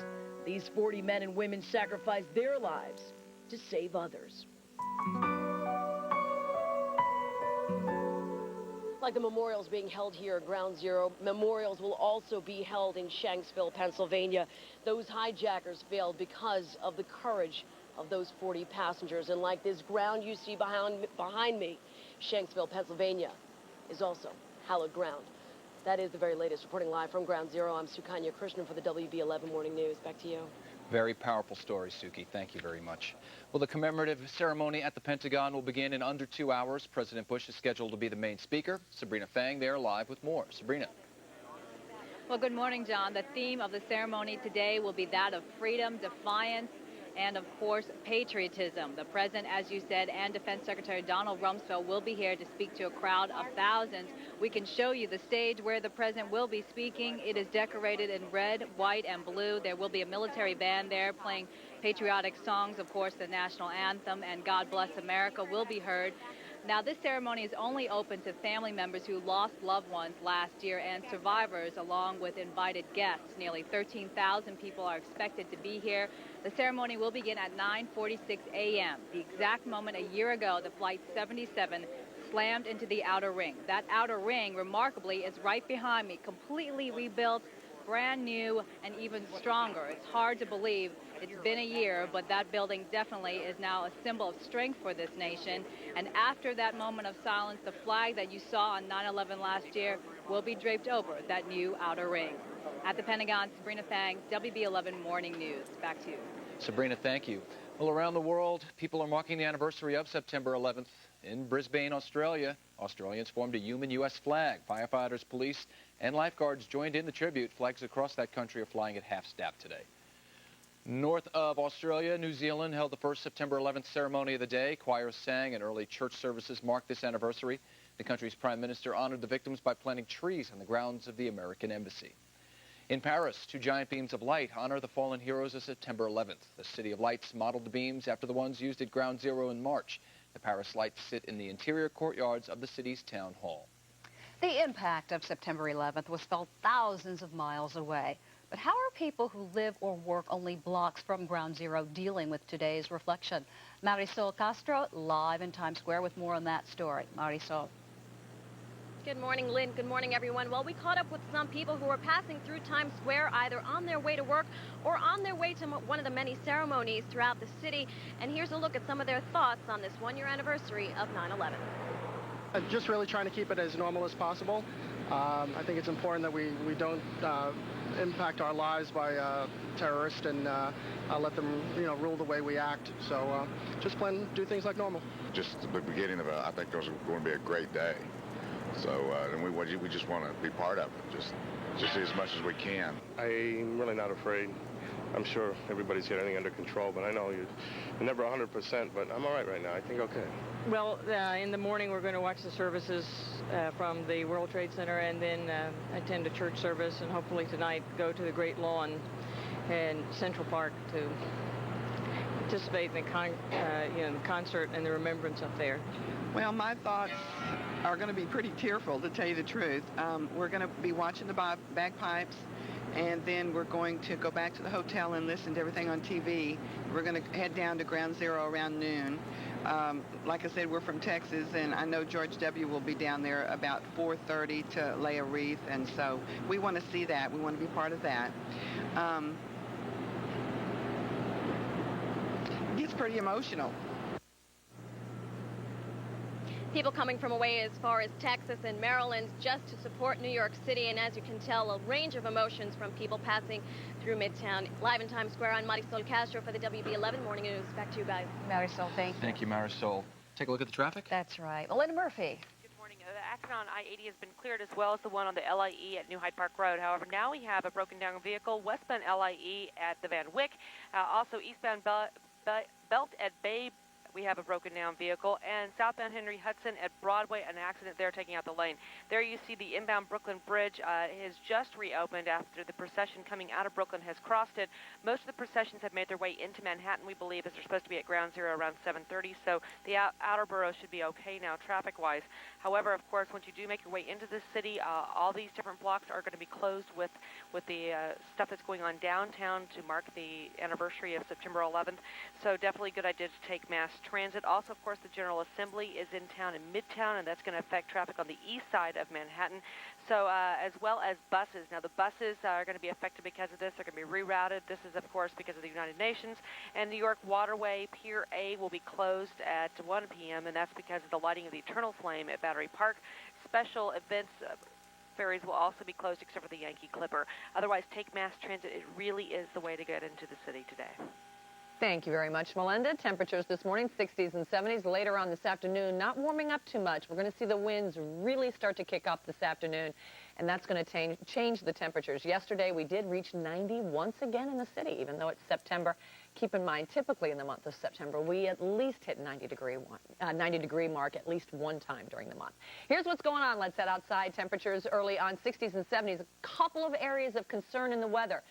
The first and foremost, we have some visibility problems. Visibility last hour down to a quarter of a mile at LaGuardia.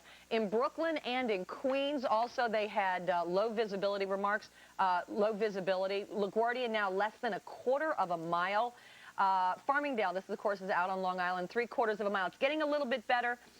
Quarter of a mile also for Islip and West Hampton, also sitting at a quarter of a mile. So early this morning, big problem with fog. Mostly cloudy, the humidity way up there. Because of the fog, we do have a dense fog advisory. Half a mile right now, West Hampton, 3/4 of a mile for Islip. I was just looking at these. They were a little bit lower than that, down to a quarter of a mile last hour at LaGuardia. So that little bit of a came up, not exactly the way it should have right there. So the regional airport, some problems early this morning. Other big area of concern, wind advisory, strong gusty winds. Kids heading out to school. Schools, of course, are open today. 70s this morning and staying in the 70s throughout the afternoon. Temperatures early on, 60s and 70s. This is how close Gustav was to the area. This is a look at the latest statistics on Gustav quickly traveling out into the Atlantic as he is a tropical storm. For us today, partly cloudy. The big news, very windy this afternoon. Wind gusts up around 45 miles per hour, and that will play havoc with lawn furniture and that type of thing. Continuing breezy during the overnight hours, 40s and 50s, 5 days ahead, 71 tomorrow, 75 Friday, 78 on Saturday, and on Sunday we're looking for some showers and 79 degrees. Big thing today is going to be the wind right after the noontime hour. Okay, Churchy, thank you very much. Some entertainment news, Broadway after September 11th. Emily Francis. Well, thank you very much, you guys. Today, several Broadway theaters will close their doors, while others will cancel their matinees and stick to their evening performances. Here are the performances that will remain dark in observance of September 11th. Aida, Beauty and the Beast, Cabaret, Chicago, 42nd Street, Frankie and Johnny, In the Clair de Lune, and The Goat. Into the Woods, Les Mis, The Lion King, Mamma Mia, Oklahoma, The Phantom of the Opera, Rent, and Urinetown will also stay dark today. Now, the shows that will hold their matinee and evening performances include The Boys from Syracuse, Hairspray, Metamorphosis, The Producers, Proof, The Tale of the Allergist's Wife, and Thoroughly Modern Millie. The Graduate will cancel its matinee but give an evening performance. Now, the shows that will go on today will pay tribute to the victims of 9/11. The theaters will dim their marquee lights at 8 p.m. sharp. In addition to observing the events of September 11, 2001, today is also a time to look back at September 11th in years gone by. On this day in 1985, Pete Rose broke the Major League record for hits. He made contact for hit number 4,192 against Eric Show of San Diego. In 1995, Janet Jackson's Runaway made history by becoming the first single by a woman to make its debut in the top 10 Billboard's Hot 100. And on September 11th, 1967, Harry Connick Jr. was born in New Orleans, Louisiana. And coming up later this morning, NSYNC's Joey Fatone reveals his personal loss in the tragic events of 9/11. I'll have my one-on-one with the new star of Rent, John and Lynn. All right, Emily, thank you very much.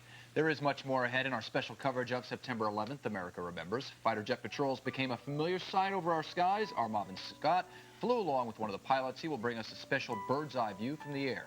Plus, when the world looked so bleak after September 11th, America turned to baseball, as we just heard, and it brought some normalcy to some lives. We'll take a look back at the year in sports. But first, a look at some of the vigils that helped our city grieve the loss of loved ones.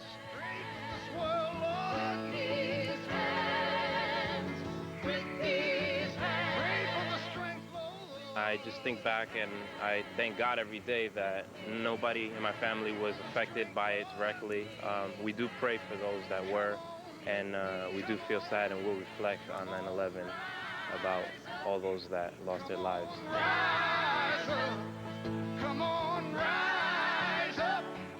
I pray for all those families that lost their special loved ones, and pray every day that we stand strong and keep going, and thank everyone that helped us through those times.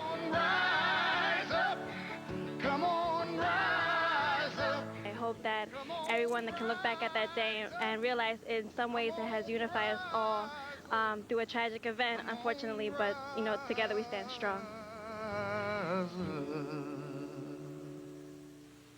Memorial services are being held throughout our area this morning, including in the Garden State. Vanessa Tyler is live in Hoboken with more on that story. Vanessa. Lynn, John, you know, when those towers fell and those lives were lost, something happened inside many, many people. They looked at themselves and they looked at their lives. And they came to some sobering conclusions.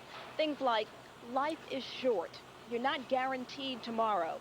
And those urgings tugging at their hearts, well, they decided to do something and answer the call.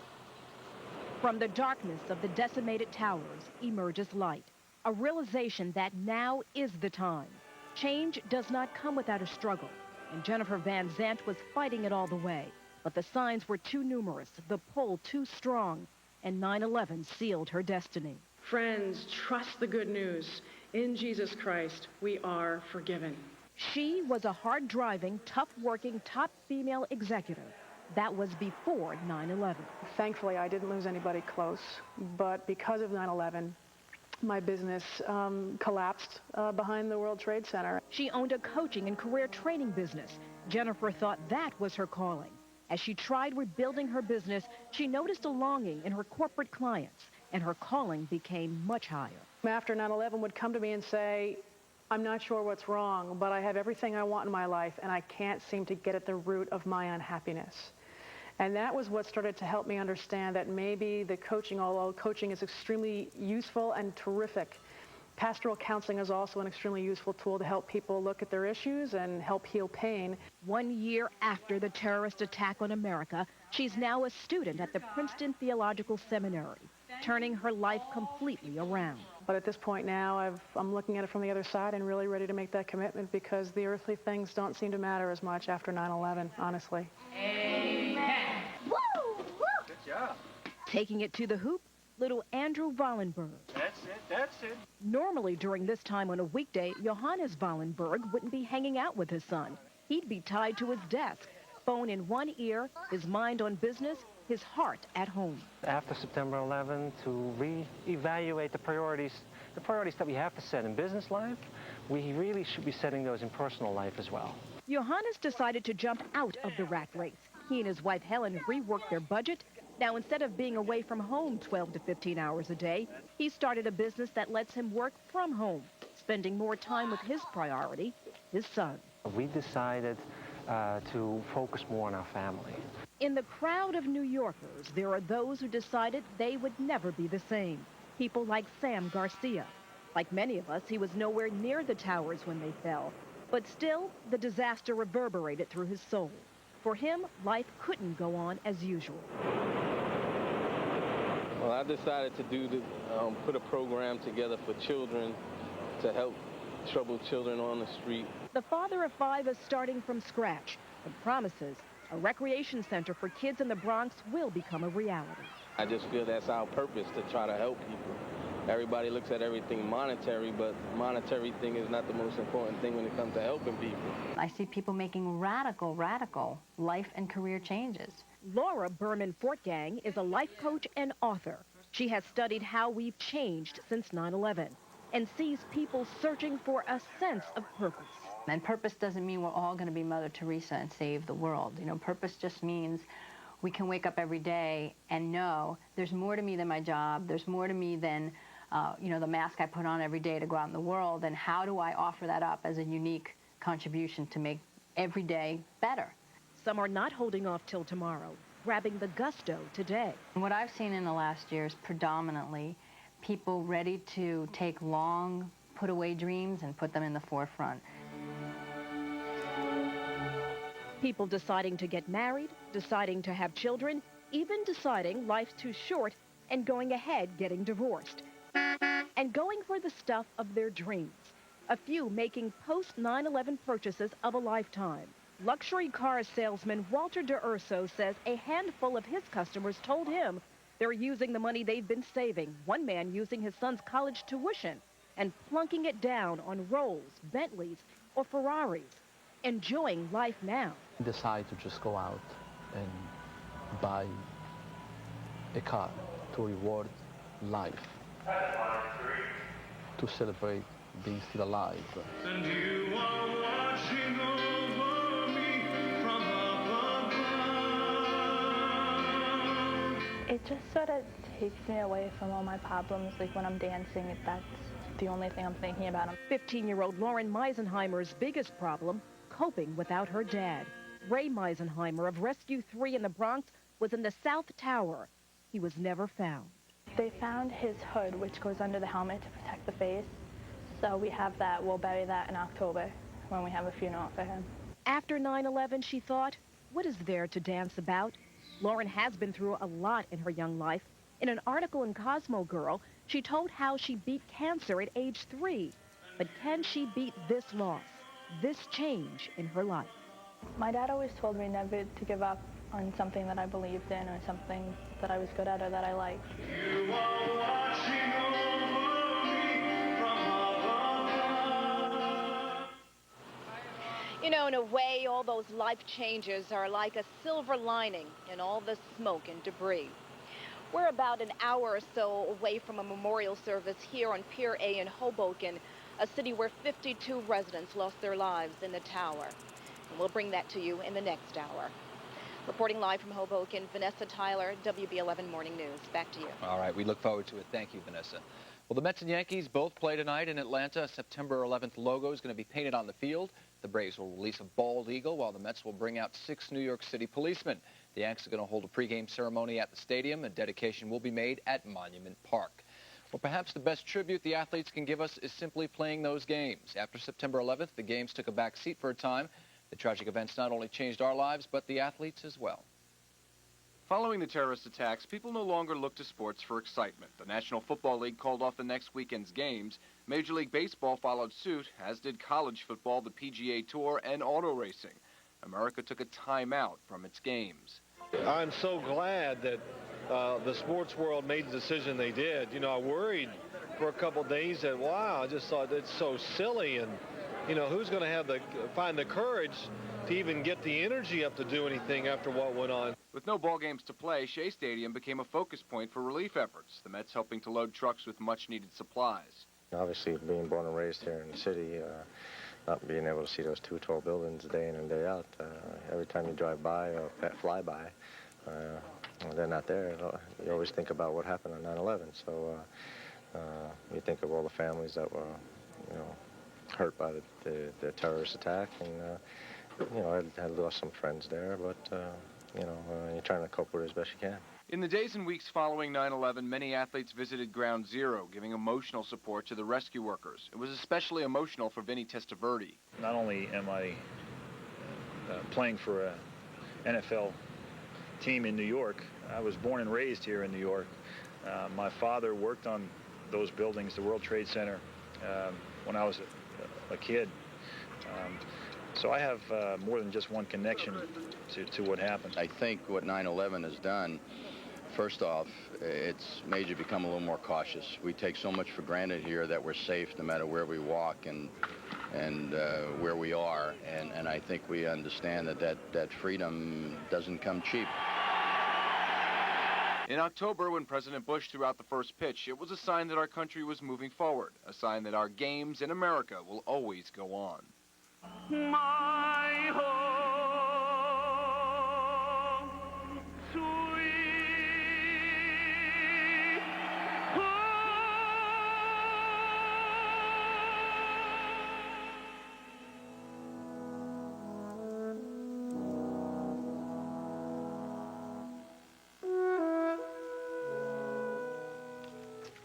Moving morning. Yes, welcome back, everybody. Kathy Mazza was the Port Authority's only female captain to lose her life on September 11th. Now, she was a woman who worked in a man's world and died doing what she loved, helping others. Sakanya Christian joins us now with more on Kathy's life. Sakanya. Kathy was a hometown girl. She was an officer. She was a nurse. She was the only female Port Authority police officer to lose her life on September 11th. Joining me live is Rose Mazza. Rose, tell us your thoughts and your emotions as you sit here above Ground Zero. What goes through your mind this morning? Well, it's a year since Kathy left us, and we miss her dearly. We miss her dearly. But Kathy would be the first person to say, don't mourn me, celebrate my life. What's it been like? I lived a good... It's been hard. It's been very, very difficult. As a mother, it's very, very hard. Her brothers miss her terribly. Her father and everybody who knew Kathy miss her terribly. They all called and want to know how we're all doing. They've been wonderful. We have a wonderful support system. But Kathy wanted to live her life. She wanted to make a mark for herself, and she did. She made a mark for herself as a nurse and as a police officer. The ceremony is just about to get underway. What are you going to be thinking about when those names are read aloud? I'm going to think about Kathy's heroism, her strong heart to come in and to save people. That's all she wanted to do, was to save people, and she stayed till the very end. She had opportunities to come out. She was out several times, I was told, but she came back and helped and helped. And I've been told that she would not have left the place until the last person was out. As a mother, as a family member, as one part of this community, how do you feel this morning? And how do you hold on and how do you keep strong? Well, because Kathy would want me to be strong. She would not want me to cry. She would always say, get over it, Mom. You know, go on with life. But I don't want her memory to be forgotten. I'm going to do all I can to keep it alive because she lived such a wonderful life. She was a very strong person. And I hope to pass that on to other women. She was the only female in a man's world, She doing was. a job. Yes, she had a lot of, she had to fight her way up. It was not easy for her, and many times she vented with me that things were difficult, but she would tell me stories that make you laugh, you know, and how she would counteract the resistance. I mean, one story after the other. It's just so funny. But people, they respected her. They knew that she had their interests at heart. She wanted them to be good officers. She didn't want them to be passive in their jobs. She'd make them toe the line. And that's what we all should do and when we have that opportunity to lead. Kathy Mazza, one of the many people, one of the many heroes we'll be thinking about this morning. Thank you so much, Rose, for joining us live. Thank you. And telling us about your daughter. Thank you very much. Lynn and John, just one of the many people here who will be mourning the loss of their loved one, and they shared their stories with us this morning. Just a touching tribute. Back to you. What a story it is. Thank you so much, Sukanya. Well, this past year has brought two huge challenges to members of the FDNY. First, how to recover from the attacks, and next, how to perform daily duties. Matt Garcia has more on this. Matt. Well, John, I'm going to get to the recruitment story in just a bit, but again, family members of the victims and also firefighters, you can see they're still gathering, going to view the ceremony from here, some choosing not to go to Ground Zero. We're going to talk to family members and firefighters later in the special, but about the recruitment story. As you know, the fire department is undergoing a huge recruitment campaign. It happens every 4 years, and right now the numbers are down. They are down tremendously from previous years. In the past, they had 20 to 30,000 applications filed. Now, we're talking as few as 1,000 or 2,000. And here to shed some light on this is head of the recruitment, Earl Anderson. Earl, thank you for joining us. We really appreciate you coming out here. Thank you for having me. Tell us, give us a progress report. Where are the numbers now? Have recruitment filings improved? As of last week, we have about 6,000 applicants that has filed. We still have 3 weeks in which to go with the filing period. And we urge that everyone go out and file for this test. We're hoping with the last, say, couple of weeks, we'll have a rush come on with the filing. And partly because you extended the application period to extend the entire summer. What is the need as far as firefighter positions with the department? Well, with quite a few retirements coming up in the next few years, this is one of the times that we have to get the numbers up in regards to filing. So again, the department will fill the slots as needed. With regards to 9/11, do you feel that that possibly had an impact as to changing youngsters' minds as to whether or not they want to become a firefighter? What are you gathering on that? I'm sure it did, and that's one of the things we were hoping that they would have realized by now, that we still have the need for them to become firefighters. And again, 9/11 is something that we can never forget about, and we're hoping they would change their mind and become firefighters. And one last question, what is the solution if when it gets close to the deadline and the numbers are still the same, what happens then? There are other things that we're looking at. Maybe we'll have the test in another 2 years instead of every 4 years. So we'll have a close test period. So hopefully expanding the deadline. Yes. Okay, thank you. That is Earl Anderson, FDNY recruitment. Hopefully the numbers improve. That's the very latest from Engine 4, Ladder 15. I'm Matt Garcia with the WB11 Morning News. Back to you in the studio. All right, Matt, thank you. An already terrified city became even more anxious as fighter jets, usually assigned to combat zones, whizzed through the skies of Manhattan. Marvin Scott joins us now with a rare look at those air patrols. Marvin, welcome. Thank you. Good morning, Lynn. You know, while the initial presence heightened the fears of the city, they did become a source of reassurance. The combat air patrols, which were cut back last April, did resume over the city last Friday. And I got a rare opportunity to fly along with one of the pilots who was the first to scramble last September 11th. And I also learned that the pilots are our first line of defense with the last means of resort. Within hours of the attacks, 300 fighters were in the air across the continental United States, a dramatic increase in the only 14 planes on armed alert that morning. 2 F-15s from the 102nd Fighter Wing at Otis Air National Guard Base on Cape Cod were the first to scramble. We're pretty much in the dark as to what was going on. All we were given was the suspected hijacking of American 11, an altitude and a heading to fly. Identified only by his military code name, Nasty is a veteran pilot who has flown missions over Iraq's no-fly zone. His wingman that day was Duff, a reservist who was a commercial airline pilot.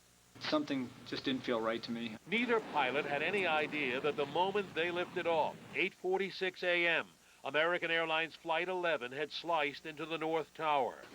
While Duff was at the Pentagon last week for the unveiling of a painting depicting his flight that fateful day, Nasty was suiting up for a combat patrol mission over Manhattan, allowing me to join him in the back seat of an F-15 Eagle, a $30 million aircraft capable of soaring at twice the speed of sound.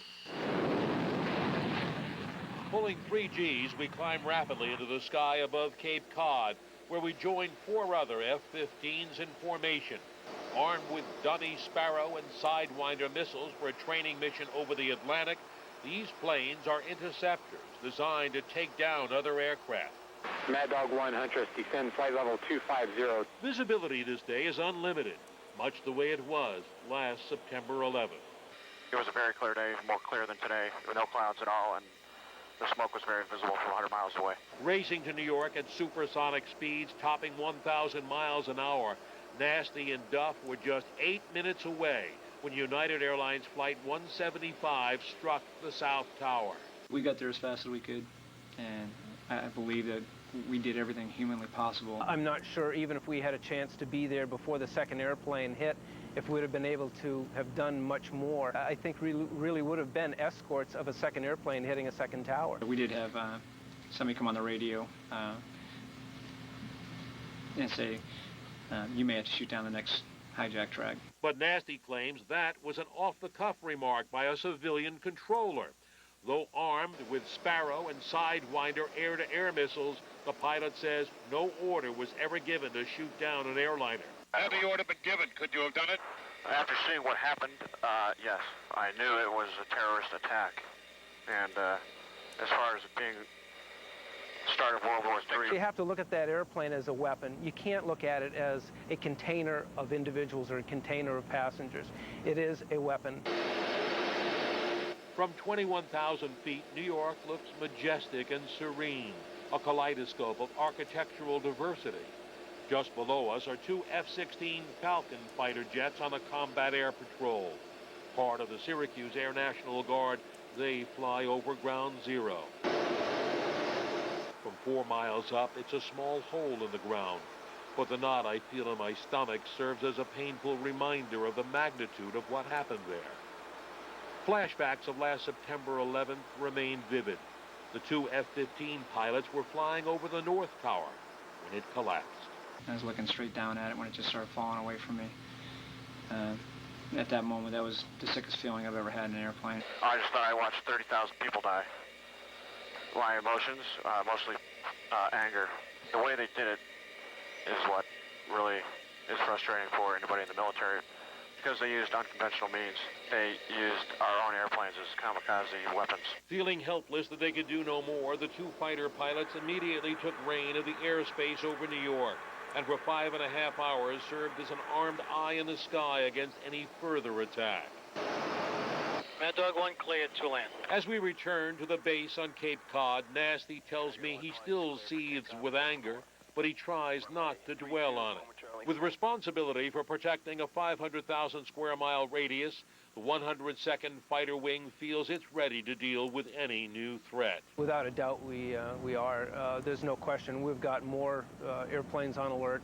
We've got more airplanes airborne, obviously, which we didn't have on September 10th, let alone September 11th. On the first anniversary of an American trauma, the pilot who defended New York echoes the sentiment of just about everyone.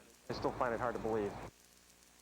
It is hard to believe not only that it happened, but that a year has passed so quickly. The combat air patrols did resume last Friday, and we're told they were not responding to any specific threat, and we have no idea just how long before they return to the random flights, which commanders insist are beneficial because of the element of surprise, terrorists not knowing exactly when the fighters will show up. Incidentally, Lynn, Otis Air National Guard Base is 153 nautical miles from Manhattan, and at full throttle, these pilots can make it here in 12 to 15 minutes. Very 15 miles a interesting. minute. Yeah, I saw a report with their commander speaking, saying that at that fragile moment, he didn't know whether or not to give the go-ahead for them to literally crash their planes and give their lives into an oncoming plane. If that had been the case, if there had been another plane that was going to attack, that was the command that he would have to give. There was talk about that because there were 4 planes up in the northeast in the air that day. The 2 that flew from Otis and 2 from Langley. The 2 from Langley were unarmed. They were on a training mission when they were suddenly deployed, and there was talk of that. But the pilots said that they had many other options, many creative options to bring down an airliner before they would have to sacrifice their own lives. But if they had to, they said they would. All in the line of duty, Yes. and all to protect us. You were in safe hands when you were up there. Did you feel it? Yes, I did. It was exhilarating at moments. At other moments, I felt it in my stomach. Okay. Thank you so much for being with us. Good to be with you. Okay. 1 year ago, the lives of 84 Port Authority workers were lost. We're going to throw it now to John Muller, who's got more on that story. That's right, Lynn. The Port Authority in charge of so many of the operations down there that day, losing so many lives, and of course in charge of rebuilding the Trade Center. With me now is Port Authority Commissioner Bruce Blakeman. He's going to talk about a lot of the issues facing the Port Authority. Bruce, thanks for coming in this morning. First of all, let's go back 1 year ago today. So many lives saved by the quick action of Port Authority workers. It's very hard to prepare for anything this catastrophic, but did their training help them perform their duties and save all these lives? Oh, absolutely. I think they performed magnificently. You hear all the stories, how they just shook the dust off themselves and the debris and got up and went to work and did what they had to do. Our uniformed personnel definitely saved lives. They were led by Fred Marone, who was the superintendent of police, the #1 guy who was seen charging up the stairs to try and help people. So thousands of lives would have been lost had it not been for our Port Authority personnel and the expert training that they've had. In addition, after 9/11, the second day, the third day afterwards, our people, even though they knew that they lost friends and relatives and colleagues, they went to work, worked 20 hours a day, round the clock, trying to keep the bridges and tunnels open, the airports, the bus terminal. So I have nothing but pure admiration for them. I think we all do. Talking about bridges and tunnels, what is the Port Authority doing to keep them safer? What may be coming down the pike that hasn't even happened yet? Well, included in that, of course, are the airports and the bus terminal. We are putting on between 400 and 500 more uniformed police personnel. We are going to spend close to $1 billion over the next 5 years on technology, surveillance equipment, intelligence gathering technology, fingerprint technology, and things that we can do to try and stop a terrorist attack before it occurs. In addition, we are now interfacing with the federal government. President Bush visited one of our port facilities approximately 2 months ago, and we are working with the Coast Guard, the INS, the Customs Department, the Treasury, the FBI, in gathering information so we get a handle on who these people are who might want to harm Americans. Let's talk a little bit about the rebuilding briefly.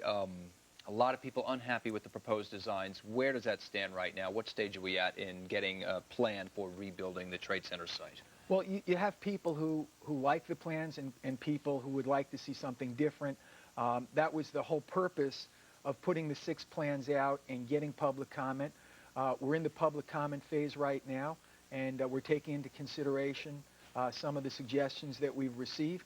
And sometime around December, we hope to come out with 3 new plans based upon the comments that we've heard from the public and float those out there, get some more public comment, and hopefully by February of next year, we'll come out with a site plan that we feel incorporates most everybody's interests and goals. Most importantly, an appropriate, dignified, and significant memorial. I think everybody's looking forward to seeing those plans. Bruce Blakeman, thank you so much for coming in. We appreciate it. Good luck today. Thank you. Let's check in with Melinda Murphy and take a look at the roadways. Melinda. Good morning. You know, we've got traffic. What a surprise. New Jersey-bound Goethals Bridge. We have a car fire on the ramp getting off just 278, so that's going to really jam up the Goethals Bridge this morning. Also, the broken-down vehicle on the Belt Parkway has been cleared, but now we have one on the westbound LIE at the Van Wyck. Also, we have accidents still being worked on southbound Henry Hudson at Broadway. Meanwhile, of course, there's all those closures downtown, and those closures are just going to mean tie-ups everywhere. Those are all south of Chambers Street. Best idea is to avoid it or to take mass transit if you're trying to go down there. Also, the General Assembly, of course, is in Midtown Manhattan. So mass transit really is the way to go. I'll give you more details about everything in just a while, but for now, back to you guys. Thank you very much, Melinda. Here's what's happening with the weather. We've got a lot going on today, and I want to run it all down real quick for you. Temperatures early on this morning in the 60s and 70s. We have had a problem with visibility. Out at Kennedy Airport, visibility was less than a quarter of a mile, while LaGuardia didn't really report any problems. Here's a look at what's happening right now. Temperatures in the 60s and the 70s. Up to 73 degrees with mostly cloudy skies. The humidity 96%. Wind is calm, barometric pressure falling. First thing right off the bat, we do have a dense fog advisory, eastern end of Long Island. There you go. Visibility down to 1/4 and 3/4 of a mile. Wind advisory, wind gusts this afternoon up around 45 miles per hour. Temperatures early on 60s and 70s. That's Tropical Storm Gustav just out in the Atlantic. That's the very latest. He continues to track out to sea. We're watching this cold front move through early this morning. Strong gusty winds moving in behind this system and much, much cooler air. Afternoon highs just in the 70s all the way into Friday. So much cooler than we had on Monday and Tuesday with our afternoon high temperatures in the 90s. Today, partly cloudy skies early on. Lots of sunshine this afternoon. Windy and cooler overnight, 40s and 50s.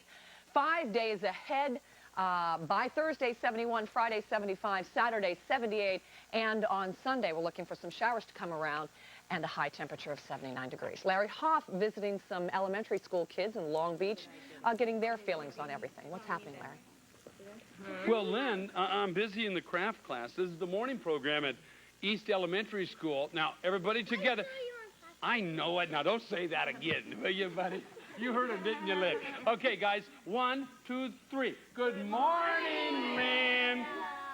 Okay, guys, I struggled with my crafts as a kid, and I'm struggling once again. We're making flags to remember here. You're doing very well. And Lynn and John, they have a little poem they want to read to you guys. 2 each. How's that? 2 each. You start first. To remember is honor. Let's honor the memory. Good. Of all those we lost. Let's say a prayer for all those who passed away. Good. Okay, Sam, right there. Where, right there? Right there. For all? For all who lost loved ones. For all who were injured. Very good. You ready there, buddy? I don't know. Yeah, you can hear. I'll read that part for you. For all who helped after the attacks. For all who donated their money. Okay, last 2 lines. Time and prayers and for all who are protecting us now. Okay, what do you think about our flag here? That it remembers the Twin Towers that collapsed, and that it just makes us happy that we're in America. There you go. That's very good. Okay, they've got a lot of ceremonies coming up today around this tri-state area. So I'll continue on with my crafts this morning and continue with the gang here, too. The lunch bunch is coming in. Excuse me, breakfast bunch is coming in very soon. Again, the morning program here. Now, we're going to say goodbye, Lynn. Ready? 1, 2, 3. Goodbye, Lynn. Goodbye. How sweet are they? Great kids. Yeah, they are. Much more still ahead on our special coverage of September 11th, America Remembers. We'll hear from NSYNC and Rent star Joey Fatone. He'll talk about how September 11th affected him personally. Plus, actress Cheryl Lee Ralph here live in our studios to talk about how Broadway is still trying to heal from the after effects of the attacks. First, a look at the babies of 9/11. One love, one life, when it's one need in the night. One love, we get to share it. Leaves you, baby, if you don't care.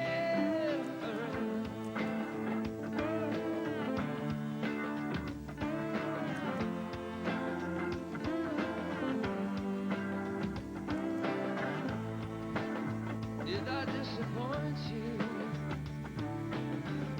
Or leave a bad taste in your mouth? You act like you never had love, and you want me to go without. Well, it's too late. One picture worth 1,000 words. And you're looking right now at Ground Zero, a live picture of Ground Zero. Commemorations are beginning right around 8:45-ish, and we will bring you them live. We will continue our coverage as the morning progresses. All right. Meantime, Emily Francis. Back here in the studio, Emily Francis. Well, good morning, you guys. The Great White Way's biggest stars are gearing up for the 11th annual Broadway on Broadway concert over the weekend. NSYNC star and Brooklyn native Joey Fatone is currently starring on Broadway in Rent. But this Sunday, he'll be playing host at the free outdoor concert in Times Square. The event will feature show-stopping numbers from nearly every musical on Broadway, including this season's new musicals. Yesterday, I spent the afternoon with Joey, who told me how much he hopes the lights will shine again on the Great White Way. He and the rest of his NSYNC bandmates lost a very close friend on September 11th. One of our carpenters actually was on the first plane that crashed into the building, believe it or not. This guy, Danny, he was one of our carpenters in Backstreet Boys carpenter, and he was well known. We all knew him, and he was one of the roadies, and he was going home at the time, and He was in, yeah, it was sad to see, but his wife was in such good spirits. We saw her like a little bit after she came to our concert with the baby and everything. It was really cool to see her out and everything, and it had a big impact. I mean, I think it had an impact on everybody's life. There was somebody, almost everybody in the United States, there was somebody that somebody knew that was in that building. Rent is among several shows that will be dark today in observance of the one-year anniversary of September 11th, but you can catch Joey Fatone in the play Mondays through Saturdays at the Nederlander Theater. A star of Broadway film and television, actress Sheryl Lee Ralph is no stranger to success. With a Tony nomination under her belt and experience as a singer, writer, director, and producer, she's an entertainment mogul in the making. Sheryl Lee Ralph joins us now. Welcome. Thanks so much for coming in this morning. Thank you very much. We really appreciate your being here. Good to be here. Now, obviously, the effects of 9/11 had a direct impact on Broadway. A lot of shows ended up closing. A lot of shows closed, and Broadway was dark for almost 3 days, I believe. And that's a major impact because usually we in show business, especially live theater, live by the credo, the show must go on. So when the show does not go on, when it stops, you know it has to be something that is truly and absolutely devastating, such as a 911. Were you surprised that it took such a hit that some shows simply had to go out of business? No, not at all. I mean, here it is 1 year later, and you still feel what you felt that day when you saw those images, when you heard. I mean, I had a brother on one of the 8 o'clock flights from New York to L.A., and the panic I felt when I thought, where is my brother? You know, when your friends are walking and they're saying they didn't know where they're going, and it's a year later, and you still feel that, and you think about the scenes of the folks who never got off the train because they didn't come home, the kids who waited for their parents and are still waiting and don't understand. They're not coming home. And you think of the impact that day had when we all saw those towers come down. A few shows closing. I would love the shows to go on, but just like some of us couldn't take the impact, some shows, folks couldn't take the emotional impact. So, you know, there's always a good and there's always a bad. Right. But now you're currently starring in Thoroughly Modern Millie. And we were pushed back because of the whole 911. And, you know, you never know why God plans things a certain way, but here we are, and our show was never changed for this time period. Our show is now a loving Valentine to New York. Is this why you guys are staying open today? Because there's some people who need a good time. There's some people who are going to want to forget certain images. There's some people who are going to want to go out and hear only in New York. It's that spirit of, you know what? I can make it through this. It's a bad time. It's a rough time. But you know what? There's gold in them there other buildings, and I'm going to get it. You sound like you're about to belt out a tune. But it's in that spirit that, you know, we carried on. And, you know, there's some people who are going to enjoy it, and we'll be there. And in our hearts, we will remember those that didn't make it.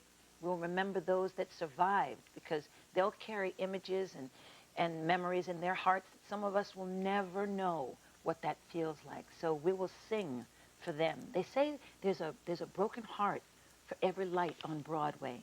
And tonight, that really means something.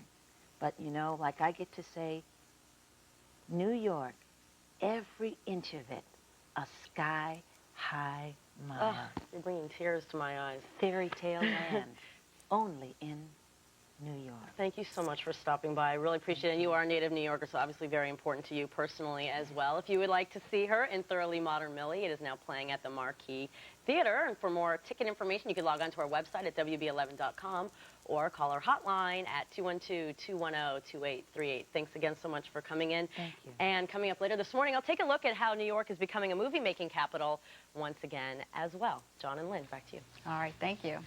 Well, look at the symbol of our freedom and how it helped bring us together during these very tough years. This is my right, a right given by God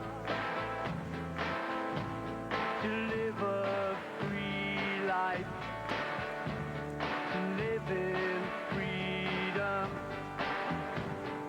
Talking about freedom, I'm talking about freedom.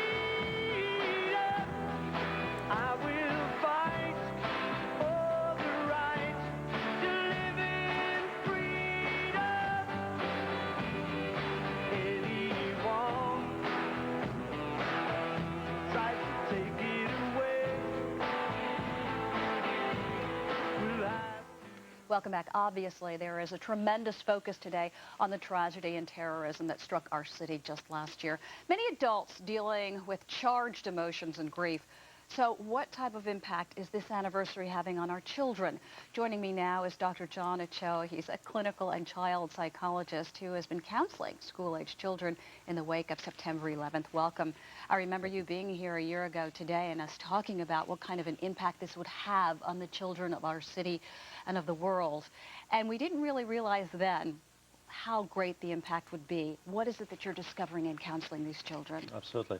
I think perhaps the biggest difference last year, I think both grown-ups and children, there was a tremendous sense of shock, especially for grown-ups. At this point, I think there's more more emotionality. There isn't as much shock. I think people are showing more sadness, and especially today, there's a sense that the sense of mourning. Children have been affected. I think some children are very resilient, and they've certainly have been able to go on. If you're a parent and your child obviously has to get through this day like you do, what do you tell your child? I think we need to differentiate both children that have been directly affected and children who have not. And there's certainly many other children who don't have family members who were lost. Those children who have been affected, I think it's important to not expose them to the media as much. I think we need to just encourage them to go on with their regular lives as much as possible, get them to socialize, get them to just go on about their normal lives. Those who did not have family members, I think it's important to respect today. I think it's a day to respect, but not necessarily one where the children should be focusing a lot on what's going on. All right, Dr. Ochoa, thank you so much for being with us. Thank you. And John, back over to you. All right, Lynn, thank you very much. Welcome back. We're going to have our special coverage continuing right now of America Remembers. We want to start out with Sukanya Christian, who's live down at Ground Zero. Sukanya. Morning, John. 343 men lost their lives on September 11th. Firefighters lost their lives. Joining me live is Commissioner Scapetta. A very difficult day for your men and women of your department. How are they going to keep strong, sir? Well, we're getting stronger every day. You know, we hired over 1,200 new firefighters, promoted almost 700 senior officers, doubled the number of our staff chiefs, replaced all the equipment. So we've done that, and that's really the comparatively easy part. What concerns us most is the emotional and physical well-being of the firefighters, because that's what makes this a unique department, the people. No matter what, it's going to be a difficult day for so many of us who are going to mourn the loss of everyone who lost their life on September 11th. But your men and women are going to be especially hit, and you were talking about the emotional rebuilding. Tell us more about that and how you plan on helping them. Well, you know, this is a department that is still in mourning a year later. We had 2 memorial services this week, and there'll be another on Saturday. So that it's not something that this department's ever going to forget, nor do we want to forget. We don't want to forget. But we've got to move on, and that's what's happening now. We've got new technologies, new partnerships, new strategies, but still, the primary concern will be to get the department, the people in the department, back to where we were more than a year ago. We spoke 6 months ago. Now it's been a year. What has happened in those 6 months, and how are we going to change today after experiencing this ceremony today? And what are your hopes about that? Well, for one thing, what's changed is that we developed a blueprint for the future that'll take us years into the future. That's a study that we did that took 5 months. That's given us some of this, the new strategies and the new partnerships and the new approaches. We're also getting a lot of help from outside the department, both physical in terms of equipment and engines and trucks, but also expertise. You know, we formed a terrorist preparedness task force. It's chaired by the former CIA director, Jim Woolsey, and staffed by really top-notch people, including the former head of the Secret Service for Israel, who now runs and heads an anti-terrorist institute. So there's a lot of help coming from outside, a lot of planning coming from inside. And I think this department is going to emerge stronger than ever. We're not where we want to be, but we're getting there. The thoughts of the world are upon us today, and the prayers of the world are upon us today. Emotionally, How are you dealing with it? And you're going to be reading the names of those who lost their lives. So tell me where your mind is going to be at that moment. Well, my mind is with the people who lost loved ones on 9/11. I think that's where my mind has been for a long time. It's an emotional time. It's a time to reflect, of course, a time to mourn, time to remember. But it's time to look forward to. You know, in many religions, that first-year anniversary is the beginning of the second phase of people's lives following a terrible loss. And that's what I'm looking forward to. I'm looking forward to September 12th and thereafter. Rebuilding a future. Absolutely. Stronger, and that's why they call them the bravest. Absolutely. Thank you so much, Commissioner Scapetta, joining us on a very difficult day for you, for your men and women, and also for New York. All right, John and Lynn, back to you. Sukanya, thank you very much. And as the morning continues, we're going to have a very emotional commemoration starting at 8:46 at Ground Zero. We're going to bring you that live all throughout the morning, and you're looking at a picture there of Ground Zero, people coming in, already lining up. As you can see, the dignitaries will be there, some of the families of those who lost loved ones in that tragic event just 1 year ago today. Now, it is an event not open to the public. That is strictly for the dignitaries and the people who lost loved ones in September 11th. We're going to go up top, or actually she's grounded today, but we're going to go to Melinda Murphy and check out the morning commute. Melinda. That's right. Good morning. We are grounded because of the flight restrictions in place this morning. As far as traffic goes, New Jersey-bound Goethals Bridge has a car fire on it, and that's closing down the ramp to 278. Also, eastbound 280 exit 12 Garden State Parkway. We have another crash being worked on there.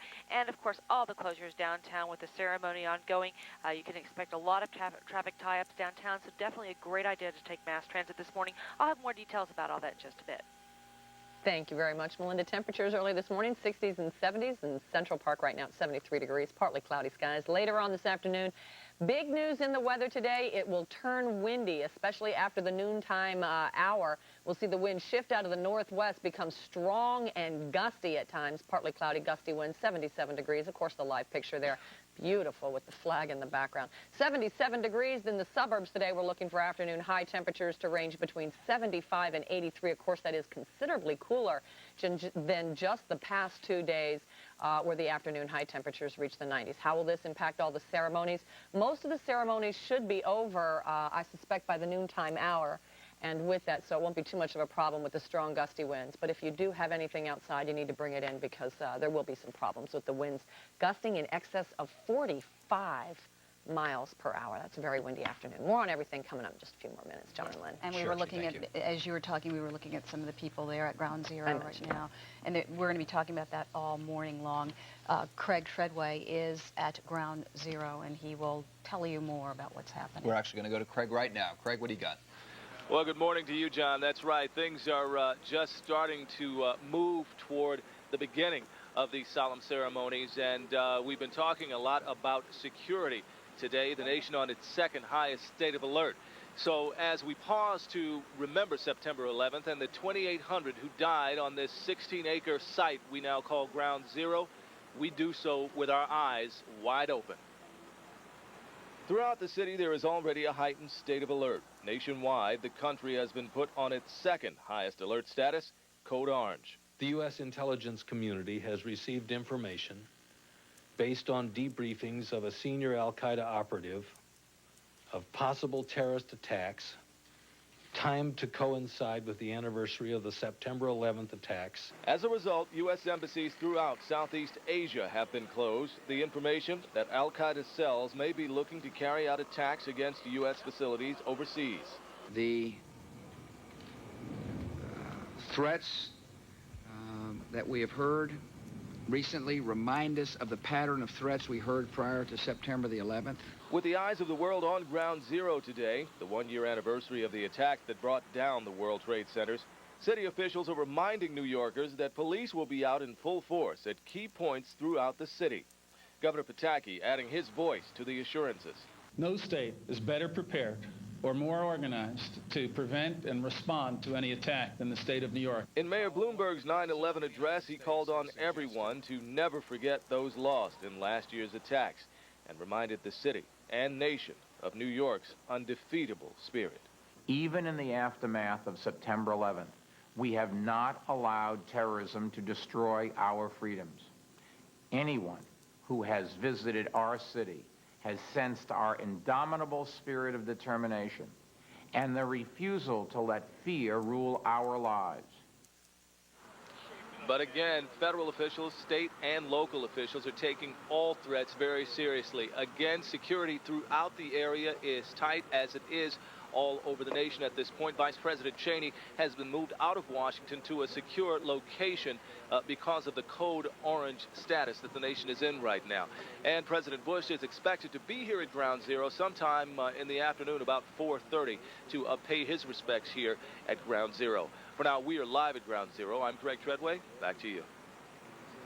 Craig, thank you very much.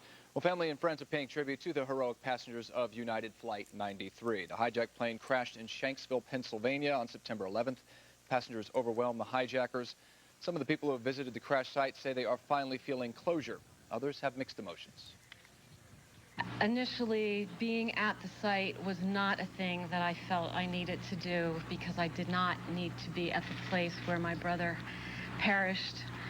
However, after the year has gone by and grief has gone through so many different phases, for 9/11 there seemed like there was absolutely no other place that made more sense than to be here. Security is on heightened alert in California. Governor Gray Davis has ordered increased security for today's anniversary. Officials say about 80% of the state's highway patrol officers will be out on the road. The National Guard is also going to continue to patrol the area surrounding the Golden Gate Bridge. Okay, you're looking at another live picture there of Ground Zero in Lower Manhattan.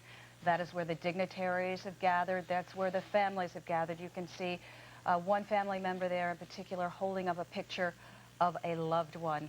You can also see the procession is getting into place right now. The official commemoration beginning at 8:46 this morning. Ground Zero as it is 1 year later after the tragic event of 9/11 in the last year. That's right. Governor Pataki is going to read the Gettysburg Address down there at about 8:47. We're going to have former Mayor Giuliani beginning reciting the victim's name, which will take quite a bit. That will go close to about 10 o'clock. We're going to be right back with more. Stay with us. Sometimes in our lives, we all have pain, we all have sorrow, but if we are wise, we know that there's always tomorrow. Lean on me when you're not strong, and I'll be your friend. I'll help you carry on, for it won't be long till I'm gonna need somebody to lean on. Please swallow your pride. If I have faith, you need to borrow, for no one can fill those of your needs that you won't let show. You just call on me, brother, when you need a hand. We all need somebody to lean on. I just might have a problem that you'll understand. We all need somebody to lean on. Lean on. And welcome back. Sabrina Fang has been at the Pentagon all morning long. That is where a part of the commemoration taking place this morning. The president, of course, flying to 3 of the locations here in New York. They're in Washington and in Pennsylvania. Sabrina, what's the latest there? Well, good morning, Lynn. This will be the first stop for the president on the one-year anniversary of 9/11. Many guests have already begun arriving. The stands here are just about full. You can see the stage behind me is decorated in red, white, and blue. That is the stage the president and Defense Secretary Donald Rumsfeld will be standing when they speak to nearly 13,000 people at this ceremony. This ceremony is only for family members who had lost loved ones, survivors, and invited guests. Some of those guests we have seen are American Airlines employees. Of course, we all know it was American Airlines Flight 77 that hit the Pentagon a year ago. Now, the ceremony will begin at 9:46 a.m. Eastern Time, the moment a year ago that that plane hit the Pentagon on the west side. Now, that site is right behind me, and you can see it has been rebuilt brand new, stronger than ever, which has definitely become a symbol for this nation. Now, after the moment of silence, the flag that you saw draped over the Pentagon last year on 9/11 will be unfurled again over the brand new outer ring. And of course, there will be a lot of patriotic music played here. The national anthem, of course, you will hear God Bless America will be another song that will be played. And at the end of the ceremony, there will be a U.S. Air Force flyover this site. And it is a very emotional day here for family members who have come back to visit this site a year after the attack. Lynn and John. All right, Sabrina, thank you very much. September 11th today, none of us will forget, especially Melinda Murphy, who has her own story to tell. Let's check in with Melinda right now. Melinda. Good morning, John. That's right. We were the last aircraft in the country to fly that morning that was not a rescue or military vehicle. And I think anybody who watches this show can sense that my teammates and I are truly a team. My pilot, of course, Ray Rivera, and my photographer, Chet Wilson. So I put together a piece about what we went through that day, and I want to warn you at home that some of the images and sounds are very disturbing.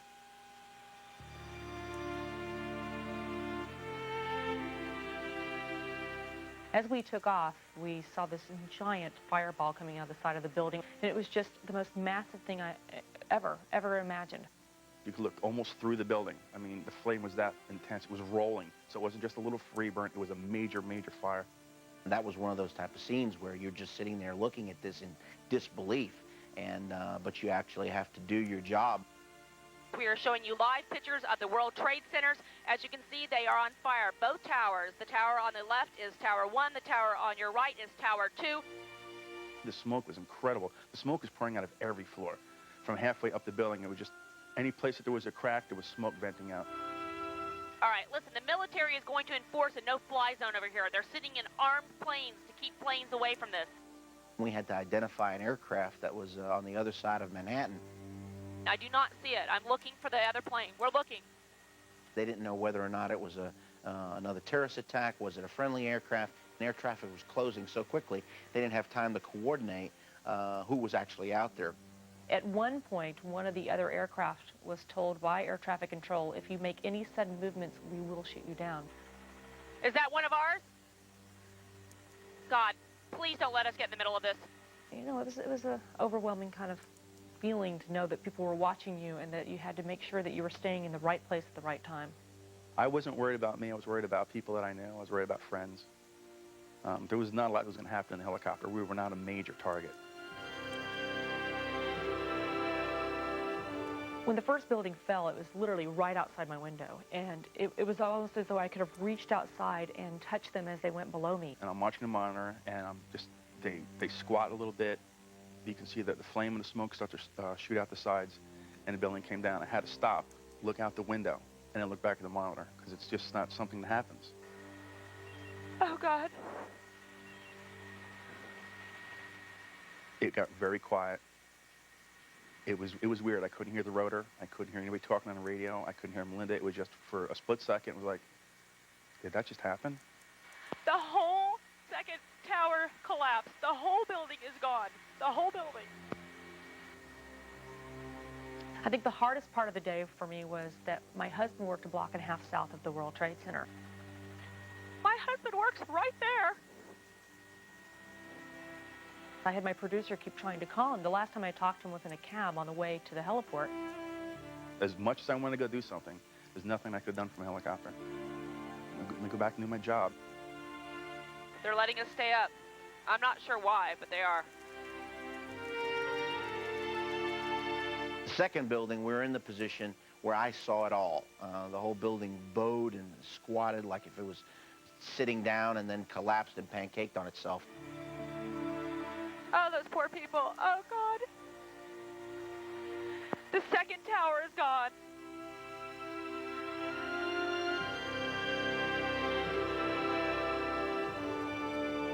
I truly believed at that point that well over 10,000 people had died. It's going to sound horrible, but it was sort of sterile for us. We just saw a building coming down. It wasn't like the people who were on the ground got covered in the dust and saw the people. We were 4 or 5 miles away watching it through a camera lens. We landed for fuel, and I was just about to get back in the aircraft when my cell phone rang, and it was my sister-in-law who worked really close to where my husband works. And she said, "Hang on," and he said, "Hi," and it sounds like a bad movie, but I literally dropped to my knees and was sobbing with all of my heart because he was alive. I launched again, and for about an hour and a half, we were the last aircraft that I know of in America flying. As you well know, there has been a no-fly zone put in effect for the entire country. The FAA is not allowing any planes to fly. These are exclusive pictures brought to you by Air 11.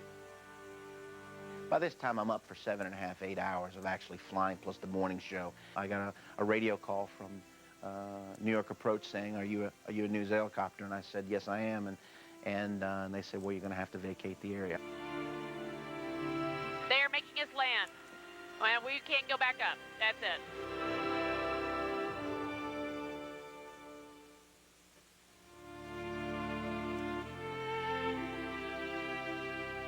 The first time we flew back over Ground Zero was on Thanksgiving. They let us in today for the parade and for other things, and I got to tell you, it's the most emotional morning for me. It's very strange to fly back over the city. It took my breath away. I had tears welling up in my eyes. I looked at Ray and I looked at Chet, and they were exactly the same. And it looked like everything I'd ever seen in my life, every nightmare I've ever had put together. It was just twisted metal. It was still burning. It was still smoldering. I mean, it was a month later, and it was still, you know, smoke coming out of it.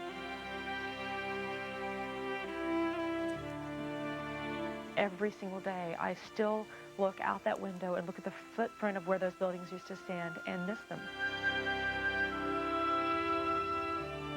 Before that, we were just associates and acquaintances. After that, we were linked together for life. I believe, no matter where we are, no matter what happens, they'll never forget who I am, and I'll never forget who they are.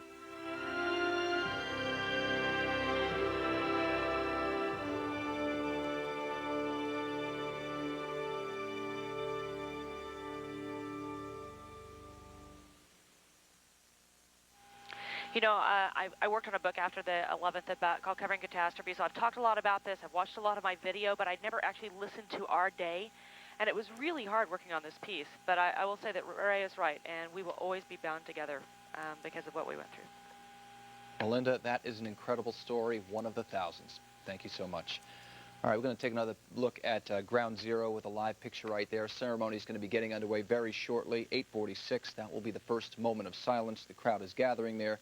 Dignitaries will speak. Ultimately, Mayor Giuliani will start reading the thousands of names that were lost in the Twin Towers, and you can see the crowd gathering there. This is not a public event. This is for the people who lost loved ones.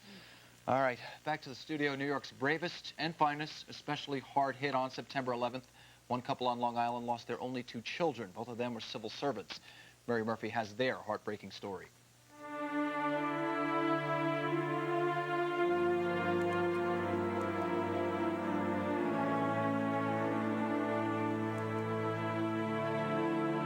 Joe had the dark hair and dark eyes, and John was light hair and blue eyes.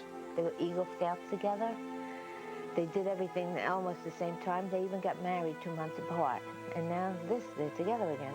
They had recovered this piece of glass and a piece of the lobby. They put it together and they had my son's names etched in there. John and Jen Vigiano called their lost sons our Twin Towers. Joe, an elite emergency services detective, and John, the firefighter who followed Dad's calling. They would stop in and say, you know, Dad, I got to borrow this. I got to borrow that. And I say, well, what do you think this is? He says, Daddy Depot. I was told I couldn't have children. And when I had my first son, he was born on the Immaculate Conception. John arriving on December 8, 1964, a Catholic holiday honoring the Mother of Christ. And I figured God gave us children for a little while. And he took them back. He has his reasons.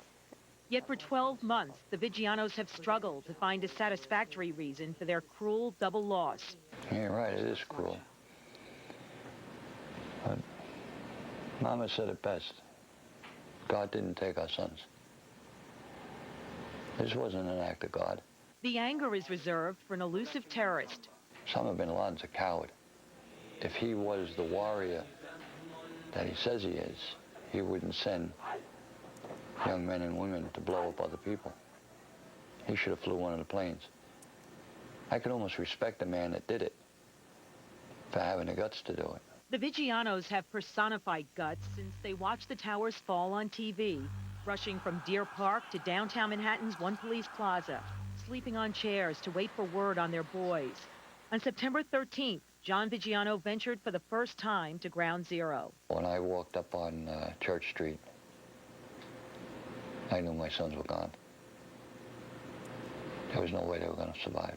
But Vigiano tried to keep hope alive for his wife, who resisted a police official's offer to provide a hotel room. I just looked at him and I says, why would you want me to go to a hotel? I said, my kids are on slabs of concrete. I can't sleep in the bed. Jan did not return to Deer Park for 3.5 weeks. Her husband, a retired fire captain with 36 years experience, promised her he'd be cautious as he began an 8-month vigil at the ruins. And I said, look, I'm not a fool. I'm the only one left. I will not do something foolish. He found Joe on October 23rd. Their youngest son, 34, the only detective in his Emergency Services Squad 2, a cop who'd survived 3 different shootouts, was eulogized by his own son, also Joe, then 8 years old. Everyone calls my dad a hero, but I always do that. God has made my dad one of his policemen. Now he is protecting heaven. Joe had christened his 3rd son, John Michael, just 10 days before 9/11. And now the baby's grandparents focused on recovering the remains of their oldest, John Jr., a member of Ladder 132, the father of 2 little girls.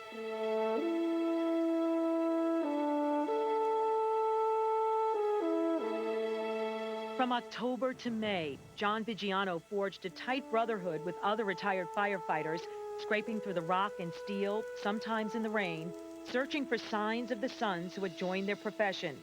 Like John Vigiano, Lieutenant Dennis Oberg never found his namesake. He was either in the tower, the South Tower, or in the hotel area.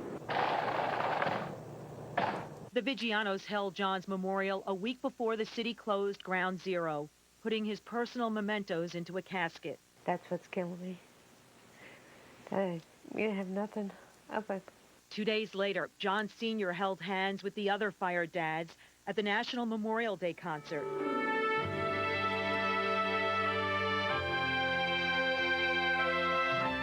Jan Vigiano still feels her son's presence. 3 weeks after releasing balloons on John's birthday, she was reflecting at the Trade Center site. All of a sudden, a blue balloon come down. Let me know.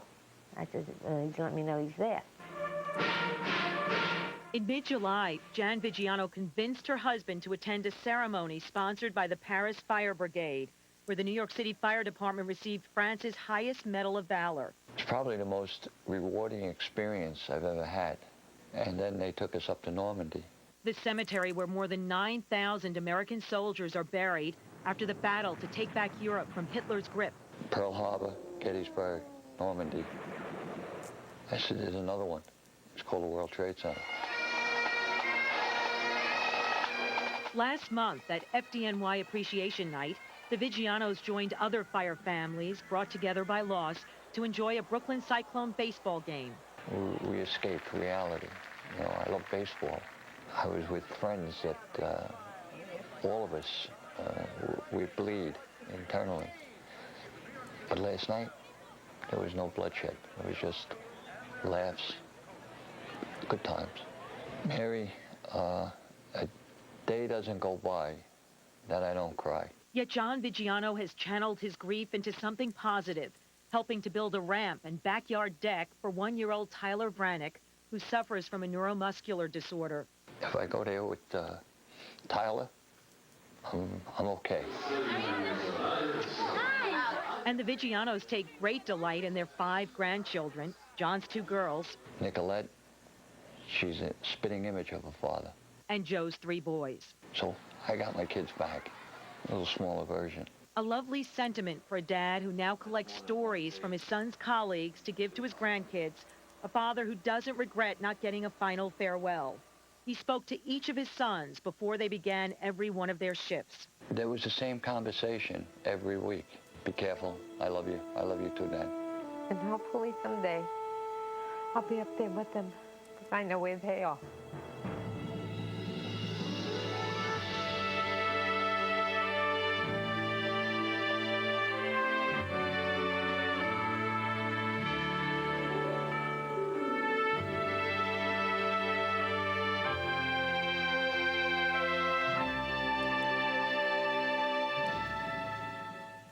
There are so many heroes. Powerful piece. Absolutely, and if you look at today's papers, they all reflect the faces, but there's nothing I don't think as powerful as what's in the New York Times and A Nation Challenge. You're looking right now at Ground Zero, but if you do pick up the Times, they've got picture and picture after picture, the faces that you never see. You hear the names, you will hear the names in this commemorative service, but just incredible when you see the powerful faces of people smiling and so alive, and in a moment, in an instant, gone. Back at Ground Zero, you're looking at the pit as it's been called. You can see the people gather around it, the bagpipes playing. 8:46 is the moment that the moment of silence comes, and after that, the reading of the names. Not far from that, you can see the people gathering around. I want to tell you once again, that is not a public ceremony down there. That is specifically for the family of people who lost loved ones 1 year ago today. That's right. The mayor is going to be speaking. You can see the bagpipes. We've got Sukanya Krishnan down there right now at Ground Zero. We're going to go to her. Sukanya. Good morning, Lynn. It's an amazing, overwhelming feeling. Like you said, the bagpipes, you can hear it in the air. Thousands of people have already started gathering out onto the streets. It's a sense of a day of remembrance is really what it is. Joining me live is Frank Noviello. He is the president of Local 79. Your men came out here right away when this devastation took place. Tell me your thoughts on this day. You were here 6 months ago with me talking, and now we're here a year later. Well, today is a day of remembrance. It's a day of sorrow, a day that should never be forgotten. We lost 4 members down here in the North Tower, and all the grieving families, the firefighters, the police officers, the rest of the office workers. It's a day that's close to me because of when I got down here. It was just so the mass destruction that was around us, and you just couldn't imagine. It just brings back a lot of memories today. Just looking down in that pile. It's just it's very, very, very emotional day for me and the rest of the country, and it's rough. You say it's rough, and I definitely am feeling your pain this morning as well. It was a day much like today. It was a day where the sun was shining and there was a nice warm breeze in the air, and then all of a sudden our lives were changed in an instant moment. You were there, that moment, to lend your hand for help. Tell me if you can take me back there that day. Well, that day, like you said, it was a beautiful day, just like today. And when that destruction, when that first plane hit, our guys from Local 79, our men and women, they ran straight down here. Whoever could make it down here started. I mean, I heard so many stories from our members, what they did before it became contractual. They were just volunteering as they ran down and helped the police officers, the firefighters, the office workers.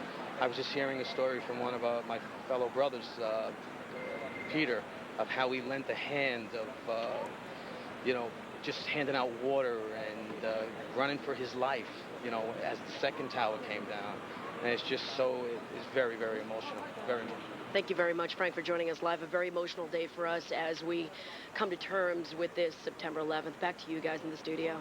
Kanye, thank you so much. Again, live pictures of Ground Zero. You can see the honor guard there. All the people gathered, people who have just about all of them losing loved ones in this tragedy a year ago. We're coming up not far away. We have 13 minutes from the moment when the first plane hit. That will be a moment of silence, and we'll officially start the ceremonies down there at Ground Zero. The crossroads of the world, Times Square. Hundreds of people saw the images of September 11th there. Now, a year later, as downtown Manhattan rebuilds, Times Square rebuilds and revives in its own way. Marisol Castro is there now live with more. Marisol. Good morning, everyone. Well, you know, New Yorkers have a fighting spirit, and many of the people we spoke to today in Times Square said it's business as usual. They're going about their normal schedules. Many people we spoke to were not from New York and gave us their thoughts on what they think about this day. Let's take a look. Because you have to keep going on. That's all we have. You know, you can't wallow in staying in a room and be scared all the time, so you got to keep going on. No, I feel very safe. I think our country is strong, and we're going to be right there on top, as always. Things must go on, unfortunately, but as long as you have this in the back of your mind, you remember what happened to all our lost heroes. That's what matters.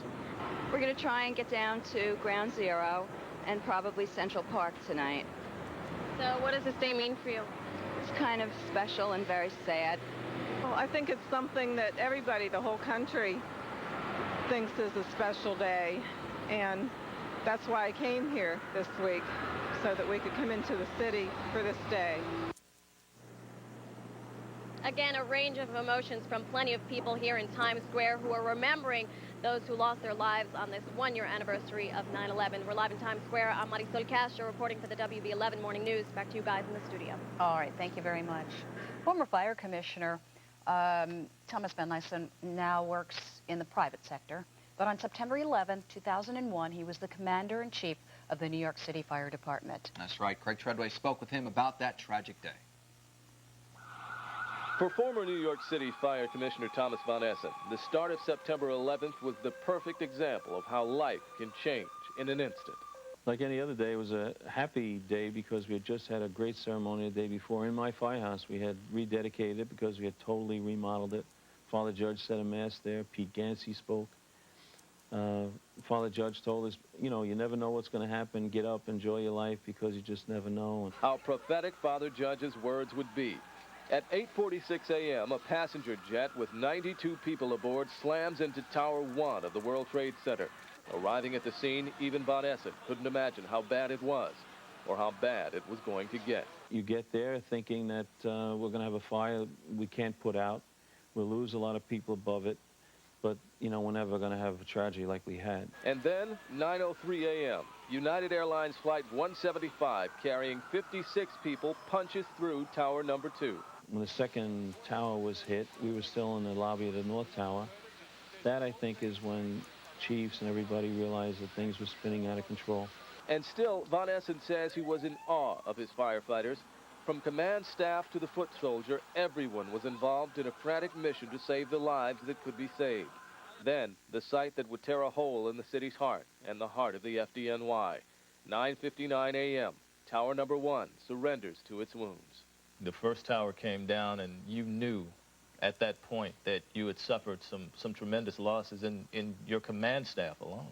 Had to be. You know, our chiefs get right into it, get right in there with the guys. And that's the way they lead from the front. Many of them close friends of Van Nyssen's, like friend and advisor, First Deputy Chief, 72-year-old Bill Field, Deputy Chief Ray Downey, and the hard-charging chief of the department, Peter Gansey. Also, the prophetic Father Michael Judge, the department chaplain. He had that ability all the time to bring us to reality. He had a gift. By the time the second tower came down, the numbers of civilians feared lost was staggering. The number of firefighters and policemen, unimaginable.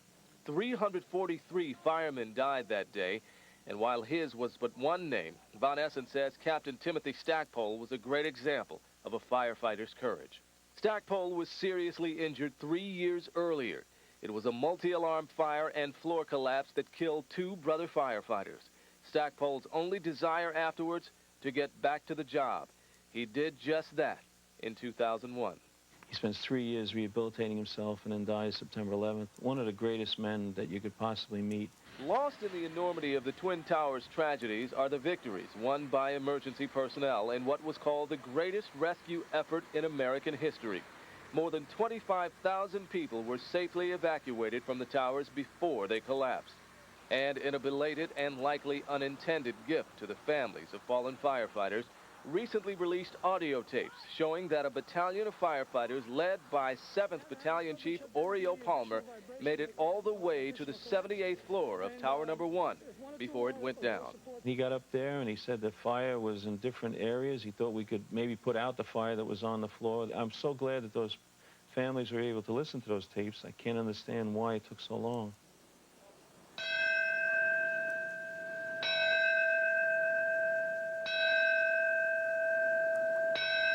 When all recovery work ended at the World Trade Center, it was marked by a solemn ceremony. Von Essen was there. It was a moment without speeches and politics, as it should have been. But standing at that spot, Von Essen was reminded of just why he titled his new book, Strong of Heart.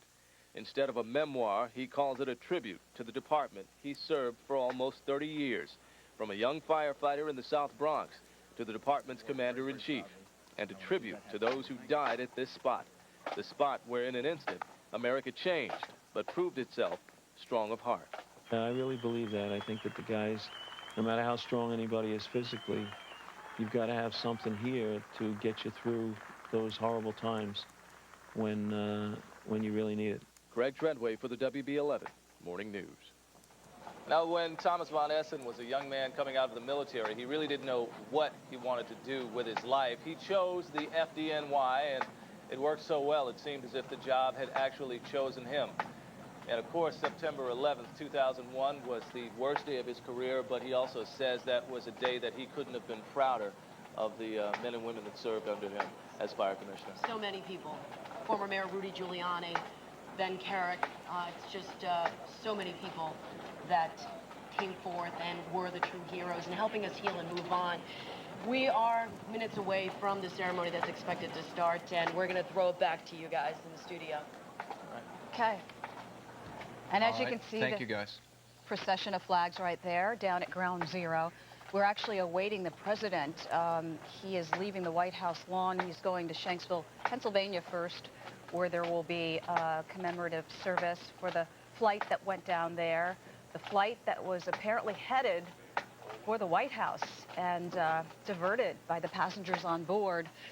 One of the famous expression now, let's roll, coming from that event. That's right. We are live right now on the White House lawn. We are waiting for the president to leave the White House, where he will go to Shanksville. Well, he will go to the Pentagon as well. He will ultimately be here down at Ground Zero reading names as well. It will be a busy day for the president, as it will be for everyone. And it's interesting, as the president takes those flights, the vice president is actually in hiding today. He is in an undisclosed location, as he was 1 year ago today. The nation on a heightened sense of alert. Code Orange is what the State Department gave us yesterday, which is the second highest alert that you can have, apart from a Code Red. And while we wait for the president to leave the White House for his day of remembrances around the country, you're looking at Ground Zero as well, where you can see a large crowd massing. These are predominantly people who have all lost loved ones 1 year ago today. We are just about 5 minutes from the actual moment of silence when the first plane struck. And of course, we will have the reading of names. President Bush will eventually make his way to New York. Mayor Giuliani will start reading the names early this morning, but eventually President Bush will take his turn as well. There are 2,801 names that will be read. Those are the names of the innocent victims who lost their lives on that tragic day 1 year ago today. And as you can see, the relatives gathering, you can hear in the background a noise that's very familiar, a sound that's very familiar, the drum beat as the processions continue, the flags carried, the faces of those who've been mourning for a year at the tragedy that befell the entire nation. And as the president gets ready to leave the White House, we're waiting for him to come out on the White House lawn any minute. He will travel not far away to the Pentagon. That will be his first stop this morning. There will be a wreath laying in Shanksville at about 12:30 in the afternoon today. There will also be a wreath laying at Ground Zero, and he will also address the nation this evening. I think it's interesting to note everybody at this point remembering where they were, what they were doing 1 year ago today at this very moment. It was a beautiful day if you were here in New York. Not a cloud in the sky, and the weather was the story of the day until 8:46 a.m. here in New York when the first plane hit the tower. Kind of like the last 3 minutes of innocence, Lynn. Yes, it was. No one would have ever thought, no one can ever hope that anything like this will happen again. But it is remarkable how far we have come in a year. It truly is. That we can even be here today and remember it in such a good position, sad position, but America is strong. America is strong. Those who were immediately affected by it, still grieving for those lost in such a sudden way. You can imagine what their year has been like, trying to deal with the loss of loved ones. Many babies born after husbands, wives, husbands dying, obviously, in that horrible incident, 9/11 a year ago. Just 2 minutes away now from the moment of silence when the first plane hit. Right now, the Honor Guard is playing. Let's listen into them for a bit.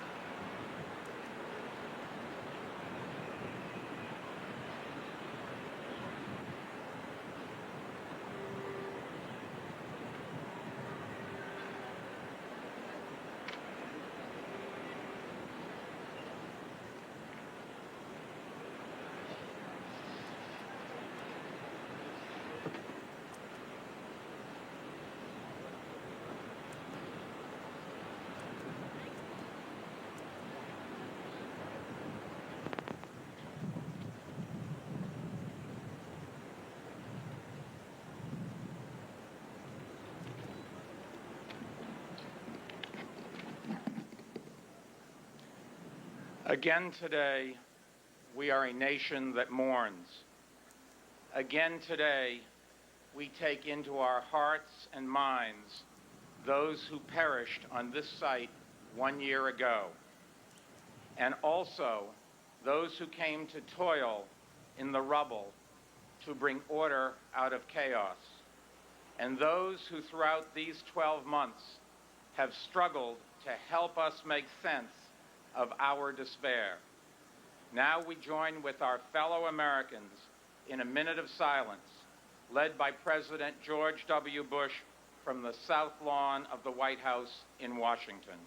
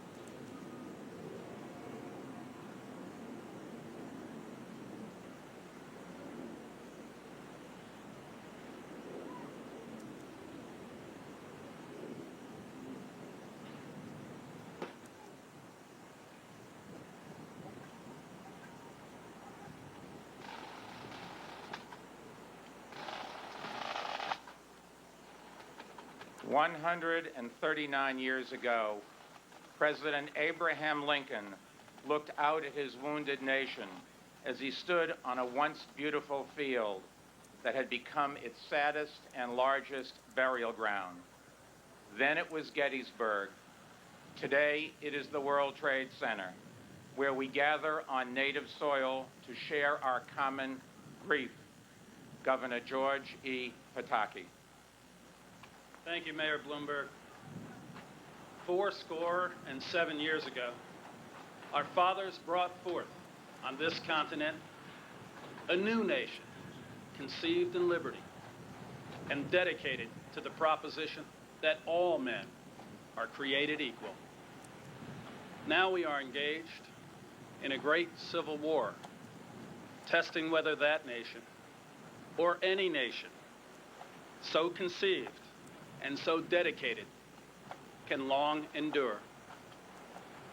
We are met on a great battlefield of that war.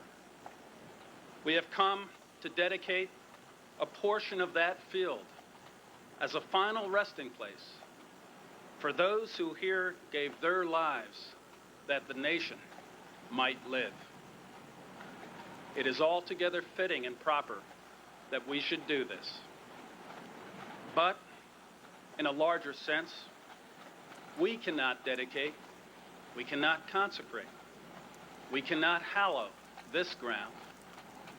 The brave men, living and dead, who struggled here, have consecrated it far beyond our poor powers to add or detract. The world will little note nor long remember what we say here, but it can never forget what they did here.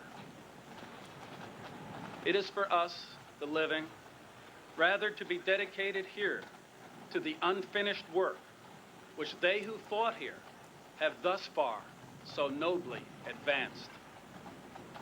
It is, rather, for us to be here dedicated to the great task remaining before us, that from these honored dead, we take increased devotion to that cause for which they gave the last full measure of devotion. That we here highly resolve that these dead shall not have died in vain, that this nation, under God, shall have a new birth of freedom, and that government of the people, by the people, for the people, shall not perish from the earth.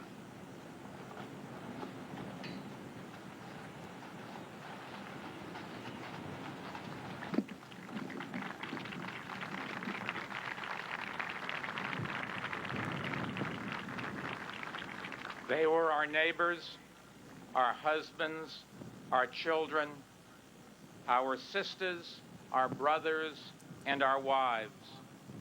They were our countrymen and our friends. They were us. Mayor Rudolph W. Giuliani.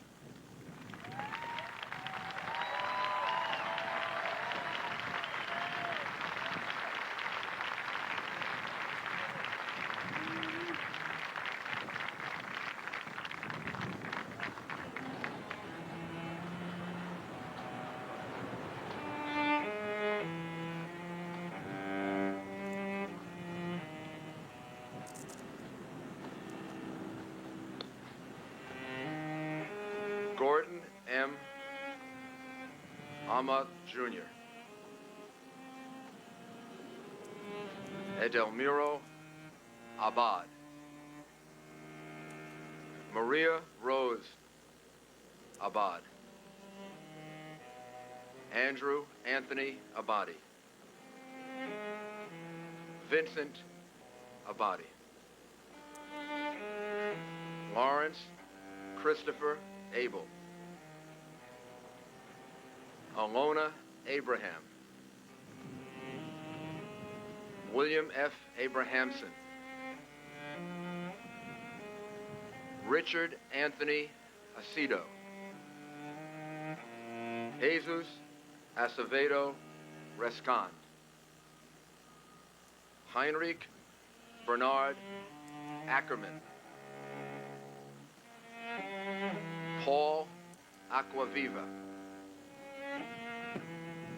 Donald Leroy Adams, Patrick Adams, Shannon Lewis Adams, Stephen George Adams, Ignatius Odo Adanga, Christy A. Adamo, Terrence E. Adderley, Jr., Sophia Boruwad Addo, Lee Allen Adler, Daniel Thomas Afflito, Emmanuel Akwazi Afuakwa, Alak Agarwal, Mokul Kumar Agarwala, Joseph Agnello, David Scott Agnes, Brian G. Ahern, Jeremiah Joseph Ahern, Joanne Maria Alayados, Shabir Ahmed, Terrence Andre Aiken, Godwin Ajawala, Gertrude M. Alagero, Andrew Alameno, Margaret Ann Alario, Gary M. Albero, John Leslie Albert, Peter Alderman, Jacqueline Delane Aldridge, David D. Alger, Sarah Ali Escarcega, Ernest Ali Kakos, Edward L. Allegretto, Eric Allen, Joseph Ryan Allen, Richard Dennis Allen, Richard Leonard Allen, Christopher E. Allingham, Anna Allison, Janet M. Alonzo, Arturo Alva Marino, Anthony Alvarado, Antonio Javier Alvarez, Victoria Alvarez Burrito, Telmo E. Alver, Cesar Almaranto Alviar, Tariq Amanula, Angelo Amaranto, James M. Amato, Joseph Amatuccio, Christopher Charles Amoroso, Kazuhiro Anai, Calixto Anaya Jr., Joseph Enchandia, Kermit Charles Anderson, Yvette Constance Anderson, John Andrea Kehoe, Michael Rourke Andrews, Jean Ann Andrucki, Siunia Ang,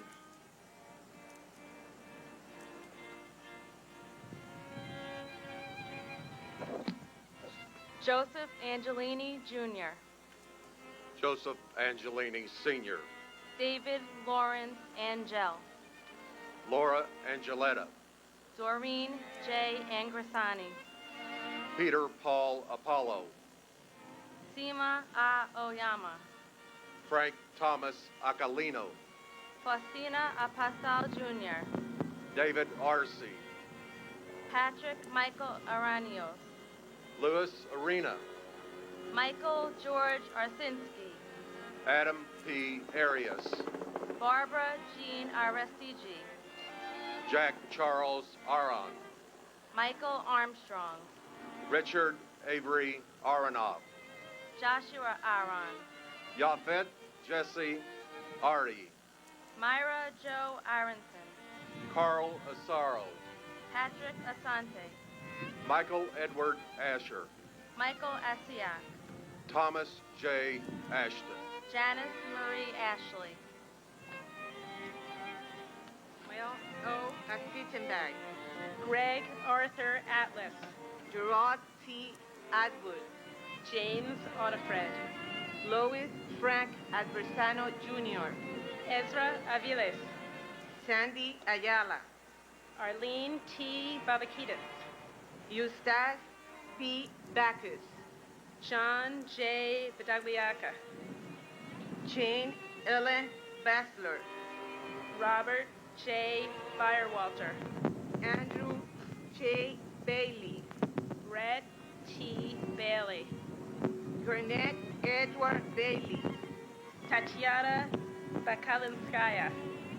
Michael S. Bass. Sharon M. Balkan. Michael Andrew Bain. Catherine Bantis. Gerard Baptist. Walter Barron. Gerard A. Barbara. Paul Vincent Barbaro. James William Barbella. Ivan Kirillos F. Barbosa. Victor Daniel Barbosa.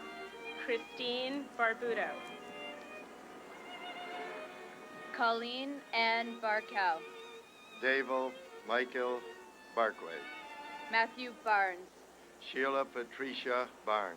Evan J. Barron. Renee Barrett Arjun.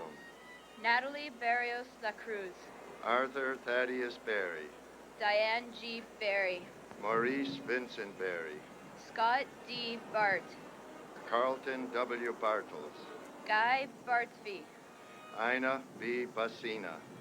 Alicia Basmajian. Kenneth William Basnicki. Stephen Bates. Paul James Batiglia. Walter David Bauer Jr. Marlene Capito Bautista. Mark Lawrence Bavis. Jasper Baxter. Michelle Beal. Paul Frederick Viatini. Jane S. Beatty. Lawrence Ira Beck. Manette Marie Beckles. Carl John Badigian.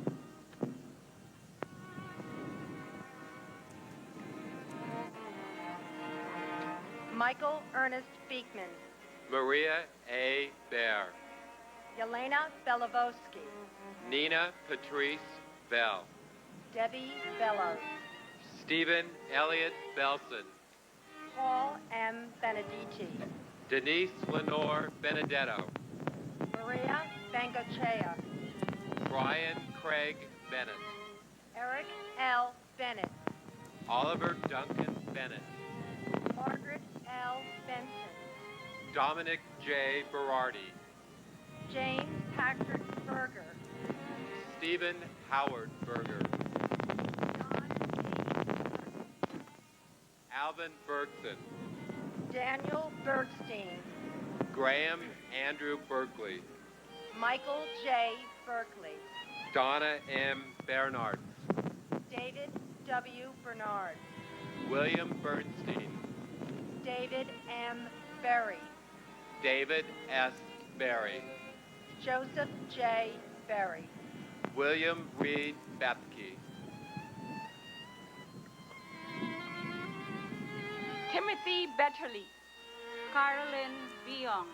Edward Frank Baye. Paul Bayer. Anil Tahiram Baneve. Bella J. Bokan. Shimi D. Vijalaisen.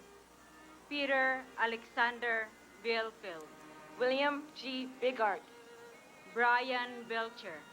Carl Vincent Binney. Gary Eugene Bird.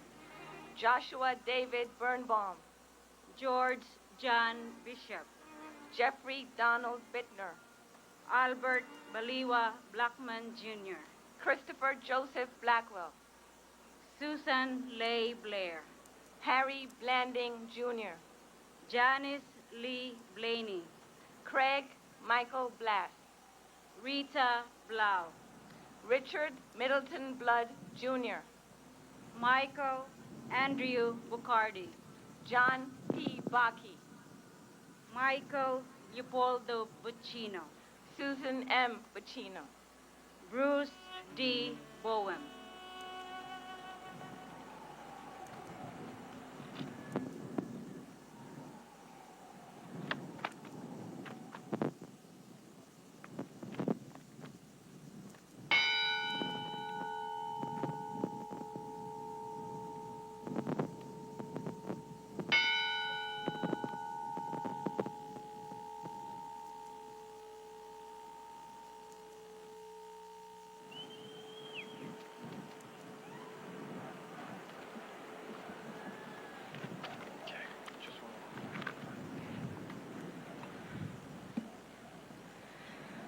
My name is Marianne Keene.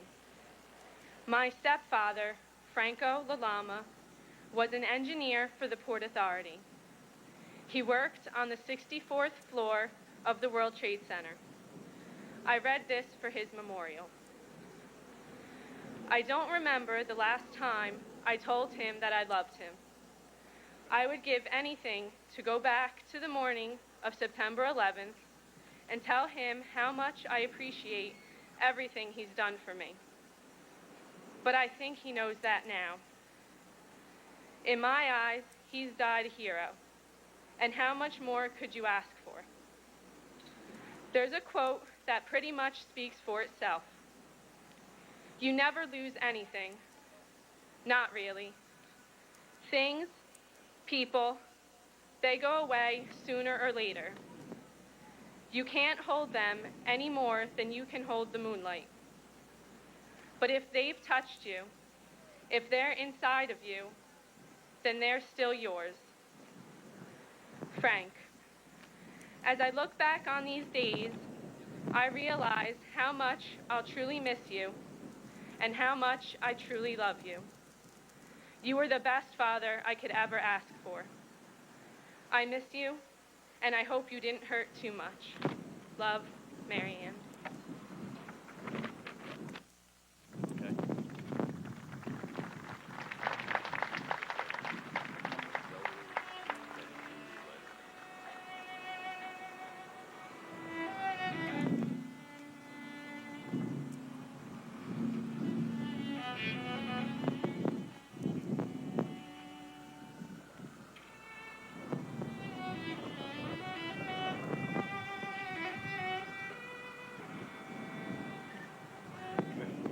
Mary Catherine Bofa. Nicholas Andrew Bogdan. Darren Christopher Bohan. Lawrence Francis Boisseau. Vincent M. Bolin, Jr. Tori Belorchi. Alan Bondankenko. Andre Bonhier, Jr. Colin Arthur Bonet. Frank Bonamo. Yvonne Lucia Bonanno. Janine Bonsignore. Sean Booker. Kelly Ann Booms. Sherry Ann Bordeaux. Christine Bordinabe. Martin Borziski. Richard Edward Bosco. Claus Bolte. Carol Marie Bouchard. John Bolton. Francisco Eligio Bordier. Thomas Harold Bowden, Jr. Kimberly S. Bowers. Veronique Nicole Bowers. Sean Edward Bowman, Jr. Larry Bowman. Kevin L. Bowser.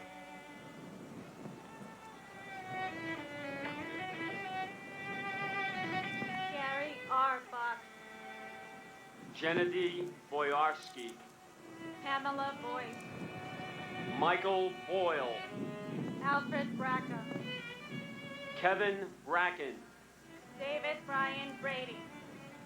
Alexander Broginski. Nicholas W. Brandemardi.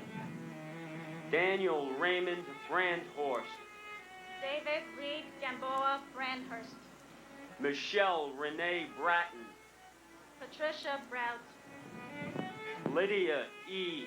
Bravo. Ronald Michael Breitweiser. Edward A. Brennan III. Francis Henry Brennan. Michael E. Brennan. Peter Brennan. Thomas M. Brennan. Daniel J. Brussels. Gary Lee Bright. Jonathan Briley. Mark A. Brisman. Paul Gary Bristow. Mark Francis Broderick. Henry Charles Brockhammer. Keith A. Broomfield. Janice Shalewis Brown. Lloyd Stanford Brown. Patrick J. Brown. Bettina Brown. Mark Bruce. Ronald George Bruherty. Andrew Brune. Vincent Brunton. Ronald Paul Buca. Brandon J. Buchanan. Gregory Joseph Buck. Dennis Buckley. Nancy Claire Buesch. Patrick Joseph Booz.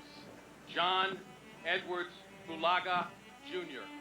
Stephen Boonin. William Francis Burke Jr. Matthew J. Burke. Thomas Daniel Burke.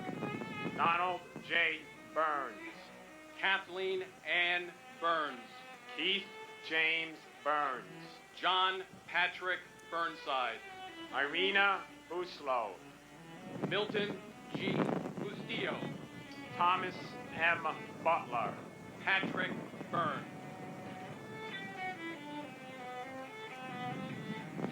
Timothy D. Byrne. Jesus Neptali Cabeza. Lillian Caceres. Brian Joseph Cachia. Stephen Dennis Gafiero Jr. Richard M. Cagiano. Cecile Morella Cacuicla. John Brett Cahill. Michael John Cahill. Scott Walter Cahill. Thomas Joseph Cahill. George Kane. Salvatore B. Calabro. Joseph Calendrijo. Philip B. Calgano. Edward Calderon. Kenneth Marcus Caldwell. Dominic Enrico Calia. Felix Calixi. Frank Callahan. Leanne Callahan. Luigi Calvi. Rocco Kamas. Michael F. Camarada. David Otay Campbell. Jeffrey Thomas Campbell. Jill Marie Campbell. Robert Arthur Campbell. Patricia Campbell. Sean Thomas Canavan.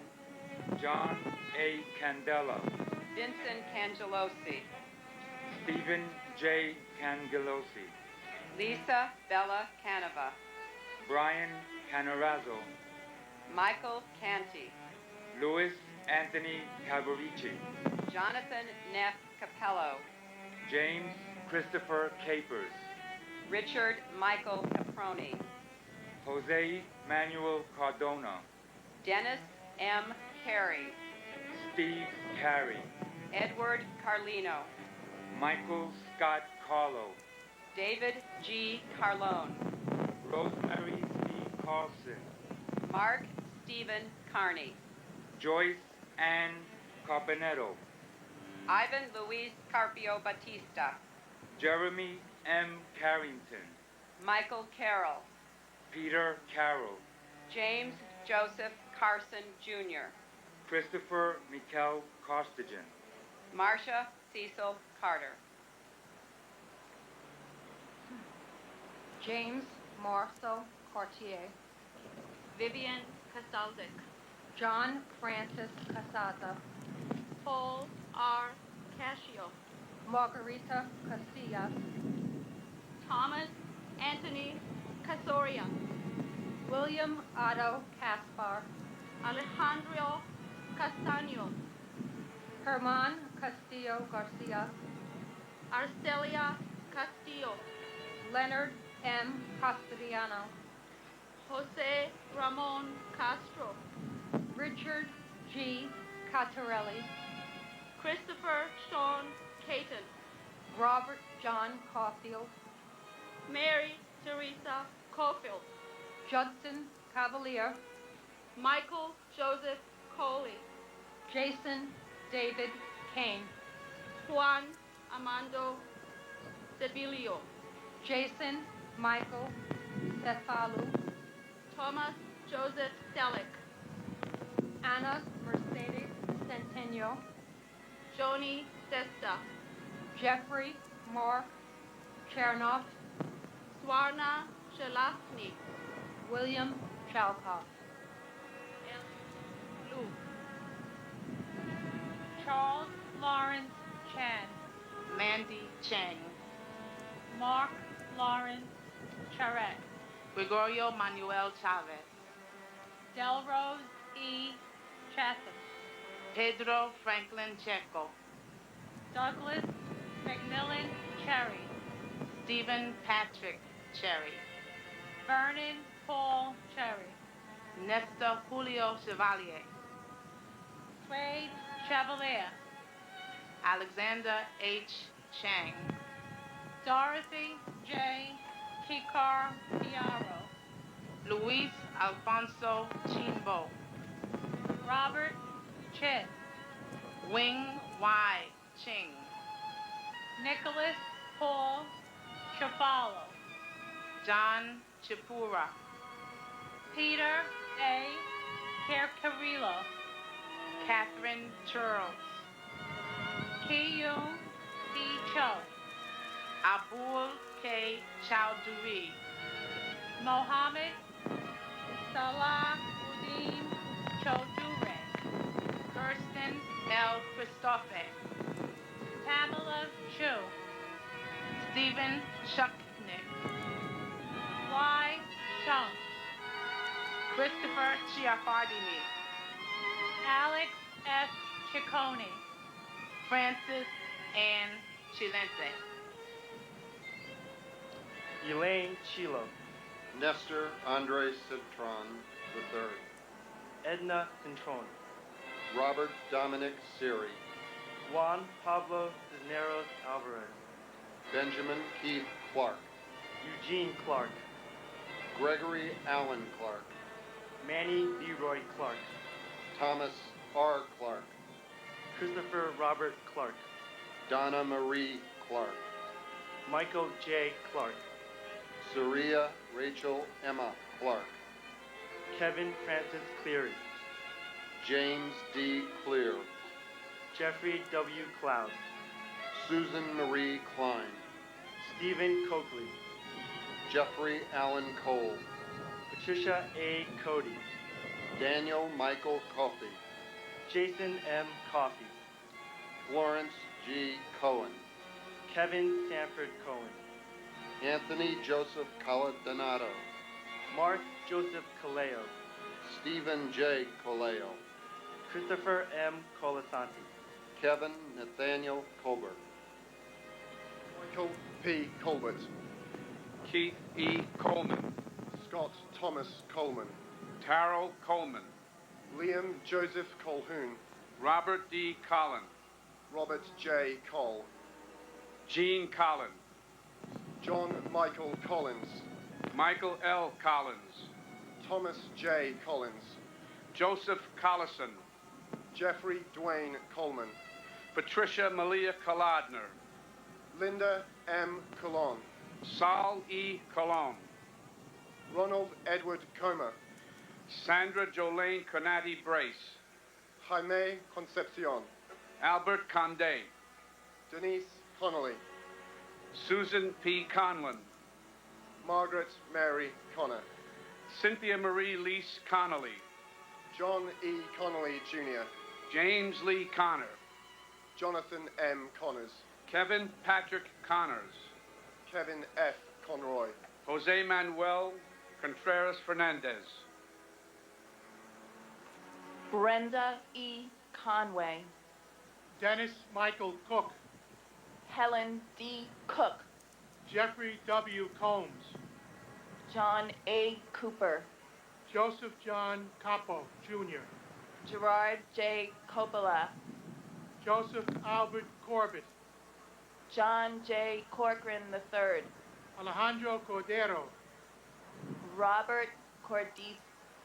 Ruben D. Correa, Danny A. Correa Gutierrez. James J. Corrigan, Carlos Cortez. Kevin Cosgrove, Dolores Marie Costa. Dina Alexandra Costanza, Charles Gregory Costello, Jr.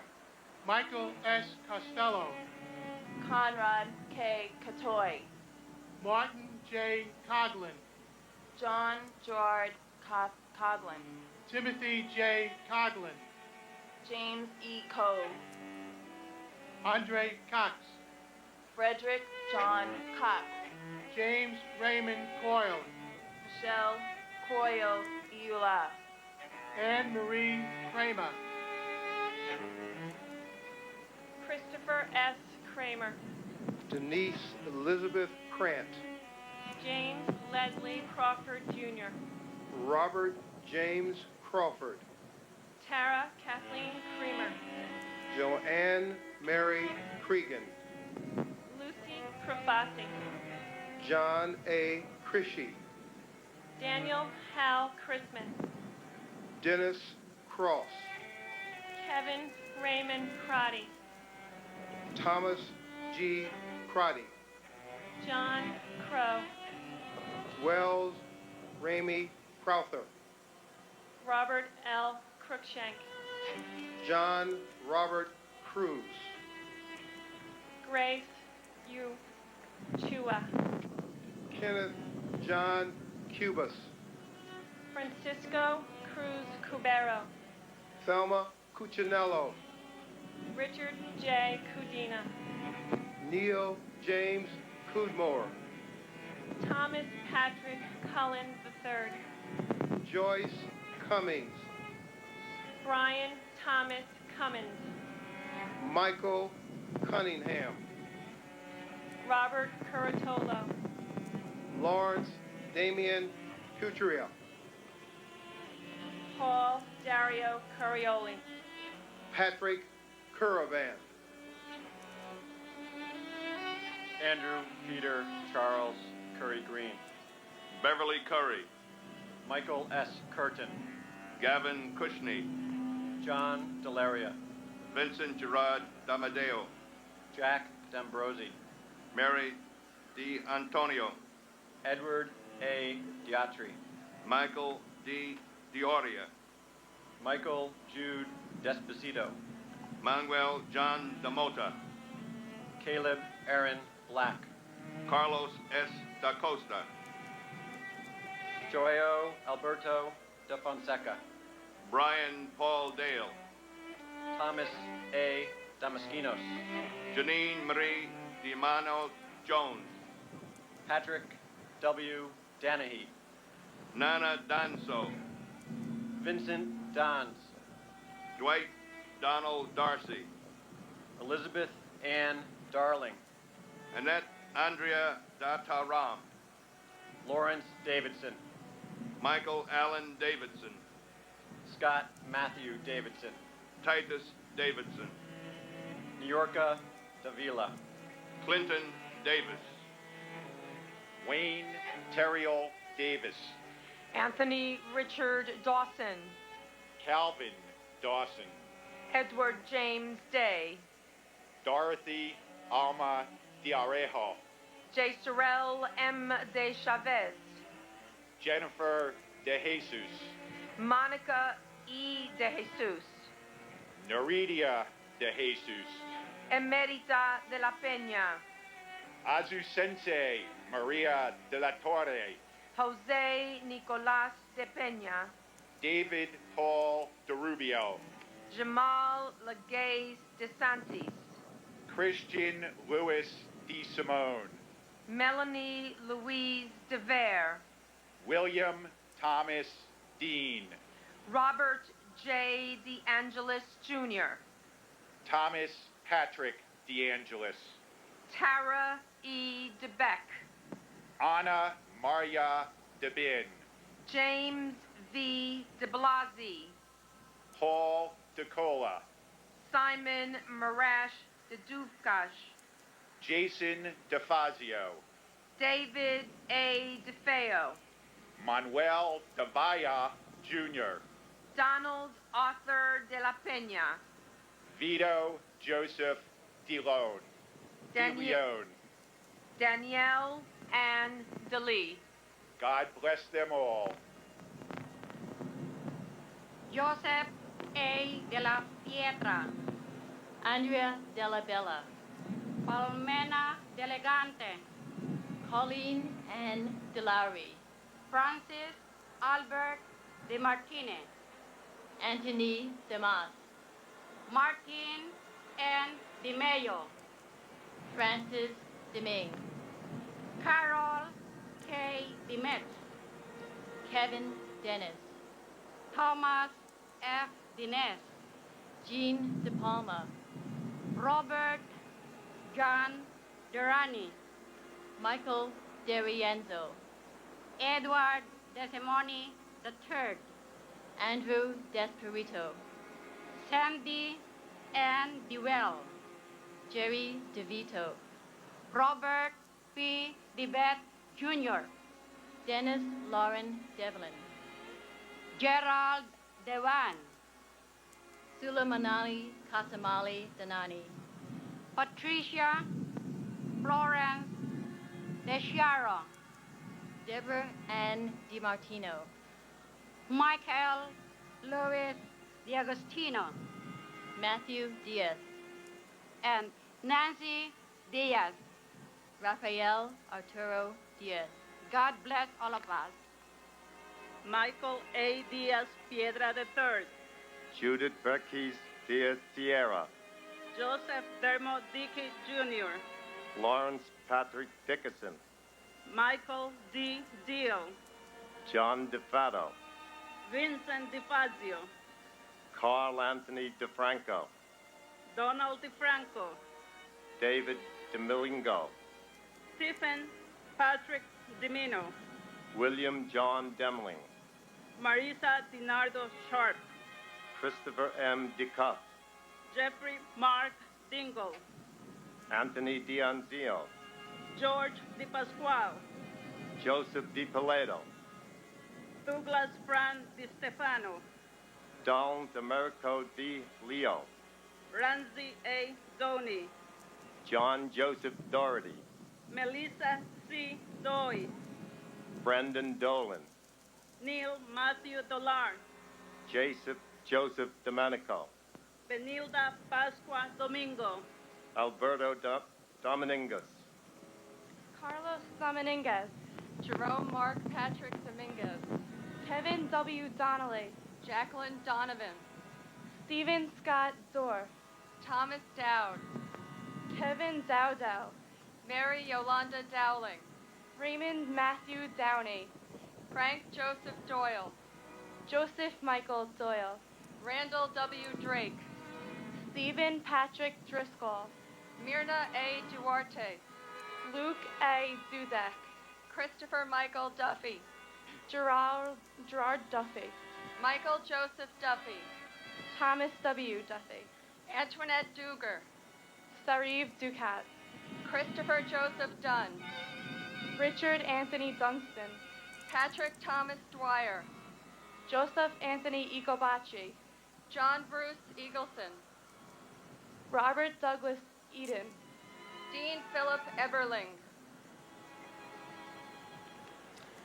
Margaret Ruth Echterman, Paul Robert Eckner, Constantine Economus, Dennis Michael Edwards, Michael Hardy Edwards, Mary Lynn Edwards Angel, Christine Egan, Martin J. Egan Jr., Lisa Egan, Michael Egan, Samantha Martin Egan, Carol Eggert, Lisa Karen Ehrlich, John Ernst Eichler, Eric Adam Eisenberg, Daphne Ferlinda Elder, Michael J.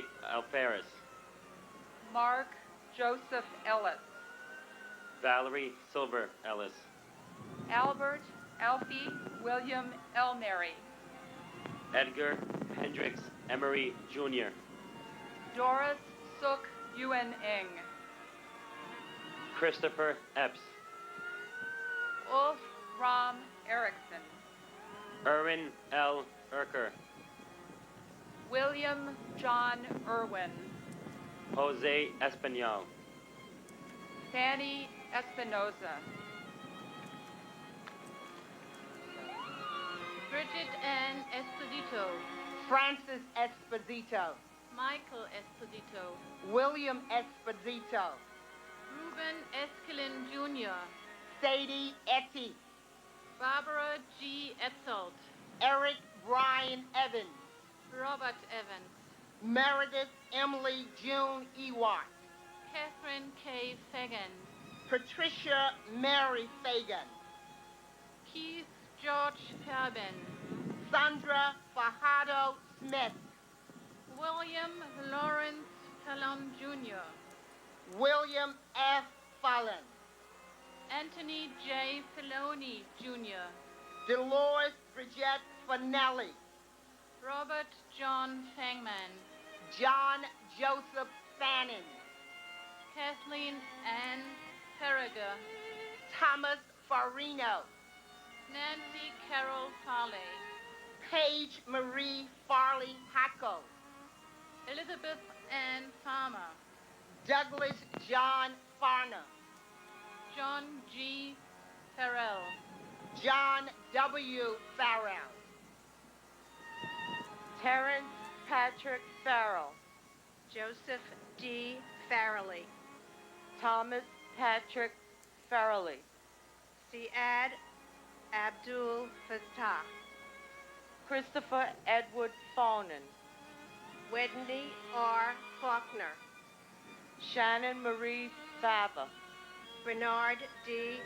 Favusa, Robert Fazio Jr., Ronald Carl Fazio, William Feehan, Francis Jude Feely, Garth Erin Feeney, Sean B. Fagan, Lee S. Feeling, Peter Adam Feidelberg, Alan D. Feinberg, Rose Marie Feliciano, Edward Thomas Fergus Jr., George Ferguson, Henry Fernandez, Judy Hazel Fernandez, Julio Fernandez, Elisa Giselle Ferrana, Anne Marie Salarine Ferreira, Robert John Ferris, David Francis Ferrugio, Louis V. Persini,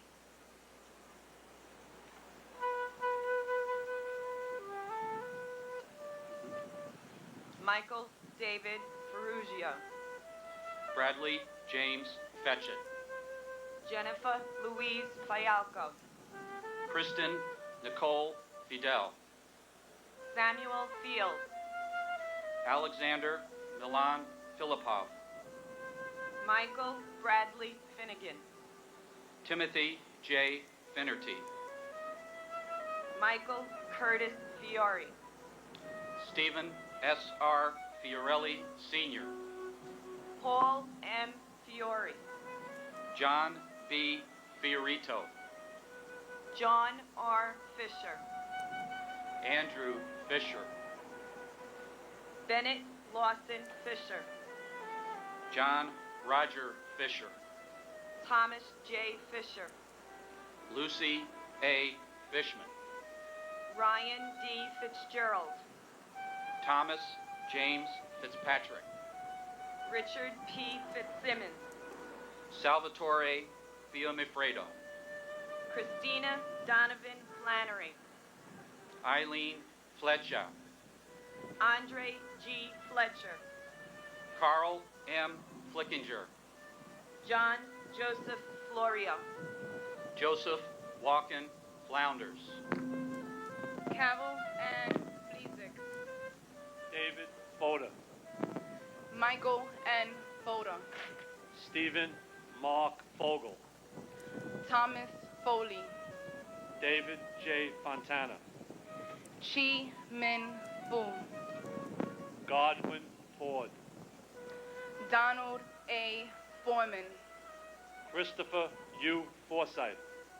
Claudia Alicia Foster. Noel John Foster. Anna Fosteris. Robert Joseph Bodie. Jeffrey Fox. Virginia Fox. Pauline Francis. Virgin Francis. Gary J. Frank. Morton H. Frank. Peter Christopher Frank. Richard K. Fraser. Kevin J. Farley. Clyde Frazier Jr. Lillian Inez Frederick. Andrew Fredericks. Tamitha Freeman. Brett Owen Fryman. Peter L. Freund. Arlene Eva Freed. Alan Wade Freelander. Andrew Keith Friedman. Paul J. Friedman. Greg J. Froner. Lisa Ann Frost. Peter Christian Fry. Clemente A. Fernando. Stephen Elliott Furman. Paul Fermado. Carlton D.B. Fry. Frederick Neil Gabler. Richard Samuel Frederick Gabrielle. James Andrew Gadil. Pamela Lee Gaff. Irvin Vincent Gilardi. Deanna Lynn Galanti. Grace Catherine Galanti. Anthony Edward Gallagher. Daniel James Gallagher. John Patrick Gallagher. Lourdes Galante. Kono E. Gallo. Vincenzo Gallucci. Thomas E. Galvin. Giovanni Galetti Gambelli. Thomas Gambino Jr. Gian Franco Gamboa. Peter Gansey. Ronald Gamboa. Ladkat K. Ganesh. Claude Michael Gann. Osani Gaba. Charles William Garbarini. Cesar Garcia. David Garcia. Juan Garcia. Marlene del Carmen Garcia. Harvey J. Gardner III. Christopher S.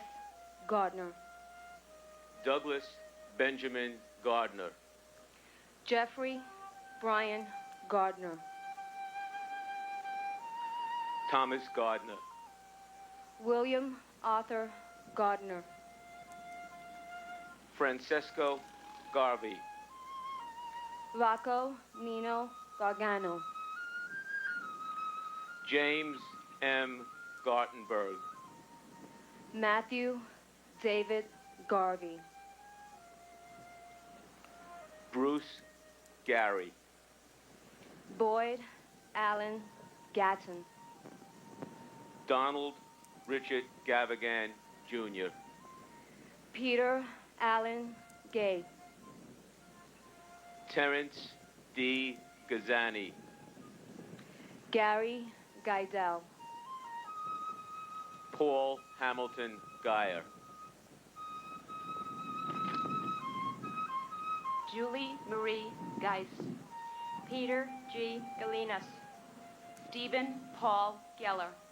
Howard G. Gelling. Peter Victor Genko, Jr. Stephen Gregory Genovese. Elaine Gentile. Linda M. George. Edward F. Garrity. Suzanne Garrity. Ralph Gerhardt.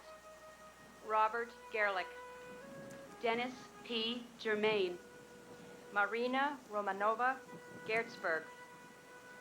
Susan M. Getzendanner, James G. Geyer.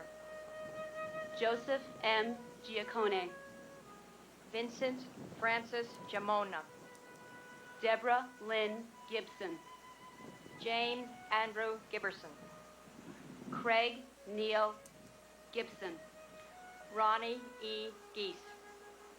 Laura A. Giglio, Andrew Clive Gilbert. Timothy Paul Gilbert.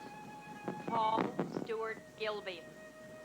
Paul John Gill, Mark Y. Gillis. Evan Gillette. Ronald Lawrence Gilligan, Rodney C. Gillis. Laura Gilly, John F. Ginley. Donna Marie Giordano, Jeffrey John Giordano. John Giordano, Stephen A. Giorgetti. Martin Giovinazzo, Kum Girolamo. Salvatore Gito, Cynthia Gigliano. Mon Jambalage, Diane Gladstone. Keith Glasgow, Thomas Irwin Glasser. Edmund Glazer, Harry Glenn. Barry H. Glick, Stephen Glick. John T. Gnazzo, William Rober Gottschalk. Michael Goliamella, Brian Frederick Goldberg.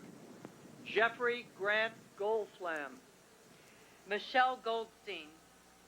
Monica Goldstein, Steen.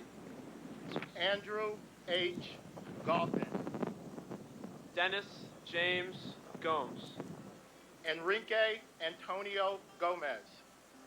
Jose Bienvenido Gomez. Manuel Gomez Jr. Wilder Alfredo Gomez. Jenny Nicole Gonzalez. Mauricio Gonzalez. Rosa Gonzalez. Lynn Catherine Goodchild. Calvin J. Gooding. Peter M. Goodrich. Harry Goody. Kieran Reddy Gopu. Catherine C. Goraya. Lisa Reinhardt Gordenstein. Corrine Gordon. Sebastian Gorky. Karan Joseph Gorman. Thomas Edward Gorman. Michael Edward Gold. Douglas Allen Gowell. Yoji Goya. John Richard Grabowski. Christopher Michael Grady. Edwin J. Graff III. David Martin Graffman. Gil Granados. Elvira Granito. Winston Arthur Grant. Christopher S. Gray. James Michael Gray. Tara McLeod Gray. Linda Catherine Grayling. John M. Grazioso. Timothy George Gracioso. Derek Arthur Green. Wade B. Green. Elaine Myra Greenberg. Gail R. Green. James Arthur Greenleaf Jr. Eileen Marcia Greenstein. Elizabeth Martin Gregg. Denise Gregory. Donald H. Gregory. Florence Moran Gregory. Pedro Grehan. John Michael Griffin. Tawana Sherry Griffin. Joan Donna Griffith. Warren Grifka. Ramon Grijalvo. Joseph F. Grillo. David Joseph Grimner. Francis Edward Grogan. Kenneth George Rosales. Joseph Gerzalak. Matthew James Jamalski. Robert Joseph Gashar. Leming Gu. Jose Guadalupe. Cindy Yan Chu Guan. Joel Guevara Gonzalez. Tabitha Giamamati Guman. Joseph Gullickson. Janet Ruth Gustafson. Douglas Brian Gurian. Barbara Guzado. Philip T. Guza. Gary Robert Haag. Peter M. Giulavare. Barbara Mary Habib. Andrea Lynn Haberman. Nizam A. Hafiz. Philip Hensler. Stephen Michael Haggis. Karen Elizabeth Haggerty. David Haldeman. Mary Lou Haig. Richard B. Hall. Maila Rachel Hale. Oswald George Hall. Robert J. Halligan. Vincent Gerard Halloran. James Douglas Harbison. Mohammed Salman Hamdani. Felicia Hamilton. Robert Hamilton. Carl Max Harmon Jr. Frederick K. Hahn. Christopher J. Hanley. Sean S. Hanley. Valerie Joan Hanna. Thomas Hannafin. Kevin James Hannaford. Michael Lawrence Hannon. Dana R. Hannon. Christine Lee Hansen. Peter Burt Hansen. Susan Kim Hansen. Basilio Haramis. James A. Herron. Gerald Francis Hardig. Jeffrey Pike Hardy. Timothy John Hardgrave. Daniel Edward Harlan. Francis Harros. Harvey Harrell. Stephen J. Harrell. Melissa Marie Harrington. Aisha Ann Harris. Stuart Dennis Harris. John Patrick Hart. Eric Hartono. John Clinton Haas. Emmerich Harvey. Peter Paul Hashem. Tim's brother Thomas Theodore Haskell Jr. Timothy Haskell. Joseph John Hassan III. Leonard W. Hatton. Terrence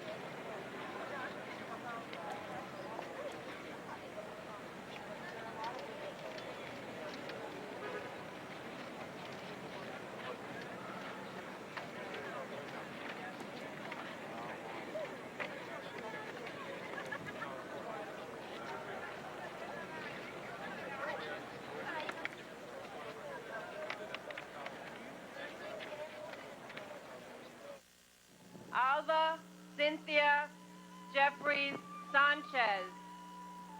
John Charles Jenkins. Joseph Jenkins Jr. Alan Keith Jensen. Prem N. Gerard. Farah Judy. Huhidar Jian. Eliesa Jimenez. Luis Jimenez Jr. Fernando Jimenez Molina. Charles Gregory John. Nicholas John. LaShawana Johnson. Scott Michael Johnson. William R. Johnson. Allison Horstman Jones. Arthur Joseph Jones. Bryant Leander Jones. Charles Edward Jones. Christopher D. Jones. Donald T. Jones. Mary R. Jones. Linda Jones.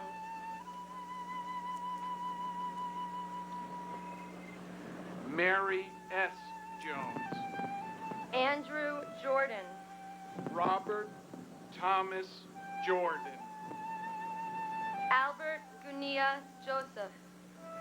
Guyleen Joseph.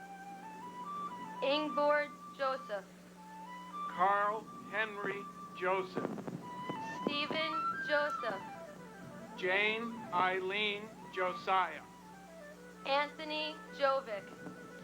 Angel Warby Jr.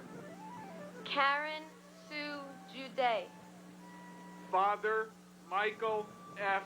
Judge. Paul William Jurgens. Thomas Edward Jurgens. Katsinga Kabia. Shash Nikanra Lakshmikan Daka Daba. Gakaroy Kamaridana. Shari Condell. Howard Lee Kane. Jennifer Lynn Kane. Vincent D. Kane. June Koo Kang. Sheldon Robert Cantor. Deborah H. Kaplan. Robin Lee Kaplan. Alvin Peter Kappelman Jr. Charles Karchewski. William A. Carnes. Douglas Jean Karpoloff. Charles L. Casper. Andrew K. Cates.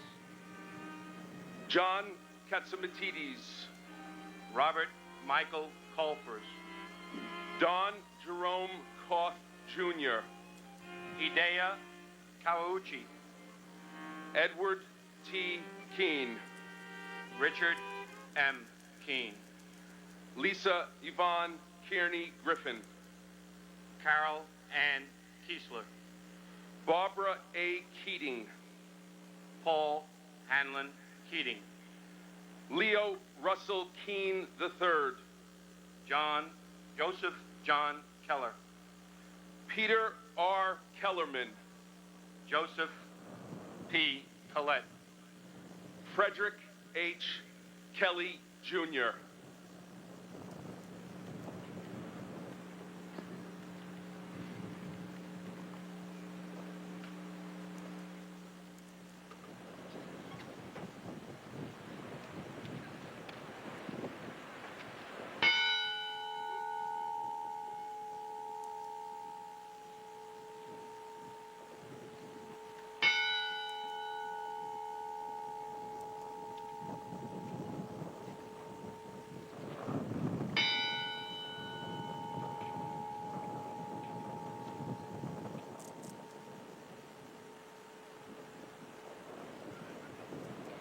My name is Brittany Clark. My father, Keith, was a chef on the 96th floor of the World Trade Center. This poem makes me feel like my daddy is speaking to me. I give you this one thought to keep. I am with you still. I do not sleep.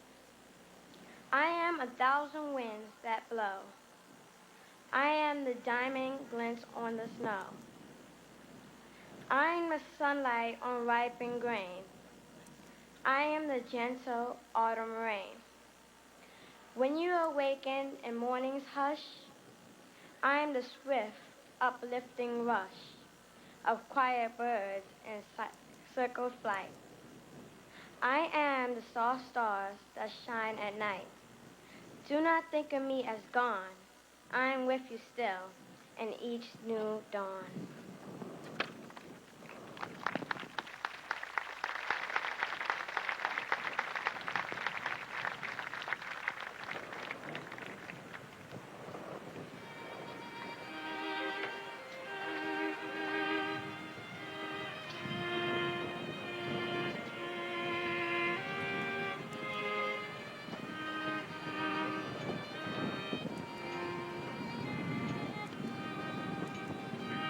James Joseph Kelly. Joseph A. Kelly. Richard John Kelly Jr. William Hill Kelly Jr. Maurice P. Kelly. Thomas Michael Kelly. Thomas Richard Kelly. Thomas W. Kelly. Timothy Colin Kelly. Robert Clinton Kennedy. Thomas J. Kennedy. John R. Kehohane, Ralph Kershaw, Ronald T. Kerwin, Howard L. Kestenbaum, Douglas D. Ketchum, Ruth Ellen Kettler, Boris Khalif, Sarah Khan, Timur Firaz Khan, Rajesh Kandanwal, Oliva Temrat, Salih Ku, Michael Kiefer, Satoshi Kichuchihara, Andrew J. Hun Kim, Lawrence D. Kim, Mary Jo Kelman, Henrich Kimming, Amy R. King, Andrew M. King, Robert King Jr., Lucille Teresa King, Lisa King Johnson, Brian Kenny, Takashi Kinoshita, Chris Michael Kirby, Howard Barry Kirschbaum, Glenn David Kerwin, Helen Crossan Kittle, Richard Joseph Claus, Peter Anton Klein, Alan David Kleinberg, Karen Joyce Flitzman, Ronald Philip Klepper, Evgeny Niezev, Andrew Knox, Thomas Patrick Knox, Rebecca Lee Colby, Deborah A. Kovas, Gary Edward Kuchiley, Frank J. Kostner, Ryan Cohart, Vanessa Kolpak, Irina Kolpakova, Suzanne Kontratenko, Aye Kone, Lon G. Aku, Dorota Kopitsko, Scott O. Pete Cole, Bohan Kostic, Danielle Fusoli, David P. Cobbleton, John J. French, William E. Krukowski, Lee Wood Mi La Se Du, Shakar Kumar, Kenneth Compel, Frederick Kuo Jr., Patricia Koras, Nauka Kushatani, Thomas Kufikias, Victor Quarkey, Ku E Va E Ku Ak, Angela Reed Height, Andrew Lacoste, Catherine L. Laverie, Ah Ma Naud Lackman, James Patrick Ladley, Joseph A. LaFosse, Jeanette Louise LaFond Menachino, David LaFord, Michael LaForte, Alan Charles LaFrance. God bless America. Juan Lafuente, Neil Kuang Wa Lion, Vincent Anthony Laeta, William David Lake, Franco Lalama, Chow Kuan Lam, Stephen Lamentia, Amy Hope Lamonsoff, Nicola Lampley, Robert Lane, Brendan Mark Lang, Roseanne P. Lang, Vanessa Langer, Mary Louise Langley, Peter J. Langone, Thomas Michael Langoni, Michelle Bernadette Lanza, Ruth Sheila Lapen, Carol Ann LaPlante, Ingborg Larrabee, Robin Blair Larkey, Judith Camilla LaRocque, Christopher Randall Larrabee, Hamadou S. Larry, Scott Larson, John Adam Lawson, Natalie Janice Lasden, Gary Edward Lasco, Nicholas Craig Lassman, Paul Lazinski, Jeffrey G. Latouche, Charles Lawrenson, Stephen James Loria, Mavia Lavechi, Dennis Francis Lavelle, Janine Mary Gaverty, Anna A. Laverty, Stephen Lawn, Robert Lawrence, Nathaniel Lawson, Eugene Gabrielle Lazar, James Patrick Leahy, Joseph Gerard Levy, Neil Joseph Levy, Robert G. LeBlanc, Leon Labor, Kenneth Charles Lady, Alan J. Letterman, Elena F. Ledesma, Alexis Leduc, Daniel John Lee, David S. Lee, Gary H.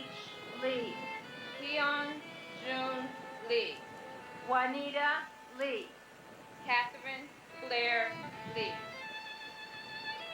Linda C. Lee, Lorraine Mary Lee, Myung Woo Lee, Richard Y.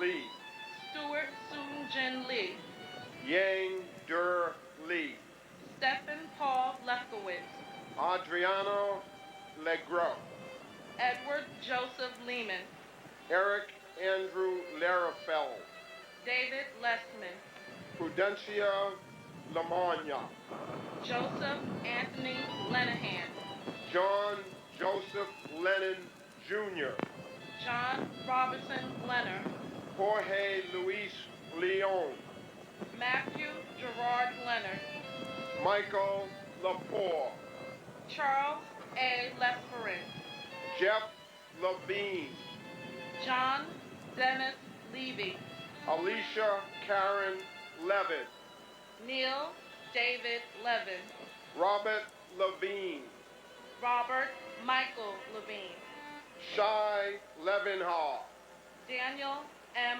Lewin, Adam J. Lewis, Margaret Susan Lewis, Ye Wei Li Ang.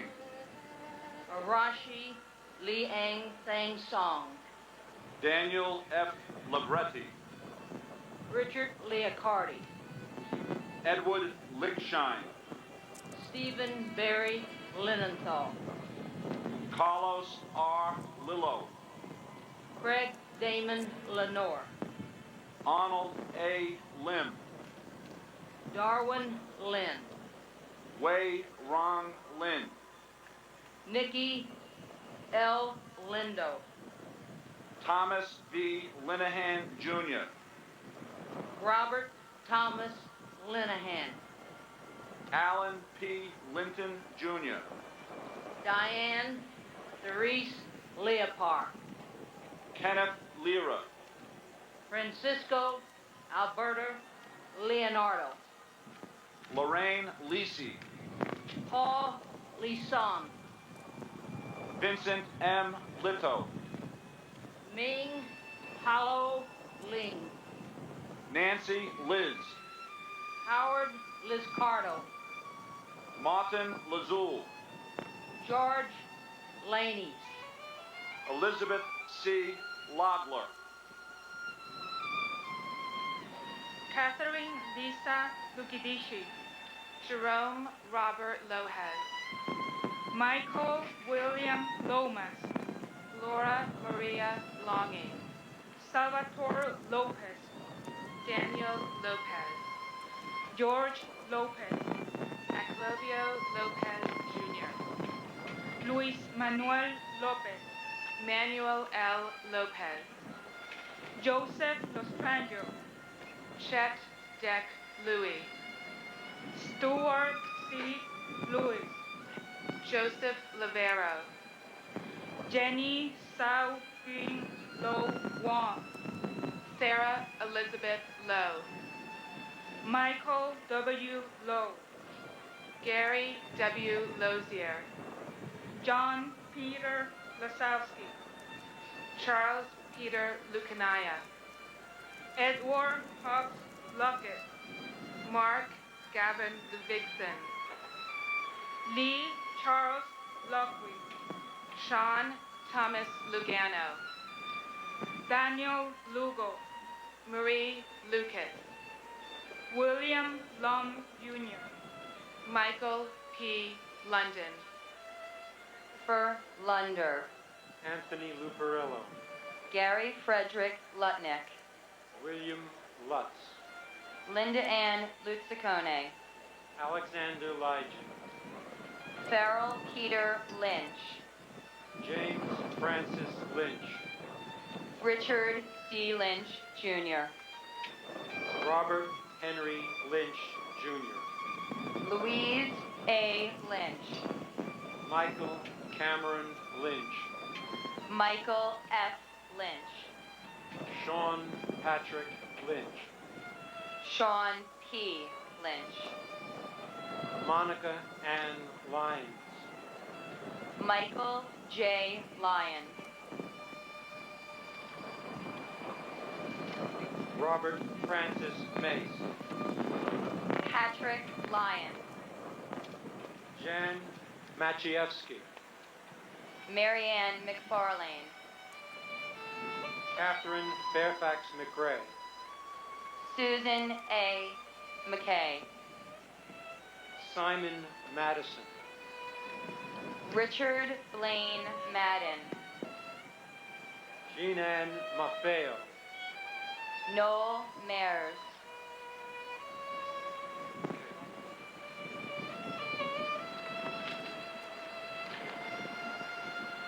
Joseph Maffeo, J. Robert Magazine. Brian McGee, Charles Wilson McGee. Joseo V. Maggitti, Ronald Magnuson. Daniel L. Maher, Thomas Anthony Mahon. William J. Mahoney, Joseph Daniel Mayo. Takashi Makimoto, Abdul Ali Malahi. Deborah I. Maldonado, Myrna T. Maldonado Agosta. Alfred Russell Miller, Gregory James Malone. Edward Francis Maloney III, Joseph Maloney. Jean Edward Malloy, Christian Maltby. Francisco Miguel Mancini, Joseph Mangana. Sarah Elizabeth Manley, Deborah Manetta. Marion Victoria Manning, Terrence John Manning. James Mahoney, Alfred Giles Marchand. Joseph Ross Marchbanks Jr., Peter Edward Maldicki, Edward Joseph Mardovich, Charles Joseph Maggiata, Louis Mariani, Kenneth Joseph Marino, Lester V.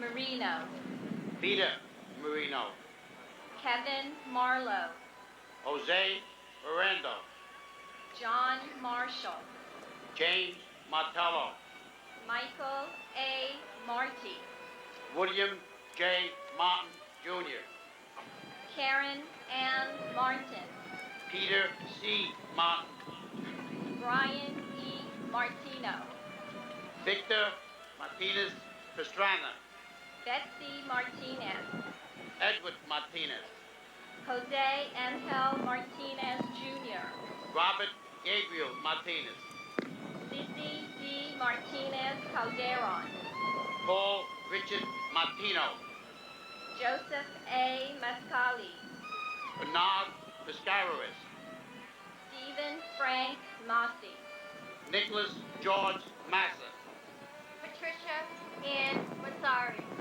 Michael Massaroli, Philip William Mastrandria Jr., Rudolph Mastrocinque, Joseph Mathai, Charles Mathers, William A. Matheson, Marcelo Matriciano, Margaret Elaine Maddox, Robert D. Matson, Walter Matuza, Charles J.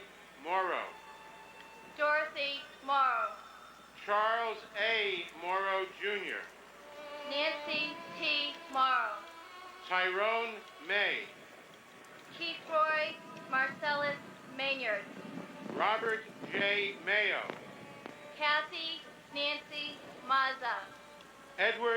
Marcella Jr., Jennifer Lynn Mazzota, Caria Mbaya, James Joseph McAlery, Brian McAleese, Patricia Ann McEnany, Colin Robert MacArthur, John Kevin McAvoy, Kenneth M. McBrayer, Brendan McCabe, Michael McCabe, Thomas McCann, Justin McCarthy, Kevin M. McCarthy, Michael McCarthy, Robert McCarthy, Stanley McCaskill, Katie Marie McCloskey, Joan McConnell Cullinan, Juliana McCourt, Ruth Magdalene McCourt, Charles Austin McCran, Tanyel F. McDay, Matthew T. McDermott, Joseph P. McDonald, Brian Grady McDonald, Michael P. McDonald, John McDowell Jr., Eamon J. McEnany, John Thomas McErling, Daniel Francis McGinley, Mark Ryan McGinley, William E. McGinn, Thomas Henry McGinnis, Michael Gregory McGinty, Ann McGovern, Scott Martin McGovern, William McGovern, Stacy Dennis McGowan, Francis Noel McGinn, Thomas F. McGinnis Jr., Patrick Mark McGuire, Thomas M. McHale, Keith McHeffy, Dennis J. McHugh III, Ann M. McHugh, Dennis McHugh, Michael E. McHugh, Robert G. McElvain, Donald James McIntyre, Stephanie Marie McKenna, Barry J. McKeon, Evelyn C. McKinney, Darrell Leron McKinney, George Patrick McLaughlin Jr., Robert C. McLaughlin Jr., Gavin McMahon, Robert D. McMahon, Edmund McNally, Daniel W. McNeil, Walter Arthur McNeil, Gisley McNish, Christine Sheila McNulty, Sean Peter McNulty, Robert McFadden, Terrence A. McShane, Timothy Patrick McSweeney, Martin E. McWilliams, Rocco A. Vidalia, Abigail Hillis Medina, Anna Iris Medina, Deborah Louise Medway, Damian Meehan, William J. Meehan, Alok Mehta, Raymond Mesenheimer, Manuel Amelia Mahea, Escadar Malaku, Antonio Melendez, Mary Melendez, Christopher D. Mello, Yelena Melnichenko, Stuart Todd Meltzer, Diaurelia Giovanna Mina, Charles Mendez, Lizette Mendoza, Siobhan Alicia Mentis, Wolfgang Peter Menzel, Stephen Mercado, Wesley Mercer, Ralph Joseph Mercurio, Alan Harvey Medinger, George L. Marino,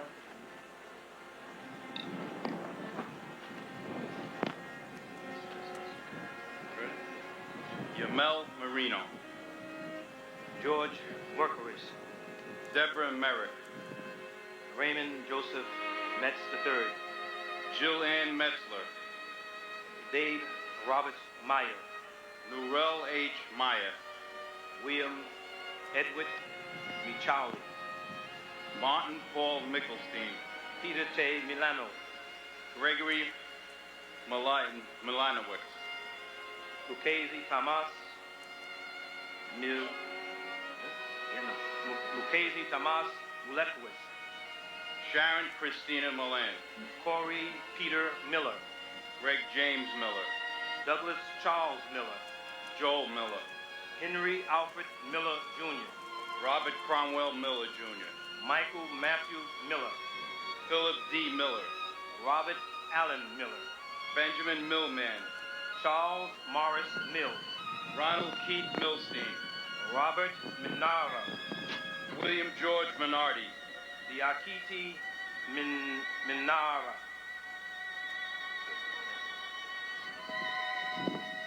Louis Joseph Minervino. Thomas Mingioni. Wilbert Miriale. Dominic Merkowicz. Rahish Arjan Mirkori. Joseph Mistruli. Susan Miskowitz. Paul Thomas Mitchell. Richard Miuccio. Jeffrey Peter Maldinick. Frank V. Mokia Sr. Louis Joseph Montefiore. Boy Mohammed. Dennis Mojica. Manuel Mojica. Clever Molina. Manuel de Jesus Mojica. Carl Molinaro. Justin Molisani. Brian Monahan. Franklin Monahan. John Monahan. Kristen Montanero. Craig Montano. Michael Montesi. Jeffrey Montgomery. Peter Montaleo. Antonio Jesus Montoya Valdez. Carlos Alberto Montoya. Cheryl Ann Moniak. Thomas Moody. Sharon Moore. Krishna Morty. Laura Lee Morabito. Abner Morales. Carlos Manuel Morales. Luis Morales. Paula E. Morales. John Moran. John Christopher Moran. Kathleen Moran. Lindsay Stapleton Morehouse. George Morell. Stephen P. Morello. Dorothy Morgan. Yvette Nicole Moreno. Nancy Morgenstern. Richard Morgan. Leonel Geronimo Maracho. Sanae Mori. Dennis Gerard Maroney. Blanca Bedina Morocho. Seth Allen Oren. Lynn Irene Morris. Stephen Philip Morris. Christopher Martell Morrison. Jorge Luis Moron Garcia. Ferdinand V. Marone. William David Bosco. Marco Motroni. Cynthia Modis Wilson. Yori A. Mushinsky. Jude Joseph Musa. Peter Mutos. Damian O'Neill Mawad. Christopher Mozio. Stephen Vincent Mulderry. Richard Muldowney Jr. Michael D. Mullen. Dennis Michael Mulligan. Peter James Mulligan. Michael Joseph Mullen. James Donald Munhall. Nancy Muniz. Carlos Munoz. Frank Munoz. Teresa Munson. Robert M. Marak. Cesar Augusto Murillo. Mark A. Marullo. James F. Murphy IV. Brian Joseph Murphy. Charles Anthony Murphy. Christopher W. Murphy, Edward Charles Murphy. James Thomas Murphy, Robert Eddie Murphy Jr. Kevin James Murphy, Patrick C. Murphy. Raymond E. Murphy, John Joseph Murray. John Joseph Murray Jr., Susan D. Murray. Valerie Victoria Murray, Richard Todd Meyer. Robert B. Nagel, Mildred Naaman. Takuya Nakamura, Alexander Napier. Frank Joseph Naples III, John Napolitano. Catherine Ann Nardella, Mario Nardone Jr. Monica K. Narula, Mahmoud Nassim. Sean M. Nazaney, Narendra Nath. Karen Susan Navarro, Joseph Michael Navas. Francis Joseph Nazario, Glenroy I.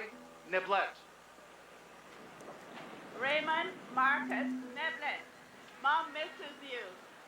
Jerome O. Ned, Lawrence Nedell. Luke G. Nee, Pete Negron. Laura Ann Niera, Ann M. Nelson. David William Nelson, James Nelson. Michelle Ann Nelson, Peter Allen Nelson. Oscar Francis Nesbitt, Gerard Terrence Nevin. Renee Lucille Newell, Christopher Newton Carter. Kapinga Nagula, Nancy U.N. Lee. Jody Nicolo, Kathleen Ann DeCasco.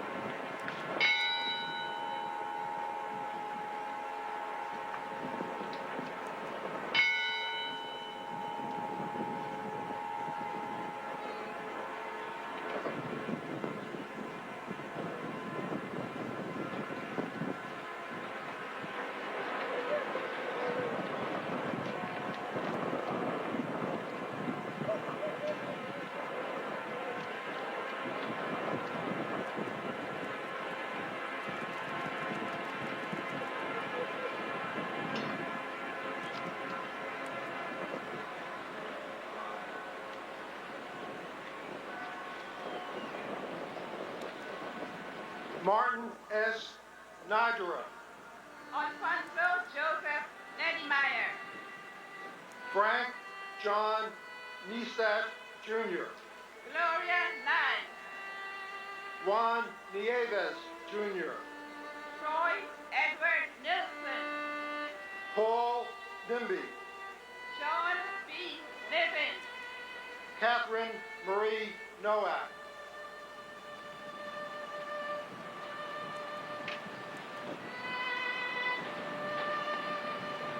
Curtis Terrence Noel.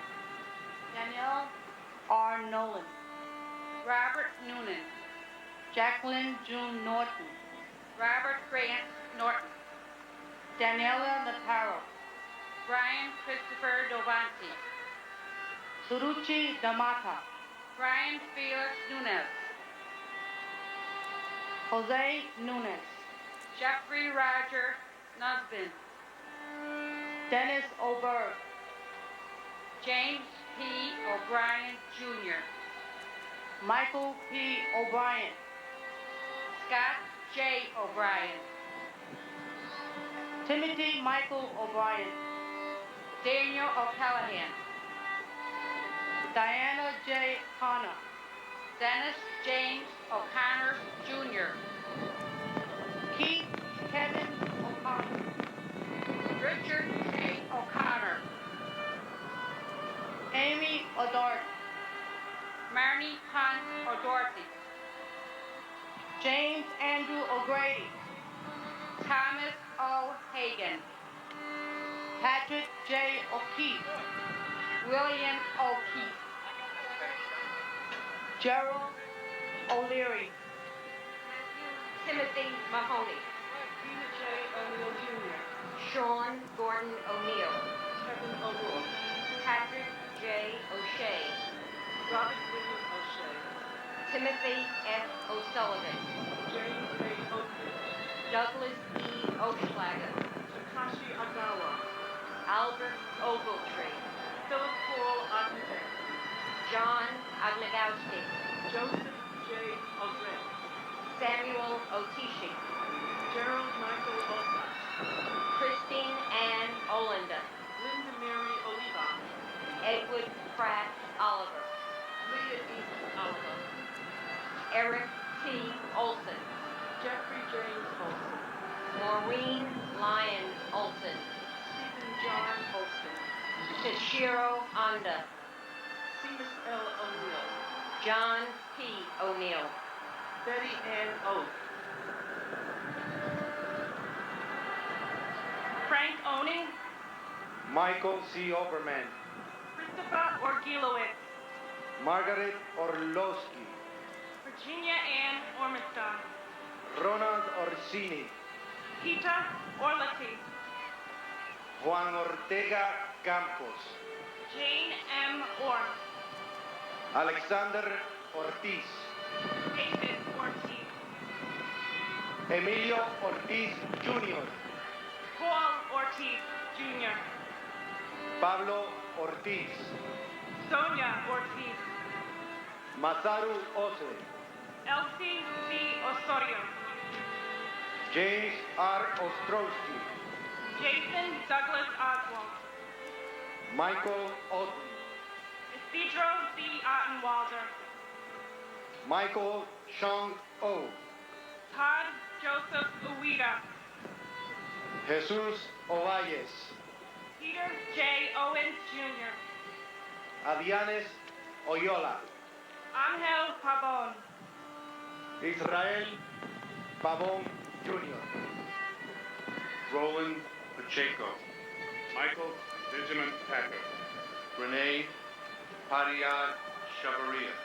Deepa Pakala. Jeffrey Matthew Palazzo. Thomas Palazzo. Richard Palazzolo. Gloria J. Palmer. Frank Anthony Palumbo. Alan N. Palumbo. Christopher Matthew Panettiere. Dominique Lisa Ladapia. Paul J. Pancini. John M. Paolio. Edward Joseph Papa. Salvatore Papasso. James Nicholas Papa George. Maria Papalato. Vinod Kumar Parakat. Via Shankar Paramo Poti. Nitin Parand Kar. Hadi Papu. James Wendell Parham. Deborah Marie Paris. George Paris. G. Young Pa. Philip Lacey Parker. Michael Elaine Parks. Robert E. Parks, Jr. Hashmakrai C. Parmar. Robert Harrow. Diane Marie Parsons. Leobardo Lopez Pascual. Michael Pascuma. Gerald Patkin. Robert Torres Pasanti. Suzanne H. Passaro. Avnish Ramamba Patel. Deepti Patel. Manish Patel. Stephen Bennett Patterson. James Matthew Patrick. Manuel D. Patricino. Bernard E. Patterson. Sierra Marie Patty. Robert E. Patterson.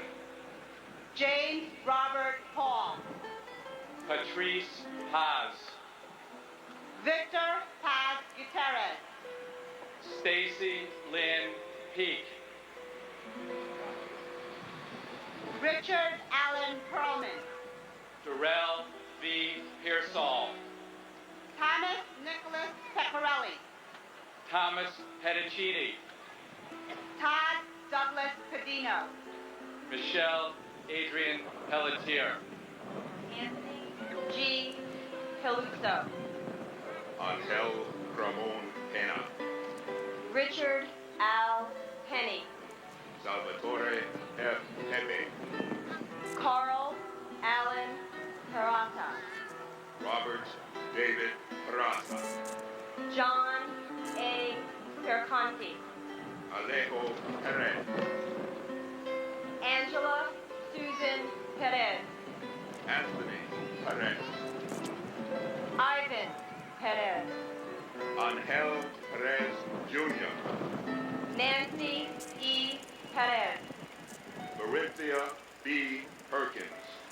Joseph John Perocino. Edward J. Perota. Amalta H. Perry. Gwen C. Perry. John William Perry. Franklin Allen Pershing. Danny Pesci. Michael John Pescirini. Davin Peterson.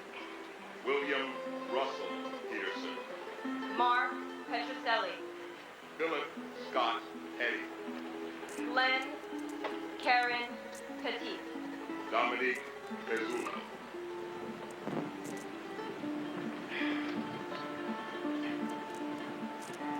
Colleen Elizabeth Pizzuti. Kevin Pfeiffer.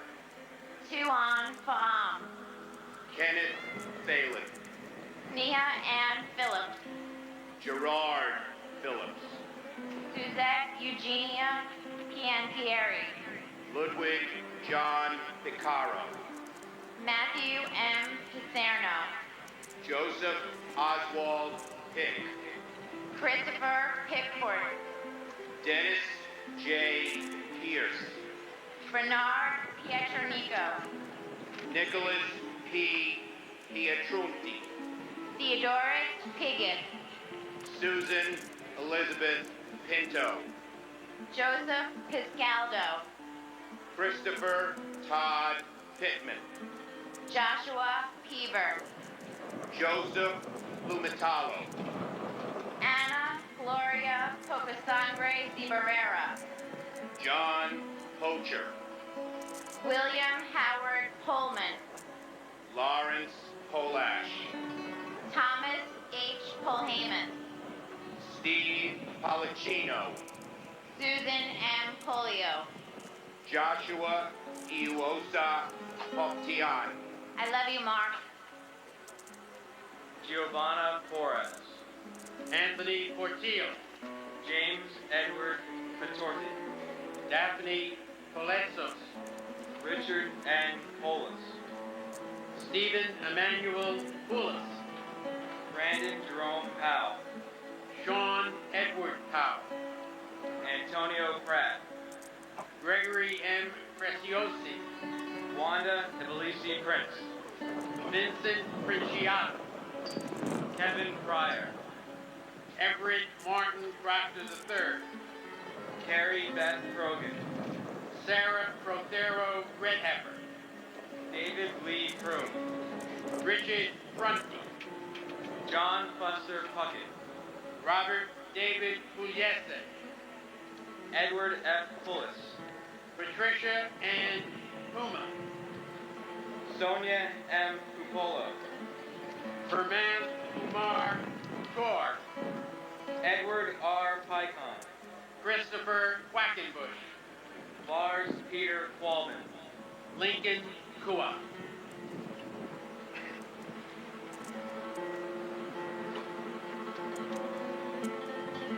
Patrick J. Quigley IV. Beth Ann Quigley, American. Michael Quigley. James Francis Quinn, American. Ricardo J. Quinn. Carlos Josepi Kumar, American. Carol Millicent Rebelli. Christopher Peter A. Racanillo, American. Leonard J. Raja. Eugene Raggio, American. Laura Maria Dragonitis Nick. Michael Ragusa, American. Peter Frank Raimondi. Harry A. Rhimes, American. Estejam Raja. Valsa Raju, American. Edward Rowe. Lucas Rambosik, American. Maria Ramirez. Harry Ramos, American. Winisho Ramsrab. Lorenzo E. Ramsey, American. Alfred Todd Reckley. Adam David Grant, American. Jonathan C. Randall. Srinivasa Suresh Ragani, American. N. T. Remsen. Vanya Aronova Rappaport, American. Robert A. Rasmussen. Aminia Wahusul. Roger Mark Rosweiler. David Allen Rathke. William Ralph Robb. Gerard P. Raouzi. Alexei Razuvayev. Gregory Rida. Michelle Reed. Judith Ann Reese. Donald J. Regan. Robert M. Regan. Thomas Michael Regan. Christian Michael Otto Regenhard. Howard Reich. Greg Reedy. James Brian Riley. Kevin O'Reilly. Timothy E. Riley. Joseph Rena Jr. Thomas Barnes Reining. Frank Bennett Reisman. Joshua Scott Rice. Karen Renda. John Armand Rayo. Richard Cyril Rescorla. John Thomas Resta. David E. Rittick. Luis Cordaldo Rivera. Edovius Reyes Jr. Bruce Albert Reynolds. John Frederick Rhodes. Ralph Ricardelli. Rudolph N. Riccio. Anne Marie Ricoboni. Kenneth Frederick Rice III. David H. Rice. Eileen Mary Rice. Vernon Allen Richard. Floyd Daniel Richards. Gregory David Richards. Michael Richards. Tanisha Orienta Richards. James C. Riches. Alan J. Richmond. John M. Rigo. Frederick Charles Rommel III. Teresa Risco. Rose Mary Rizzo. Moises N. Rivas. Joseph Ravelli. Carmen Alicia Rivera. Isaias Rivera. Juan William Rivera. Linda Evelise Rivera. David E. Rivers. Joseph R. Reverso. Paul D. Riza.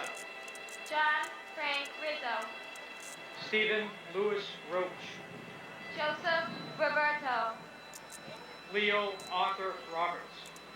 Michael Roberts. Michael Edward Roberts. David Walter Robertson Jr. Katharina Robinson.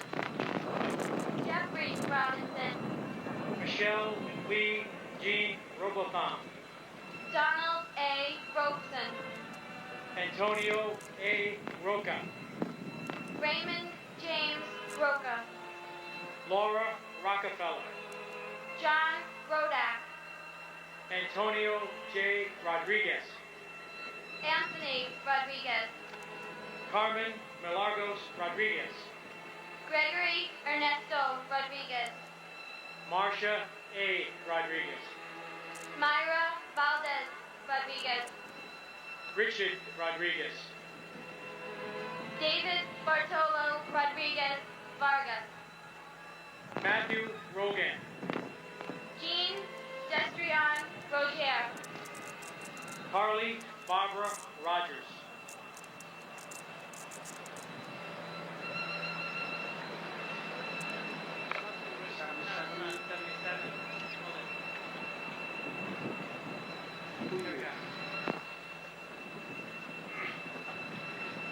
Scott Williams Warner. Keith Roma. Joseph M. Romaniolo. Juan Romero Orozco.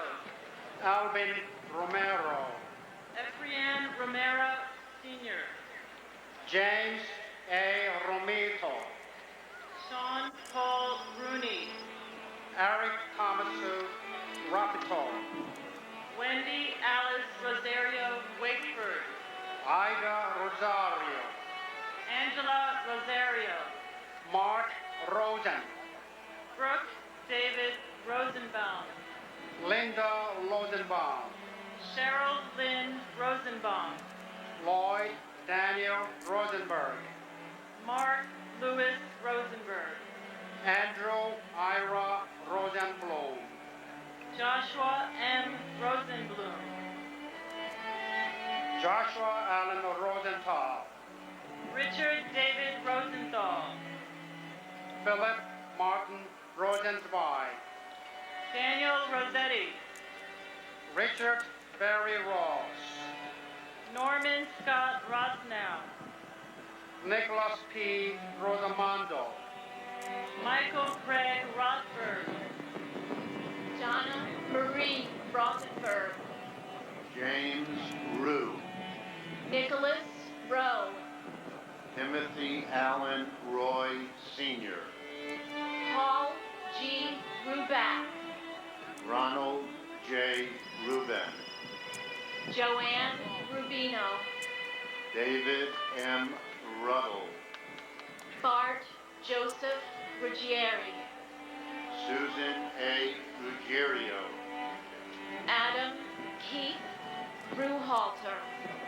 Abdulio Ruiz Diaz. Gilbert Ruiz. Stephen P. Russell. Stephen Harris Russin. Michael Thomas Russo Sr. Wayne Allen Russo. Edward Ryan. Jonathan Stephen Ryan. John Joseph Ryan Jr. Matthew Lancelot Ryan. Tatiana Rihova, Christina Sunga Ryuk, Thierry Seda, Jason Elazar Sabag, Thomas E. Sabella, Scott Saber, Joseph Francis Sacerdoti, Jessica Lee Sachs, Neraha Sadaranki, Muhammad Ali Sedeka, Francis John Sedocha, Jude Safi, Rob Joe Safranoff, Edward Saia, John Patrick Salamo, Hernando Salas, Juan G. Salas, Esmerlin Antonio Salcedo, John Salvatore Salerno Jr., Rama Alina, Richard L. Salinardi Jr., Wayne John Salomon, Norbert Salomon, Catherine Patricia Salter, Frank Salvatera, Paul Richard Salvio, Samuel Robert Salvo Jr., Rena Sam Dinu, Carlos Alberto Samniago, James Kenneth Samuel Jr., Michael Sanfilip, Sylvia San Pio, Hugo M. Sane, Eric Sanchez, Jacqueline Patrice Sanchez, Jesus Sanchez, Eric M. Sand. Stacy Lee Sanders, Herman S. Sandler. James Sands Jr., Aileen J. Santiago. Kirsten Santiago, Maria Teresa Santillan. Susan Gale Santo, Christopher Santoro. John A. Santori, Mario L. Santoro. Jorge Octavio Santos Anaya, Rufino Conrado Flores Santos III. Rafael Humberto Santos, Victor J. Saracini. Kalyan Sakar, Chappelle R. Sarver. Paul F. Sarl, Deepika Kumar Sadaluri. Gregory Thomas Saucedo, Susan M. Sauer. Anthony Savas, Vladimir Savinkin. Jackie Saye, John Michael Spavaro. Robert L. Scandoli Jr., Michelle Scarpita. Dennis Scauzo, John Albert Chard, John G. Sharp, Frederick Claude Chadwick Jr., Angela Susan Scheinberg, Scott Mitchell Scherzer, John Shelkey, Stephen Francis Slade, John Schleisel, Karen Helene Smith, Ian Schneider, Thomas G. Scholes, Frank G. Schott Jr., Gerard Patrick Frank, Jeffrey H. Schreier, John D. Schroeder, Susan Lee Schuler, Edward William Schunk, Mark E. Schurmeyer, Larry Shelley Schwartz, John Burkhart Schwartz, Mark Schwartz, Adrienne Victoria Schibetta, Raphael Scorza, Randolph Scott, Sheila Scott, Christopher J. Scudder, Arthur Warren Esmond, Margaret M. Seeliger, Anthony Segara. Carlos Segara, Jason Sexter. Matthew Carmen Celito, Howard Selwyn. Larry John Senko, Arturo Angelo Sereno.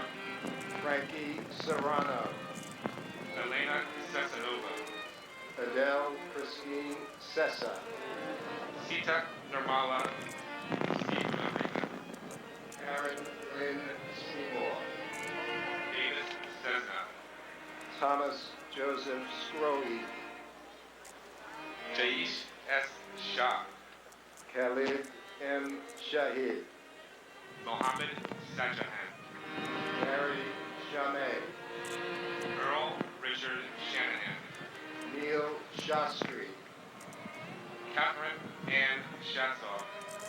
Barbara A. Shaw, Jeffrey James. Robert John Shea Jr., Daniel James Shea. Joseph Patrick Shea, Mary Kathleen Shearer. Robert M. Shearer. Linda Sheehan. Guy Sheffi. John Anthony Sherry. Atsui Siratori. Thomas Joseph Schubert. Mark Shulman. C. Wong Shang. Alan Abraham Schwartzstein. Joanna Sigmund. Diane T. Steiner. Gregory Sikorsky. Stephen Gerard Schiller. David Silver. Craig A. Silverstein. Nasima Ahmed Simji. Bruce Edward Simons. Arthur Simon. Kenneth Allen Simon. Michael J. Simon. Paul Joseph Simon. Marianne Teresa Simon. Barry Simowitz. Jane Louise Simpkin. Jeff Lyle Simpson. Kamladai Singh. Kulwat Singh. Roshan Ramesh Singh. Thomas E. Sinton III. Peter A. Syracuse. Muriel Faye Siskopoulos. Joseph Michael Cizolak. John P. Scala. Francis Joseph Skidmore Jr. Tonya Skinner. Paul Allen Skripek. Christopher Paul Slattery. Vincent Robert Slavin. Robert F. Sliwak. Paul K. Sloan. Stanley S. Smigala Jr. Wendy L. Small. Catherine Smith. Daniel Lawrence Smith. George Eric Smith. Heather Lee Smith. James Gregory Smith. Jeffrey R. Smith. Joyce Patricia Smith. Leon Smith Jr. Carl T. Smith. Keisha Smith. Kevin Joseph Smith. Maura Ann Smith. Rosemary A. Smith. Bonnie Jean Smithwick. Rochelle Monique Snell. Diane Bullis Snyder. Leonard J. Snyder Jr. Astrid Elizabeth Sohan. Sushil S. Solanki. Ruben Solaris. Naomi Leah Solomon. Daniel W. Song. Michael Charles Seres. Fabian Soto. Timothy Patrick Sulis. Gregory Spagnoletti. Donald F. Spampinato Jr. Thomas Sparacio. John Anthony Spataro. Robert W. Spear, Jr. Maynard S. Spence Jr. George Edward Spencer III. Robert Andrew Spencer. Mary Rubina Sperando. Tina Spicer. Frank Spinelli. William E. Spitz. Joseph Spoor, Jr. Klaus Johannes Sprockham. Saranya Srinuan. Fitzry St. Rose. Michael F. Stable. Lawrence T. Stack. Timothy M. Stackpole. Richard James Stadelberger. Eric Stallman. Gregory Stack. Alexandru Livu Stan. Corina Stan. Mary Dominica Stanley. Anthony Starita. Jeffrey Stark. Derek James Statkavikus. Craig William Staub. William V. Steckman. Eric Thomas Steen. William R. Steiner. Alexander Steinman. Andrew Sturgiopoulos. Andrew Stern. Martha Stevens. Richard H. Stewart, Jr. Michael James Stewart. Sanford M. Stoller. Douglas Joel Stone. Lonnie J. Stone. James Neville Story. Timothy Stout. Thomas Strada. James J. Strain, Jr. Edward W. Straub. George J. Strauss, Jr. Edward T. Strauss. Stephen R. Strauss. Stephen F. Strobert. Walwyn W. Stewart, Jr. Benjamin Suarez. David Scott Suarez. Ramon Suarez. Xavier Suarez. Yoichi Sugiyama. William Christopher Sugra. Daniel Schur. David Mark Sullen. Christopher P. Sullivan. Patrick Sullivan. Thomas Sullivan. Elerejo Soriano Sumaya, Jr. James Joseph Suozo. Colleen Sapinski. Robert Sutcliffe. Celine Sutter. Claudia Suzette Sutton. John Francis Swain. Christine M. Swearson. Brian David Sweeney. Brian Edward Sweeney.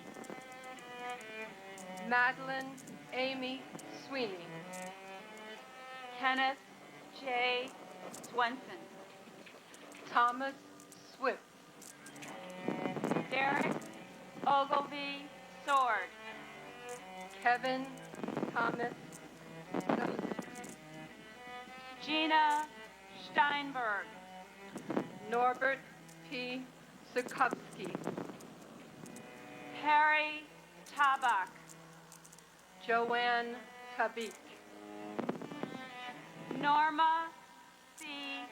Tadai. Michael Tadonio.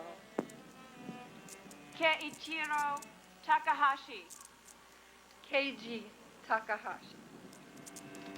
Phyllis Gail Talbot. Robert Talhami. Sean Patrick Talon. Paul Talfi. Morita Tam. Rochelle Tomares. Hector Tamayo. Michael Andrew Tamushio. Kenichiro Tanaka. Rondell Cherie Kinkard. Michael Anthony Tanner. Dennis Gerard Tormina Jr. Kenneth Joseph Tarantino. Alan Terracina. Michael C. Taru. Ronald Tartaro. Darrell Anthony Taylor. Donnie Brooks Taylor. Larissa Ceylon Taylor. Michael Morgan Taylor. Paul A. Tegmeyer. Ishant Tembe. Anthony Tempesta. Dorothy Pearl Temple. Stanley Temple. David Tanglin. Brian John Terenzi. Lisa M. Terry. Shell Tester. Gumatie T. Thackerday. Sumati Takur. Harshad Sham Tate. Michael Theoridis. Thomas F. Thurcombe Jr. Leslie Ann Thomas. Brian Thomas Thompson. Clive Thompson. Glenn Thompson. Nigel Bruce Thompson. Perry A. Thompson. Fanava Alexei Thompson. William H. Thompson. Eric Raymond Thorpe. Gillard Paul. Sal Edward Thierry Jr. John P. Tierney. Mary Ellen Tiesi. William R. Teest. Kenneth Francis Tijen. Stephen Edward Teague. Scott Charles Timms. Michael E. Kinley. Jennifer M. Tino. Robert Frank Tipaldi. John James Tipping II. David Tirado. Hector Luis Tirado Jr. Michelle Lee Titolo. Alicia N. Titus. John J. Tobin. Richard Tedesco. Vladimir Tomashevich. Stephen Kevin Tomset. Thomas Tong. Doris Torres. Luis Eduardo Torres. Amy Elizabeth Toyen. Christopher Michael Draina. Daniel Patrick Trent. Abdul Karim Traore. Glenn J. Travers. Walter Philip Travers. Felicia Y. Trailer Bass. James Anthony Trentini. Mary Barbara Trentini. Lisa L. Trottola. Caramo Trera. Michael Angel Trinidad. Francis Joseph Trombino. Gregory James Trost. William P. Salepis. Zaneta Valentinova Tsoy. Michael Tucker. Lance Richie Tamolti. Ching Ping Tung. Simon James Turner. Donald Joseph Tuzio. Robert T. Tomei. Jennifer Ziesman. John J. Yulsofer. Tyler V. Ugalin. Michael A. Uliano. Jonathan J. Iaman. Anil Shivari Umarkar. Alan B. Upton. Diane Marie Urban. John Damian Bakiccio. Bradley Hodges Varas. Renuda Bairo. William Valcarcel. Felix Antonio Valle. Ivan Valet. Benito Valentin. Santos Valentin Jr. Carlton Francis Valvo II. Pendele Vasi Krishna. Erica H. Van Acker. Kenneth W. Van Auken. Richard B. Van Hine. Daniel M. Van Laer. Edward Raymond Van Acker. John C. Van de Van Laer. Barrett Van Velzer. Edward Van Velzer. Paul Herman Van Velzer. Frederick Thomas Baraki. Gopal Krishnan Varadhan. David Vargas. Scott C. Vassell. Azel Ismail Vasquez. Archangel Vasquez. Santos Vasquez. Peter Anthony Vega. Sincera S. Bellamori. George Velasquez.